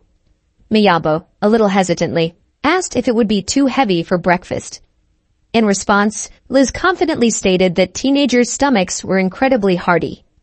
Miyabo suggested that it might be time to wake everyone else up already. With those words, they went to the door of the room and knocked on it to alert the others about breakfast. Miyabo started waking up Dorothy, Laura, and Tyson to get up for breakfast. Liz remarked that Miyabo was probably a little too much for this house, and Miyabo agreed with her. He added that he himself had expected them to oversleep, but not as long as it turned out. Suddenly, Alicia popped out of the next room. Miyabo said hello to her, and she immediately asked what time it was. Miyabo explained that due to the heavy rain, the departure time was delayed, so there was no need to hurry. He noticed that the members of the Radcliffe group were also still asleep, unaware of the delay. Miyabo pronounced that breakfast was already waiting for them in the dining room, and suggested that Alicia change and tidy up first before joining the others. Alicia, upon hearing this, suddenly realized that she had come right out in her pajamas, with her hair tangled after her sleep. A slight blush of shame covered her face as she realized that she had not contributed any care to her appearance. Alicia, slamming the door, walked briskly back into the room. Liz, turning to Miyabo, expressed her concern, noting that it was an unfortunate move. She explained that maids are very concerned about their appearance, and their appearance is of great importance to them. After a while, Alicia, already dressed, came out of the room and apologized to Miyabo and Liz. She expressed her desire to restore her honor after the recent incident and offered to take over cooking or other tasks. Miyabo assured her that there was no need to worry about what had happened, but Alicia insisted, believing it was her duty to make things right. Chiffon, with a smile on her face, explained that Alicia had one of the strongest feelings of responsibility in the world. Turning to Miyabo, she asked to take into consideration that their actions had inconvenienced them and suggested that Alicia be assigned some responsibilities. Alicia asked to take care of her. Miyabo, looking out the window, realized that the rain was not going to stop, which meant that they would have to stay in this place for another whole day. Suddenly, the Radcliffe band popped up in his thoughts. All three adventurers from the Radcliffe group expressed their apologies to Miyabo, admitting their guilt and regretting their actions. They openly admitted that they were wrong and realized that they were wrong in their actions. Miyabo noticed that upon waking up after lunch, all three adventurers of the Radcliffe group were considerably downcast, and to lift their spirits, he invited them all to the table to discuss next steps. Dorth couldn't help but remark on the wonderful flavor of the soup, and Laura shared that her teeth were so strong that they had no trouble tearing the meat into bite-sized pieces. Tyson marveled at the perfection of this orc-style dish. Miyabo watched as after eating the ramen, their spirits lifted, realizing that they were quickly getting used to new things, which reminded him of Liz and her determination. The third day of the trip had arrived, and along with the first rays of sunshine, the rain had stopped. Today was the day they could continue their journey. Mel peeked through the window of Miyabo's room and announced that she was hungry. Miyabo turned his attention to Alicia as he left the room and noticed that she was up early today. Alicia announced that she couldn't afford to oversleep for the second day in a row. Miyabo smiled, noting that this was typical of an experienced maid. Chiffon left the room and smiled, noticing that Alicia looked very serious. She added that yesterday, Alicia had even laid down on the floor so that she wouldn't oversleep. Miyabo noticed that Alicia's seemed more stern before. Alicia turned to Miyabo seriously and asked if they should start making breakfast already. Miyabo noticed that there was some cute feature in Alicia's behavior. At this time, Zion met with the head of the production guild named George. After exchanging greetings, Zion hesitated after realizing that he had avoided meeting him for a while. Zion noted that it had been a long time since he had seen Giorgio and apologized again for the inconvenience caused by the repairs. Giorgio, in response, stated that it was just a waste of time and effort. As he looked at Zion, he thought about the fact that the craftsman didn't even know the manners typical of guild members, and that perhaps he should be blacklisted. However, Zion clarified that the artisan had already admitted his sloppiness and had been told off, so he asked Georgius to be lenient. As Zion stepped back, the Duke arose behind him and expressed his displeasure about Georgius and his dislike of the artisans. Turning his attention to Zion, the Duke noted his quick appearance and stated that he had something he would like to show him. Inviting Zion in, he led him into the bathing room, arousing his curiosity. Seeing this splendor before him, Zion was amazed. He expressed his amazement, noting that it was so sudden and breathtaking that even professionals would have difficulty creating something like it. Turning to Zion, Herzog asked if this was of particular interest to him because the project was clearly unorthodox. Herzog stated that even though Miyabo is an artisan, usually limited to producing only low-grade goods, he was able to create a piece that could match the work of the most talented professionals. He added that Miyabo even has an inventory in another dimension, making his achievement even more impressive. Duke added that through this, Miyabo had even managed to establish a connection with the houses of the 5 great dukes. The Duke, turning to Zion, asked how Miyabo was presenting himself to him now. Zion suddenly froze, staring into the void, as if he was immersed in thought and could not find an answer. At this time, Miyabo, Liz and the rest of the travelers were enjoying cheerful conversation and fine food, savoring every moment in a pleasant atmosphere. For Radcliffe's group, the journey from Angeln to the royal capital was about 10 rai, equivalent to about 30 kilometers. They had to cover this distance in 2 weeks in order to reach their destination in time. They managed to advance tirelessly from morning to evening, overcoming all the difficulties of the journey. However, suddenly something happened for which they were not prepared. It was already the 6th day since their request for an escort had begun, and it suddenly began to rain, making Miyabo wonder why. Sitting at the table inside the house again, they stopped their journey and discussed the next steps. Chiffin noted that their arrival in the capital would be late. Liz added that due to the unstable weather, the arrival might be delayed by several days, to which Chiffin agreed, calling it very inconvenient. Miyabo asked if it would affect her ability to attend the commencement, but Chiffin remarked that the problem lay in something else. Chiffin explained that the problem was that she was behind in her studies. These words surprised Miyabo. She added that they had probably assumed as if she was just a carefree girl despite her noble background. However, Miyabo and Liz refuted that. Chiffin also remarked that it was probably just her excuse. Chiffon announced that she was returning to Angeln in order to study territory management as well as to establish ties with guilds and other aristocrats. This is necessary for her, for unless something unexpected happens, she, as the only daughter, will become the next feudal lord according to the laws of inheritance. Chiffon added that it was because of this great distance that she was forced to skip her studies. Even the long vacations were not enough for her to catch up, so her teachers prepared assignments for her while she was away. She noted that even when she arrived, she would probably have to give up sleep for a while. Liz asked Chiffin if she remembered the topics of the lessons she had missed, and Chiffin nodded. A confused Liz offered to explain the topics to her if it was okay with Chiffin. Everyone around her was surprised to hear such an offer. After a while, Liz took up the explanation. Pointing to the blackboard, she explained that she assumed that Chiffin had studied Marf's experiment of measuring specific gravity and magical mechanics, especially in the context of the element of earth magic, which was considered one of the heaviest compared to others. Liz explained that the elements of magic and water were light and highly permeable, so it was difficult to combine them with others.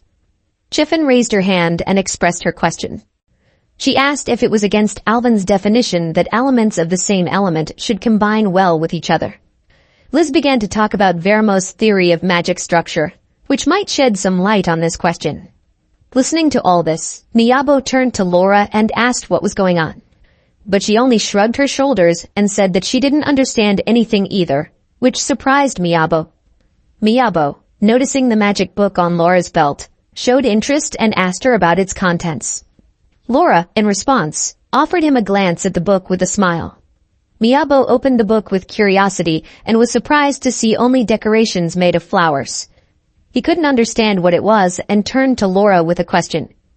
Laura explained that in the world of adventurers, magic is used intuitively, by feel, and there is little room for theories and academic approaches. She added that in the adventurous world, practical skills and experience are important, not theories and books. Laura added that among adventurists there are few who are capable of even trying to explain something to a noble lady. She then looked at Liz and said that it was probably expected of Rise's daughter. Chiffin, smiling at Liz, expressed her admiration at how well she knew the theory of Schulzut's magical properties. Liz explained that the basics were laid out everywhere too complicated. Chiffin insisted that Liz shouldn't be modest, saying that it wasn't often that one met someone who had mastered the theory so easily. She asked who Liz had studied with. Liz replied that self-education was her way. Chiffin was surprised, noting that she had heard that Liz had been raised by Weiss-sama. Liz sadly noted that Weiss had shown no interest in such education and only provided her with financial support. Therefore, she had to rely on books from the Adventurers Guild library for her education. Chiffin expressed her admiration as she turned to Alicia and said that it was simply impossible to imagine meeting such an incredibly talented girl. Alicia replied that, unfortunately, she could not imagine. Liz modestly pointed out that it was just a theory. Chiffin wanted to stop her. But suddenly, Laura sneezed and noticed that the rain made it cold at the window. Liz exclaimed that it was her clothes and that she needed to dress warmer. Laura countered that no way, since an open belly was a sign of youth. Liz sharply pointed out that it was no reason to dress like that. Laura glanced out the window and noted that it was indeed a strange rain. Liz agreed with her and added that it was still early for the rainy season. Suddenly, Dorth approached them and, addressing everyone, announced that he wanted to hold an emergency meeting, causing everyone to be puzzled and curious. When everyone had gathered together, Dorth announced that he had received some data from a nearby village. Lifting up a piece of paper, he declared that it was a weather report for the past week or so. Everyone looked at the paper with curiosity. Mel, showing interest, asked how much % rain there was. Dorth pointed to another page of the report and explained that it was data from the village branch of the Adventurers Guild, and that the current weather record for the past 5 years was recorded. Liz, looking at the report, suddenly realized the importance of what was happening. Liz suddenly realized that the rainy season had started earlier than usual, so it had been raining for a long time. Dorth introduced a new point of view by stating that they had another, more serious problem: snow. Dorth explained that the capital city was surrounded by mountains, creating a natural barrier defense. He emphasized that with snow came additional dangers such as frostbite. At the same time, crossing the valley, the altitude increases dramatically. Miyabo, listening intently, realized that it would be ideal to reach the capital before the snowfall began. Dorth announced that therefore, starting the next day, he wanted Liz and Miyabo to travel in a wagon. Miyabo clarified if they would be traveling as luggage, and Dorth explained that his plan was to double their speed, meaning they would have to run for 8 hours straight. He looked at Miyabo and Liz and asked if they could handle it. Miyabo hesitated, realizing that even with his increasing physical strength and decreasing fatigue gear, he would have a hard time, let alone Liz. Lowering her eyes, Liz whispered that she couldn't. Dorth stated that in that case, the intelligence would be on her. The 7th day of the journey came as their wagon moved slowly along the winding road surrounded by dense forest. Suddenly, an obstacle in the form of a fallen tree appeared in the wagon's path. Dorth asked Miyabo if he was able to remove it, and Miyabo, quickly getting off the wagon, instantly placed it in his inventory. Dorth expressed admiration and said that with Miyabo aboard, any road becomes smooth and straight despite obstacles. When they decided to take a break, Laura turned to Miyabo and expressed her desire to swap the food for something that could be made or eaten quickly. While lying in their beds, Liz turned to Miyabo with words of praise, noting his skill and reliability, emphasizing that everyone in the Radcliffe group relied on him. Upon hearing this, Miyabo was pleasantly surprised and noted that Liz also displayed outstanding intelligence skills. Miyabo emphasized that even Laura appreciated Liz's skills, as it was necessary to have a deep knowledge of magic to accurately determine distances and numbers. He expressed surprise, asking if it was an indication of high praise that she was being praised by a rank adventurer. Miyabo, noticing Liz's silence, decided that she had probably already fallen asleep. Meanwhile, Liz reflected on how well Miyabo was doing, and not surprisingly, the Radcliffe members were impressed. She reflected on the fact that probably no one else would be able to replicate his skills. Therein lay his unique value. Liz closed her eyes, sinking into contemplation of her usefulness in all of this. She wondered exactly what role she played on the team and what she could contribute to their adventures.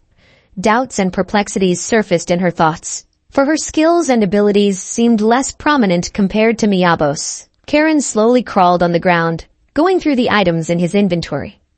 He was busy counting 150 pieces of earth, 200 branches, and 150 crushed stone. Suddenly he felt a jolt and turned around. It was Sid, who asked if this was the activity that was taking him all day at work, adding that Karen had a very suspicious look. Sid, interested, asked Karen if he was practicing handling the inventory. Karen nodded in response and began to tell that on the last day of construction, his teacher had given him a special schedule that he used himself. It made him one step closer to the teacher and his methods. Sid noticed that Miyabo's inventory looked more organized, and Karen added that Miyabo was just a monster.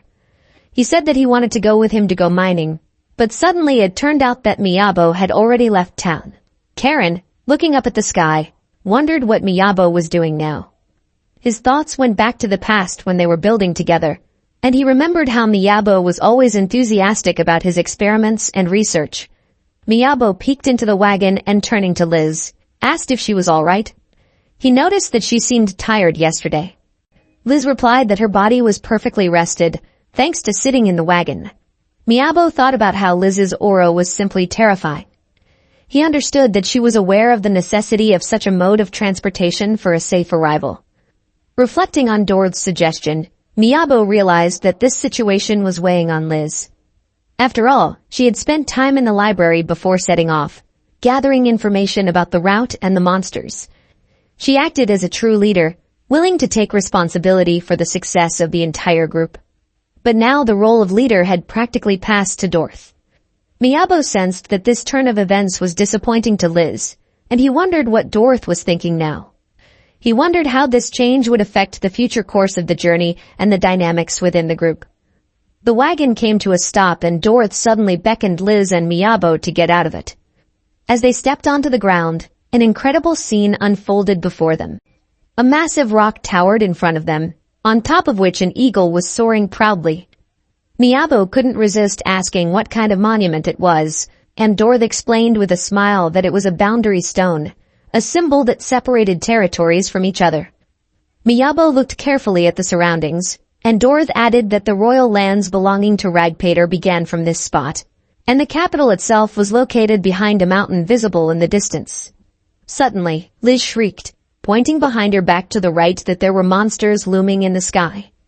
Dorth, glancing upward, discerned 3 creatures about 50 meters away and asked Liz if she could hit them. She confidently replied that she could. Liz quickly summoned an ice needle spell and aimed it towards the approaching birds. However, Miyabo suddenly cried out, noting that the birds had cleverly dodged the attack. Liz watched the ice needles carefully and noticed that they seemed to change trajectory at the last moment, still hitting the birds. She noted with surprise that it was unexpected, but since they had gotten rid of the monsters, it was a good result. After Liz returned to the wagon, Chiffin approached her to ask if the ice needle spells Liz had used were first-level ice needle spells. Liz confirmed her assumption, and Chiffin remarked that she thought so, but still found it strange. Chiffin observed that ice needles was a simple ice magic spell that created needles of ice and launched them into the air. But what she had seen recently seemed as if the trajectory changed mid-flight. Chiffin asked why this happened, and Liz replied that the explanation would be a bit complicated, but if simplified, it was the result of magic manipulation. However, in order to master it, one would need to spend a lot of time practicing, working with objects at a distance. Chiffin interestedly expressed her desire to hear the details from Liz. Liz stated with a smile that if Chiffin was interested, she would be happy to be able to train her. Chiffin gladly agreed to the offer. At this time, Dorth remarked admiringly that they were moving at an excellent pace, and if they continued at the same rhythm, they could reach in 5 days. Dorth expressed the hope that the sky would retain its clarity and purity until the very end of their journey. Later, during the lesson when Liz was teaching Chiffin ice needle magic, Chiffin expressed her concern, saying that it was quite difficult given the constant obstacles in their path. In response, Liz confirmed that encountering obstacles is something inevitable in life. Liz then offered Chiffin cookies and a mug of tea to support her in this endeavor. Chiffin, seeing the cookies, asked if Miyabo had made them, and Liz nodded, announcing that it was for a snack during the break. Chiffin remembered hearing about it from her father and always tried to be prepared, but she seemed to have forgotten that they were on the road. She noted that if it rained, there were crosswalks, and if there were classes going on, there was a chalkboard. This phenomenon still amazed her. She then asked Liz how she met Miyabo. Liz said that they met when Miyabo got lost in the woods near Angel. Liz revealed that she walked Miyabo to town, but he had no money for lodging. So they, as if floating on a common current, teamed up. Chiffin, looking at her in surprise, remarked that Liz had worked alone before, and this was a new experience for her. Liz explained that she usually acted as a rearguard mage, so it was strange for her to work in a team. Then, turning to Chiffon, she asked how well trained she was in magic control. Chiffon smiled and remarked that she was more in the way, adding that her training prioritized only high-level magic. Chiffon, turning to Liz, expressed her admiration for her immense magical power. In Liz's understanding, magic depended on innate talent, and she recognized that she had little magical power from birth. 3 basic conditions were required for the use of magic. First, one had to possess the methodology of creating magic, that is, theoretical knowledge. Second, equally important were the skills to manipulate magic according to one's desire. Finally, the third necessary condition was the presence of sufficient energy capable of generating magical power. Having enough magical power was thought to be especially important. Unlike skills and theory, which can be acquired through experience, magical power is present from birth and is different for everyone. It's something that doesn't increase in process, but if used constantly, it, like muscles in training, can slowly but slowly increase. That's what Liz thought as she continued to load herself up with training. However, about a year ago, her magical power almost stopped growing. To better utilize her limited supply of magical power, Liz devoted herself to training in magic control. Looking for ways to use a small amount of magical energy to perform resource-intensive magic, she immersed herself in the study of magic theory. At this time, those who possessed innate abilities pulled far ahead, leaving behind them a chasm that was difficult to bridge with effort. Without physical and magical strength, and with slowness in decision-making, it seemed impossible. Liz was coming to the conclusion that she had none of the above at all. Liz realized that thinking alone could not change anything, so she made the decision to do what she could. She felt that now was the time to focus on training. Turning to Chiffon, Liz asked for her hand. Liz responded to Chiffon's surprised look by explaining that magic power comes out of the palm of her hand, and she would control the particles of her magic power with her own. She asked Chiffon to try to memorize the feeling. Chiffon, surprised, asked if she could do that, and Liz, taking her hand, noted that her father had taught her such a method. Miyabo, approaching the door of the room where Radcliffe slept, knocked. The door was opened by Tyson, and Miyabo expressed his desire to deliver a message to Dorth. Tyson clarified that they were resting and asked if Miyabo's conversation was related to Liz. Tyson invited Miyabo to sit down and handed him a cup of Hago fruit tea. He explained that this tea was often drunk at Radcliffe. Miyabo gratefully accepted the cup and, after thinking about it, marveled at his politeness. Tyson asked how Liz was feeling, and Miyabo explained that she had been in a constant state of depression lately, especially since she had started riding in the wagon. Tyson said that it had been obvious to him from the beginning, and Miyabo was amazed that Tyson had actually paid attention. Tyson explained that Liz was an easy read and asked if Miyabo wanted to tell Dorth about it. He noted that the situation could no longer be changed. Miyabo noted that something different happened after that. He said that Radcliffe was making different decisions, and the leadership role belonging to Liz seemed to have been taken away. Miyabo admitted that although he believed the decisions made were correct, but since she had been appointed as a leader, he would like her to be respected accordingly. Miyabo added that all this is because Liz is as adventurous as they are. Suddenly, he noticed that Tyson started crying. However, Tyson assured him that everything was fine.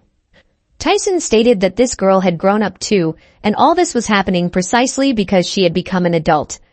He apologized to Miyabo for not being considerate enough, but added that even if he were to inform Dorth now, he would still say something random that might hurt her. Tyson emphasized that this is why Radcliffe relies on Miyabo. Tyson expressed his hope that Miyabo would take care of Liz and asked him to be there for her. Miyabo confidently assured that he understood his request and would support Liz. Tyson, crying, remarked that Liz had found herself a good boyfriend, but Miyabo exclaimed that he was not her boyfriend. It had been 2 days since that conversation, and today was the 10th day of their journey. Along the way, Miyabo noticed that Tyson remained the same, but he seemed to be thinking about something. Liz turned to Miyabo and informed him that they had reached their destination, noting that he must have been looking forward to it. Miyabo looked up and saw that they were at Dragon Gorge. Miyabo stared admiringly at the actual dragons, and Liz remarked with a smile that he seemed to have a slightly delayed reaction. She explained that the dragons living here are quite peaceful, and are even able to coexist with humans.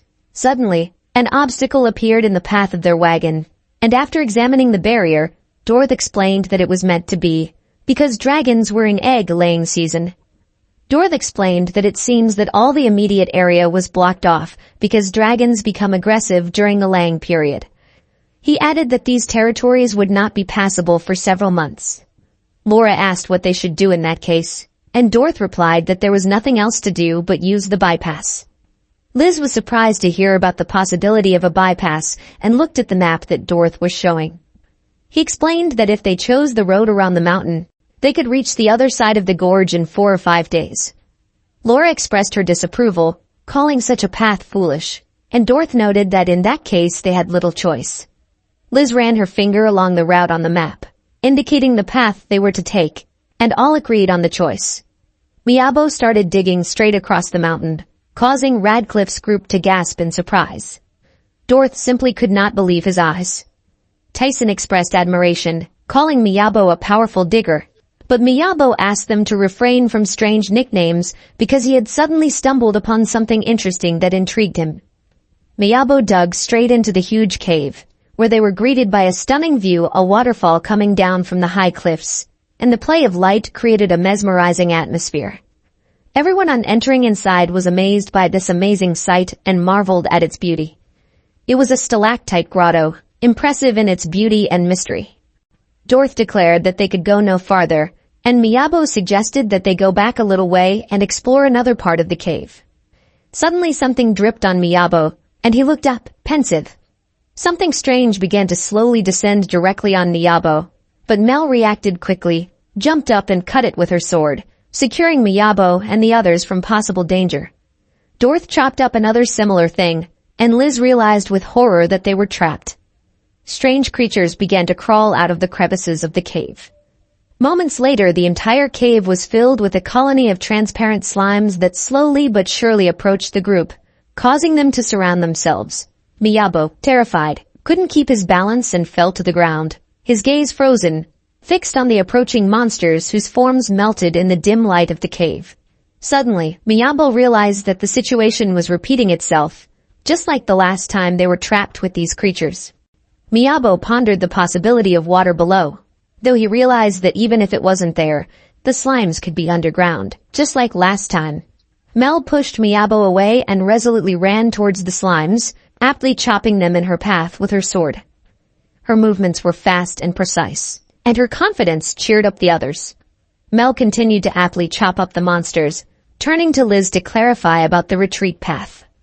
Her attention to detail and determination were essential in this tense moment. Liz reported that the passageway was also crowded with slimes, and Mel responded by confidently stating that in that case, it would be cleared.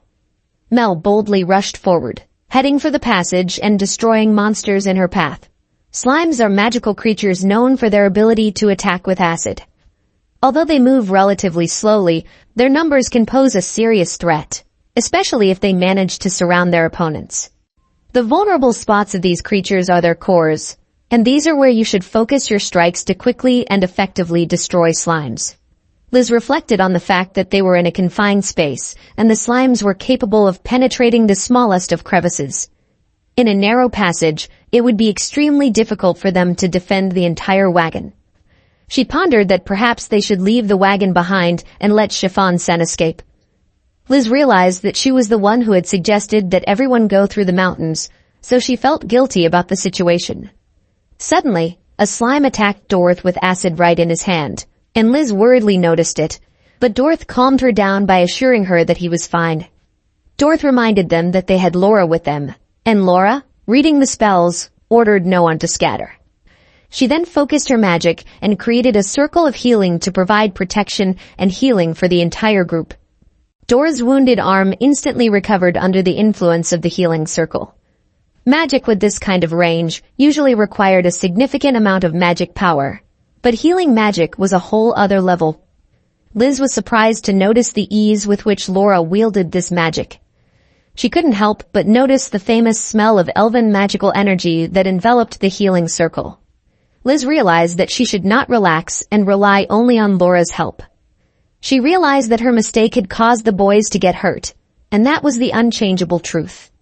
She was now determined to be helpful and take an active part in the battle to protect her friends. Suddenly the ground around the entire group began to rise as if creating an impenetrable dome that shielded them from hostile attacks. Dorth used fire magic, and the outer dome of their defenses impenetrably enveloped them, and beyond it a bright fire erupted, encircling the group in a ring of fire. Liz watched Dorth's power and skill with admiration, realizing that she wasn't even close to him. At the end of the battle, as the dome disappeared, Miyabo was surprised to note that all the slimes were gone and none remained. He declared that it was now his turn to take the lead. Alicia stopped Miyabo and said that it was too early for the next step. Suddenly, slimes began to descend from the walls, and Miyabo exclaimed that it was impossible, and to destroy them all, they wouldn't be able to. Laura turned to Liz and asked if she knew how her father fought. Laura took Liz's hand, and she felt a flow of magical energy coming from Laura. Laura began to remember the times when Liz's father, Rise, was still alive. He had once suggested to her a magical attribute that he thought would be perfect for her. Laura had reacted with some irony, calling him annoying, and noting that she hadn't asked for it herself. This attribute was meant to control magical power, and Rise wondered if she could learn it intuitively. This style of battle required fine-tuning and controlling magical energy. Laura remembered walking into Rise's room one day and seeing him practicing again. She noted with a touch of irony that he wouldn't be able to master advanced magical techniques anyway. However, he replied that it might not be him, but perhaps her. The same was true of knowledge of magic. He believed that Laura had the power to attain a high level of mastery of magic. Now Laura asked Liz to think about it. Slimes were capable of entering the narrowest of crevices, and they needed to break through the passage.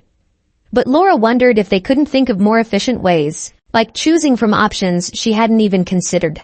Suddenly Liz had a thought. If the slimes are climbing out of the crevices, why don't they cover all the available openings? After all, there's plenty of water around, which would make such a plan even more effective. She hadn't realized this option until now. The principle was similar to the one Liz had used when practicing with Chiffon.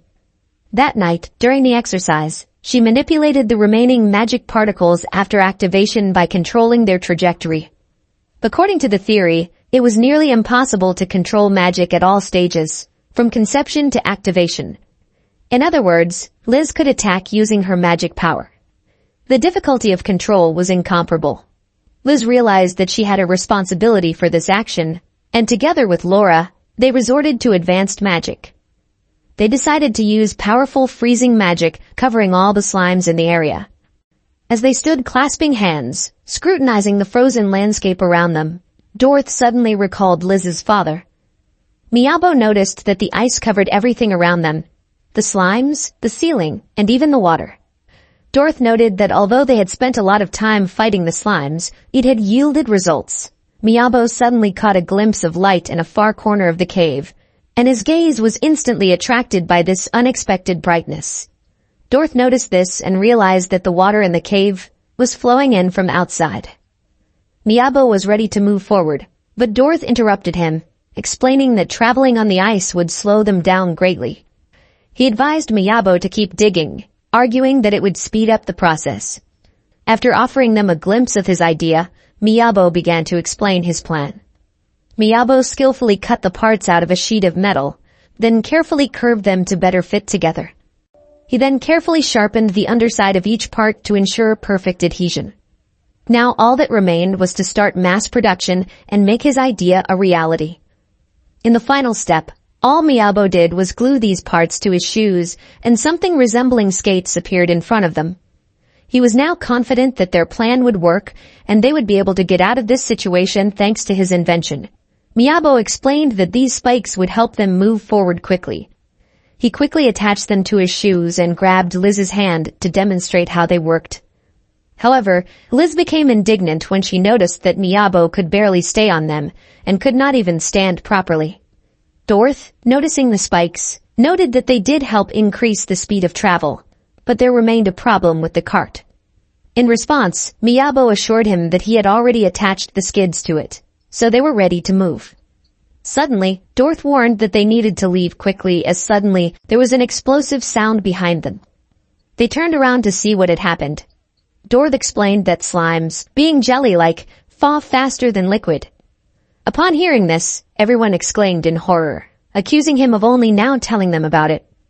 They rushed toward the exit, anxious to get away from the danger. As they exited the cave, Liz turned to Chiffin to apologize. Surprised, Chiffin asked what was the matter.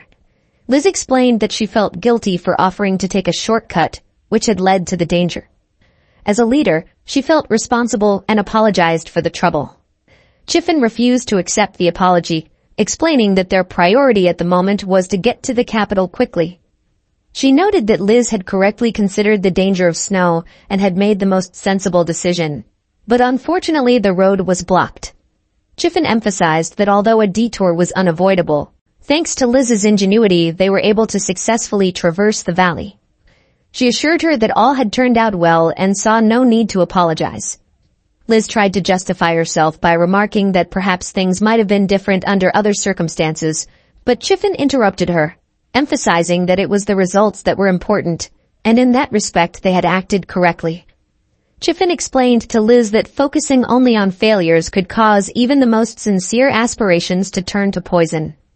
At that point, they were joined by Alicia, who asked if something had happened. Chiffin replied in the negative, and Alicia remarked that she only thought Chiffin had been generous. Dorothy and Laura abruptly hugged Liz, causing a surge of bewilderment in her voice. She exclaimed that her musings had suddenly taken an unexpected turn.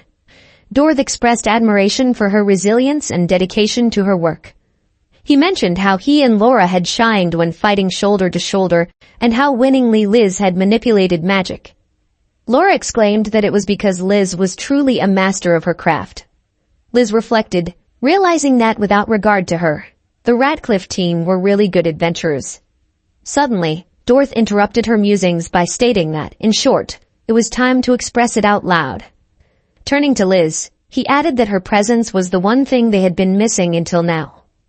Dorothy lifted Liz into his arms, smiled, and motioned for her to join Radcliffe. His voice was full of confidence and his gaze was filled with a call for new adventures and cooperation. Zion leaned over the desk in his office, frowning his eyebrows grimly. His fingers slid over the documents, but no answer came. Among the many affiliated guilds that owned Angelm's territory, Niabo's name was nowhere to be found. In the back of his mind, he felt that it was unusual, even suspicious. In the Forsha Kingdom, trade flourished thanks to guilds. Once a child reached the age of 12, he was considered ready for labor and joined one of the guilds. This was the normal order of things. Even after thoroughly checking the ledgers of all the guilds, Zion never found any trace of Niabo. The absence of his name in the guild membership lists raised many questions for him. Could it be that Niabo was the son of an elite, or the heir of a family who had yet to rise to a high position, or had come from other lands? Remembering the Duke's words about Miabo's possible connection to the 5 great houses of the Marquis, Zion wondered, was Miabo a spy? Liz sat immersed in thought. Miabo walked over to her and, noticing her thoughtfulness, asked what was wrong. She apologized for her thoughts and explained that she was just thinking. Miabo asked if he was disturbing her, but Liz replied in the negative, assuring her that everything was fine. Liz sat right at the entrance to the cave, and Miabo inquired if it was really a good place to rest. Liz assured him that it wasn't a problem, and explained that slimes preferred places with high humidity, so they rarely appeared in well-ventilated sunny places. Afterward, Miabo asked Liz what had happened. Liz asked how he noticed that something had happened, and Miabo replied that it was evident from her facial expression. He then asked if she wanted to share it with him, because maybe she would feel better afterward. He added that of course, as long as it wasn't too personal. Liz stated that she wanted him to hear her out, since it was also about him. Liz revealed that she had recently been asked to join Radcliffe. Miabo asked in surprise how she had responded to that offer. Liz explained that she had asked for some time to think about it. She said that she had been invited once before, back when she was just beginning her journey as an adventurer and had completed her first assignment. Liz revealed that she was only 10 years old at the time when she first encountered the Radcliffe rank assessment. But since she had always strived for independence, and it was against her principles to start depending on them, she decided to refuse their offer. Now Liz admitted that she wasn't sure if she had the strength to accept such an opportunity. She added that if she missed this chance, she might never be able to reach rank A. Cradling her head in her lap, Liz admitted that these thoughts had become unbearable for her, as if her head was bursting. Liz added that in addition, he was also invited to join. Miyabo looked at her in surprise, and Liz explained that he currently had a rank D, but he was not inferior to a rank A adventurer in anything. If he joined Radcliffe as an adventurer, he could get better reputation and pay. Liz looked at Miyabo with a questioning look and asked what he was going to do in this situation. Miyabo frowned and stated that both options had merit. Liz was surprised, and he explained that if you had the skill to create things, you would always find a place, and rank wasn't as important to him. Liz stated that, unlike him, she was aiming for high ranks because it was the natural path for an adventurer. Miyabo said that he does not blame her for this. Miyabo stated that, just as he told Dorth and the others before he went on the road, he just wanted to make the adventure comfortable for Liz. He declared that he was doing what he thought was right, and that was already a good thing. Miyabo added that, besides, it's just his theory. Miyabo remarked that it's an important choice because no matter which option you choose, there will always be something you will regret. Liz, looking at him, saw her father's features in him. Miyabo explained that after even the smallest mistake, one begins to doubt and wonder, what would have happened if I had made a different choice? But in those moments when regrets seem unbearable, it helps to think that it was your own choice. Miyabo smiled and, looking at Liz, declared that no matter what she chose, he would follow her and be her support. Liz wiped away her tears and admitted that he reminded her of her father. She then thanked him for his advice and told him that she needed to think about it some more. A little later, Liz and Miyabo approached the others. Miyabo noticed Alicia clearing the table and apologized for disturbing her. He asked her to leave all the cleaning to him, but she replied that it was her responsibility. Miyabo insisted that he would handle it quickly, because if the monsters smelled the food, it could become a danger. Suddenly they turned around and were startled to see a huge bear approaching the table, its menacing figure filling everything around them with sudden tension. Suddenly, a man appeared right in front of them, and behind his back, they saw many different animals and people. He apologized for scaring them and introduced himself as the Brandol group traveling through the kingdom. He shook Dor's hand and introduced himself as Dominic, the leader of the group. Miyabo wondered if this was a circus. Dominic stated that he was very surprised.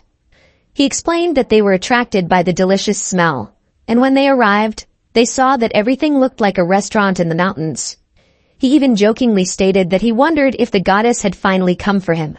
Dominic glanced at the wagon standing nearby and realized that they were accompanying a nobleman. Dorth introduced himself and explained that he was of Radcliffe's group. Dominic exclaimed that he was a fan of theirs and added that they had proved themselves during the influx of monsters. However, Dorth remarked that it had been a long time ago. Dominic held out his hat to him and asked him to leave his signature on it, but he suddenly lost his balance and fell. Dorth helped him up, and Dominique assured him that he was fine and only dizzy. Dorth inquired if this road was on the Targu side.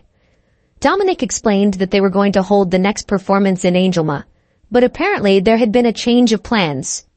They apologized for the inconvenience and asked that food be shared with them. They said that during the long drive, it kept raining, which soaked their clothes and equipment, leaving everything soaked. When they finally stopped and decided to eat, they found that all their food had spoiled due to the moisture. Unfortunately, they noticed this too late, and it had been a full 4 days since their last meal. Under such circumstances, they were forced to turn to Dorth and his company for help and food, hoping for mercy and understanding. Dominic declared that they had enough and very little, but if they were given help, they could resupply at the village in Dragon Hollow.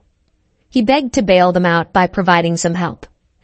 Dorth explained to him that the Dragon's Hollow was closed due to egg-laying season, so the village was inaccessible via anything but a detour. Dominic exclaimed and said that he had heard that the detour route took 4 or 5 days. Liz turned to Dorth and asked if they could escort them the way they themselves had come, since the village was nearby. However, Dorth answered this question in the negative. Dorth explained that the cave was still full of slimes, and with so many people guarding them, they couldn't handle it. Besides, they couldn't recognize this task as more important than their current one. Liz agreed with him and remained uncomplaining, not knowing what to say. Laura turned to Miyabo and asked how much food he had in his inventory, Miyabo stated that if you didn't count the food he had prepared for the duration of the mission, there was enough for another week. Then, after looking at the group, he realized that even if not counting everyone, there were 20 people. Tyson asked if Miyabo was sure that there would be enough food, even if they gave away everything they had. Miyabo explained that although he had taken the food just in case, it would not last long. He noted that they still had some black orc meat left to stock up on. Dorth suggested that they not go too far, and then turning to Miyabo asked if he could get their things. Miyabo retrieved items from the Radcliffe group's backpacks, and upon unpacking them, found dried meat, crackers, cheese, nuts, and more. Dorth stated that he wanted to give it all to them. Then, turning to Chiffin, he asked if she minded, and she replied that of course not. Chiffin asked Dorth to continue observing the neighborhood. Chiffin expressed her desire for the people of Brandal to get some rest. Miyabo, continuing to look at the backpacks, even noticed the tent. This made him realize that Radcliffe's group had planned from the beginning to help them if they were unprepared. Miyabo thought about the possibility of joining Radcliffe. Admittedly, it sounded good, especially considering Liz's dream of reaching a rank, which was definitely the shortest path. He reflected on the fact that if they traveled together, every day would be filled with fun. When Brandal's group started to leave after resting, they shouted that they would never forget the favor they had done. The only thing that embarrassed Miyabo was that he didn't want to see that look on Liz's face again. In the evening, as the Radcliffe group relaxed around the campfire, Laura remarked that the day had been very eventful. But she added that trouble was the spice of adventure. Tyson turned to Dorth, asking if he had invited Miyabo and Liz to join them. Dorth nodded, and Tyson noted that they usually did so near the end of the trip. Dorth suggested that it was probably because of Miyabo. Dorth explained that while he wouldn't say Miyabo was very manly, he was a good guy. He never thought he would want a craftsman assistant on his team, but if it was about Miyabo, he would like him to join them. Laura noticed that Liz had also experienced a lot of hardships, even though she was working in the rear guard, but she was alone the whole time. Laura remarked that Miyabo was really cool, but after all he was an assistant, so they would have a full team. Dorth supported her by saying that Liz's success as the leader on this errand for the noble family left no doubt about her abilities. And if so, she could definitely join Radcliffe this time without any doubts. Tyson asked if she could indeed join, and Dorth confirmed that because the three of them had already made that decision. Tyson remarked that his opinion changed only after he saw them actually join and talk to Miyabo. Tyson stated that he was against Liz joining Radcliffe. Dorth and Laura were stunned. Laura wondered why Tyson was suddenly so adamantly against it. Tyson explained that, after all, they were the ones who had taken Rise away from Liz 8 years earlier. Tyson recalled that after that incident, they had vowed to do everything they could to make sure that Liz's life was haunted by nothing but smiles. Dorth remarked that that was what had happened. Tyson asked how closely they had followed Liz, and both replied that they did not take their eyes off her for a moment. Tyson talked about facial expressions. He stated that he had always thought that for Liz, joining Radcliffe would be a source of happiness.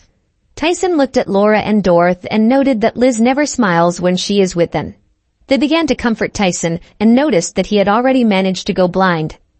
Tyson then asked when was the last time they had seen Liz smile during their trip. Dorth began to recall the moment he had appointed Liz as leader, but did not recall seeing a smile on her face. Tyson began to recall other moments, when Liz asked them if she and Miyabo were an extra burden to them. When Liz noticed that Dorth had been attacked by a slug, and when Dorth suggested that Liz join them. He then asked what expression she had on her face at those moments.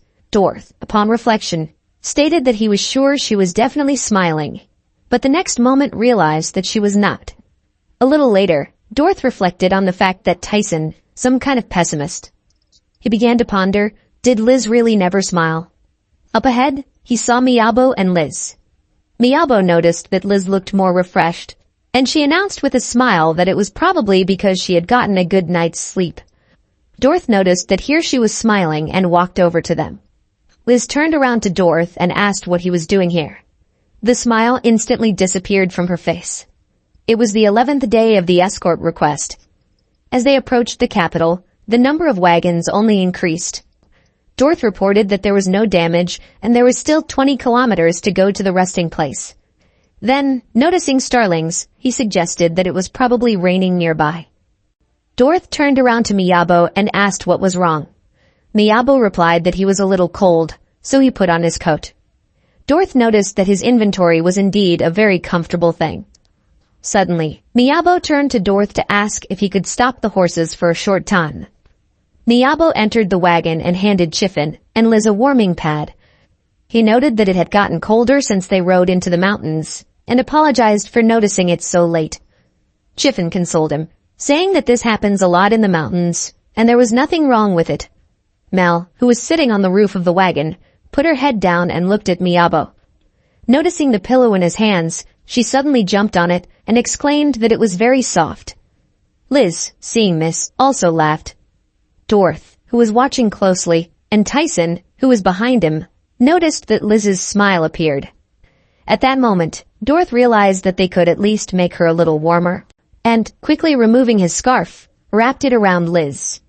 Dorth couldn't help but smile as he saw that Liz was feeling more comfortable, but she quickly noticed that she was even hotter. After politely offering to pass the warm things to Laura, Liz turned to Miyabo. He immediately offered to retrieve the jacket, but Laura reported that she had forgotten to take it out of her backpack. While Liz removed the scarf, she asked them to stop doing strange things and not to worry about her. As they continued on their way, Dorth began to reflect on how much all the events of the day seemed like pure coincidence. Dorth reflected on the fact that Liz had been a smiling child since she was a little girl, and he felt a responsibility to protect that smile. He thought about her childhood and how she had always found joy and pleasure in the small moments of life with ease. Dorth realized that now that they faced hardships and challenges, it was important to keep that bright and joyful spirit that Liz had always carried with her. Suddenly, the wagon came to an abrupt stop, and everyone inside noticed how it began to snow all around them. Dorth, pacing in the snow, noticed that it had snowed quite a bit in a few hours. Miyabo suggested stopping and pitching a tent to rest for a while and wait for the snowfall to subside. However, Dorth decided that it would be better for them to continue on despite the weather. At this point, every minute became precious, and he felt that they needed to move forward to reach their destination as soon as possible. Miyabo gave him a surprised look, and Dorth explained that the snowfall might last until late afternoon, so they had better get moving while the snow was still not heavily covering the road. He realized that the longer they were on the road in this weather, the harder it would be to advance, and decided not to take any chances. Dorth explained that in 3 hours they would reach a slope facing the side of the capital where the snow would no longer be as much of a hindrance. He also emphasized that from a safety point of view, it would be better to continue on and begin the journey tomorrow, starting in the morning, with clearer skies. Suddenly Liz got out of the wagon and expressed the opinion that they should stop after all. Liz emphasized that in addition to the fact that the usual factors such as physical exhaustion from running and cold already posed a serious threat, the frozen ground, poor visibility, and increased monster activity during the hours of darkness would add to it. In her opinion, these are too many dangers to ignore. Laura, upon hearing this, remarked that Liz was worried about them. But Liz stated that she was worried about the horses and about Chiffin-sama. Dorth explained that he understood Liz, but if they decided to postpone the journey until morning, they would face more difficulties because the snow would make the road difficult. He asked Liz to trust him with the decision. Liz confirmed that she understood Dorth's logic, but reminded him that they always had Miyabo to offer alternatives. On the 12th day of the trip, they continued to weigh their decisions and concerns. Liz recalled her previous experience with going through the rock and suggested a similar approach in the snow. Miyabo explained that they could advance by clearing the road of snow. Liz suggested that with that, as long as Miyabo was leading the squad, they wouldn't have to run, and they had a chance of reaching the capital today. Liz confidently declared that she wasn't wrong this time. Dorth supported her, noting that this approach would allow them to conserve their strength and advance without problems. He expressed that it was a good decision, and Liz smiled in response. Liz asked Miyabo to try her best, and he told her to leave it to him. Dorth pondered over the reason for Liz's smile. Was it due to the fact that he praised her? Dorth concluded that Liz probably smiled because he approved of her decision. He then approached Tyson and Laura, expressing his desire to speak with them privately. Dorth emphasized that Rise was the heart of Radcliffe. Him, who was fine on his own, the exuberant Laura, and Tyson, who joined a little later, it was Rise who bound them all together. But when he was gone, their link was Liz. Dorth confessed that they had all been real fools to lose sight of her true self, and it was only now that he realized it. Laura could not hold back her tears, and Dorth suggested that they sit down together again and discuss how to learn how to better express their love for each other. Mel held out an empty plate to Miyabo and asked for more. Miyabo accepted the plate from Mel with a smile and added another portion of the spicy black orc meat sandwich. He noticed that Mel was actually enjoying the food, and it satisfied her quite a bit. Liz interjected that perhaps the physical strength of the beastmen required a lot of food, and that was why they ate so often. Mel only nodded in response, agreeing with that assumption. Miyabo curiously observed Mel looking at him intently and decided to ask what was going on. However, she only silently continued eating. Miyabo then turned his gaze to Tyson, still unsure whether or not he had taken any action. Miyabo observed the situation carefully and noticed that since the day the snowfall began, something had changed in the atmosphere around Dortsan. Miyabo realized that they were approaching the end of the path that seemed impossible to reach. The capital city was already visible in front, and the 14th day of the escort was already at an end. Liz felt mixed emotions, for they were already almost at the capital. Miyabo noticed that Liz was agonizing today and asked her if she could decide what to do about Radcliffe's proposal. Liz silently pondered. Liz stated that she was thinking about it, of course, but also about the gentleman. Miyabo remarked that they were being helpful, after all. He reflected that it wasn't up to them to decide either way, though he still thought they had done their best. Liz stated that she had ended up being the most useless of them all. Miyabo exclaimed in surprise and said that those were his words. Miyabo loudly reprimanded that everything was going fine thanks to the efforts of each of them, including her. He emphasized that the idea of continuing to move forward was her idea. Liz tried to compliment him by pointing to Miyabo as the one who had done the bulk of the work. But Miyabo quickly objected, pointing to their success in traversing Dragon Gorge, where every minute was worth its weight in gold. Liz recalled the slimes they had encountered, but Miyabo strongly emphasized that they were all unharmed. Liz glanced at Miyabo in surprise and noticed that Chiffin-sama had expressed the same. Miyabo looked at Liz and wondered about her tendency to think negatively. He wondered if she had always been this pessimistic. The past began to clarify the background of this trait of hers. Liz turned to Miyabo and asked him if her desire for more was a bad thing. Liz told Miyabo about a conversation with Chiffon-sama, where the latter claimed that by focusing only on what is lacking, such striving becomes poison. She asked Miyabo if one should still try harder and strive for what is lacking. Miyabo replied that it wasn't worth it, and Liz sensed the coldness in his words. He added that he thought her experiences were evidence of her goodness, but that might not be a healthy enough approach. Miyabo noted that Liz was too hard on herself. Hearing this, Liz was surprised, and Miyabo asked what sides of herself she considered strong. Liz thought about it and remarked that she likes to learn. Liz quietly replied that she just enjoys it, and it doesn't mean anything. To this, Miyabo exclaimed that that was exactly what he was talking about. Hearing him shout, Liz asked why he was being so loud. Miyabo argued that it is important to start by stopping denying one's merit. He noted that Liz deserved more self-praise. In response, Liz said that she really had nothing to praise her for, but Miyabo insisted that her gentleness and love of learning were valuable qualities. Miyabo whispered that he only wanted to tell her that once, but Liz didn't seem to realize that she really had many fine traits. He noted that she is quick to come up with strategies and is always attentive to those around her, as well as skillfully managing finances. Miyabo opened the window and invited her to express her thoughts aloud. Liz loudly announced that she really enjoyed learning, and Miyabo confidently affirmed that let the whole world know she was invincible. Liz asked Miyabo if he thought all this was strange. The next day, as they sat in the wagon, Chiffin turned to Liz and remarked that they seemed to be having fun with Miyabo yesterday. Liz looked at her in surprise, and Chiffin added that even in their room, they could hear them repeating those phrases. Liz blushed and asked her to forget it. Chiffin noticed that Liz's face was transformed at that moment, glowing with joy. She was embarrassingly silent. And so on the 15th day they reached the capital. Chiffon, addressing everyone, noted that it had been 2 weeks since they had left Anjouan, and the fact that they had reached the capital safely was their joint merit. She expressed her gratitude for their efforts in fulfilling this request. Alicia opened the door and reported that everything inside was ready for rest.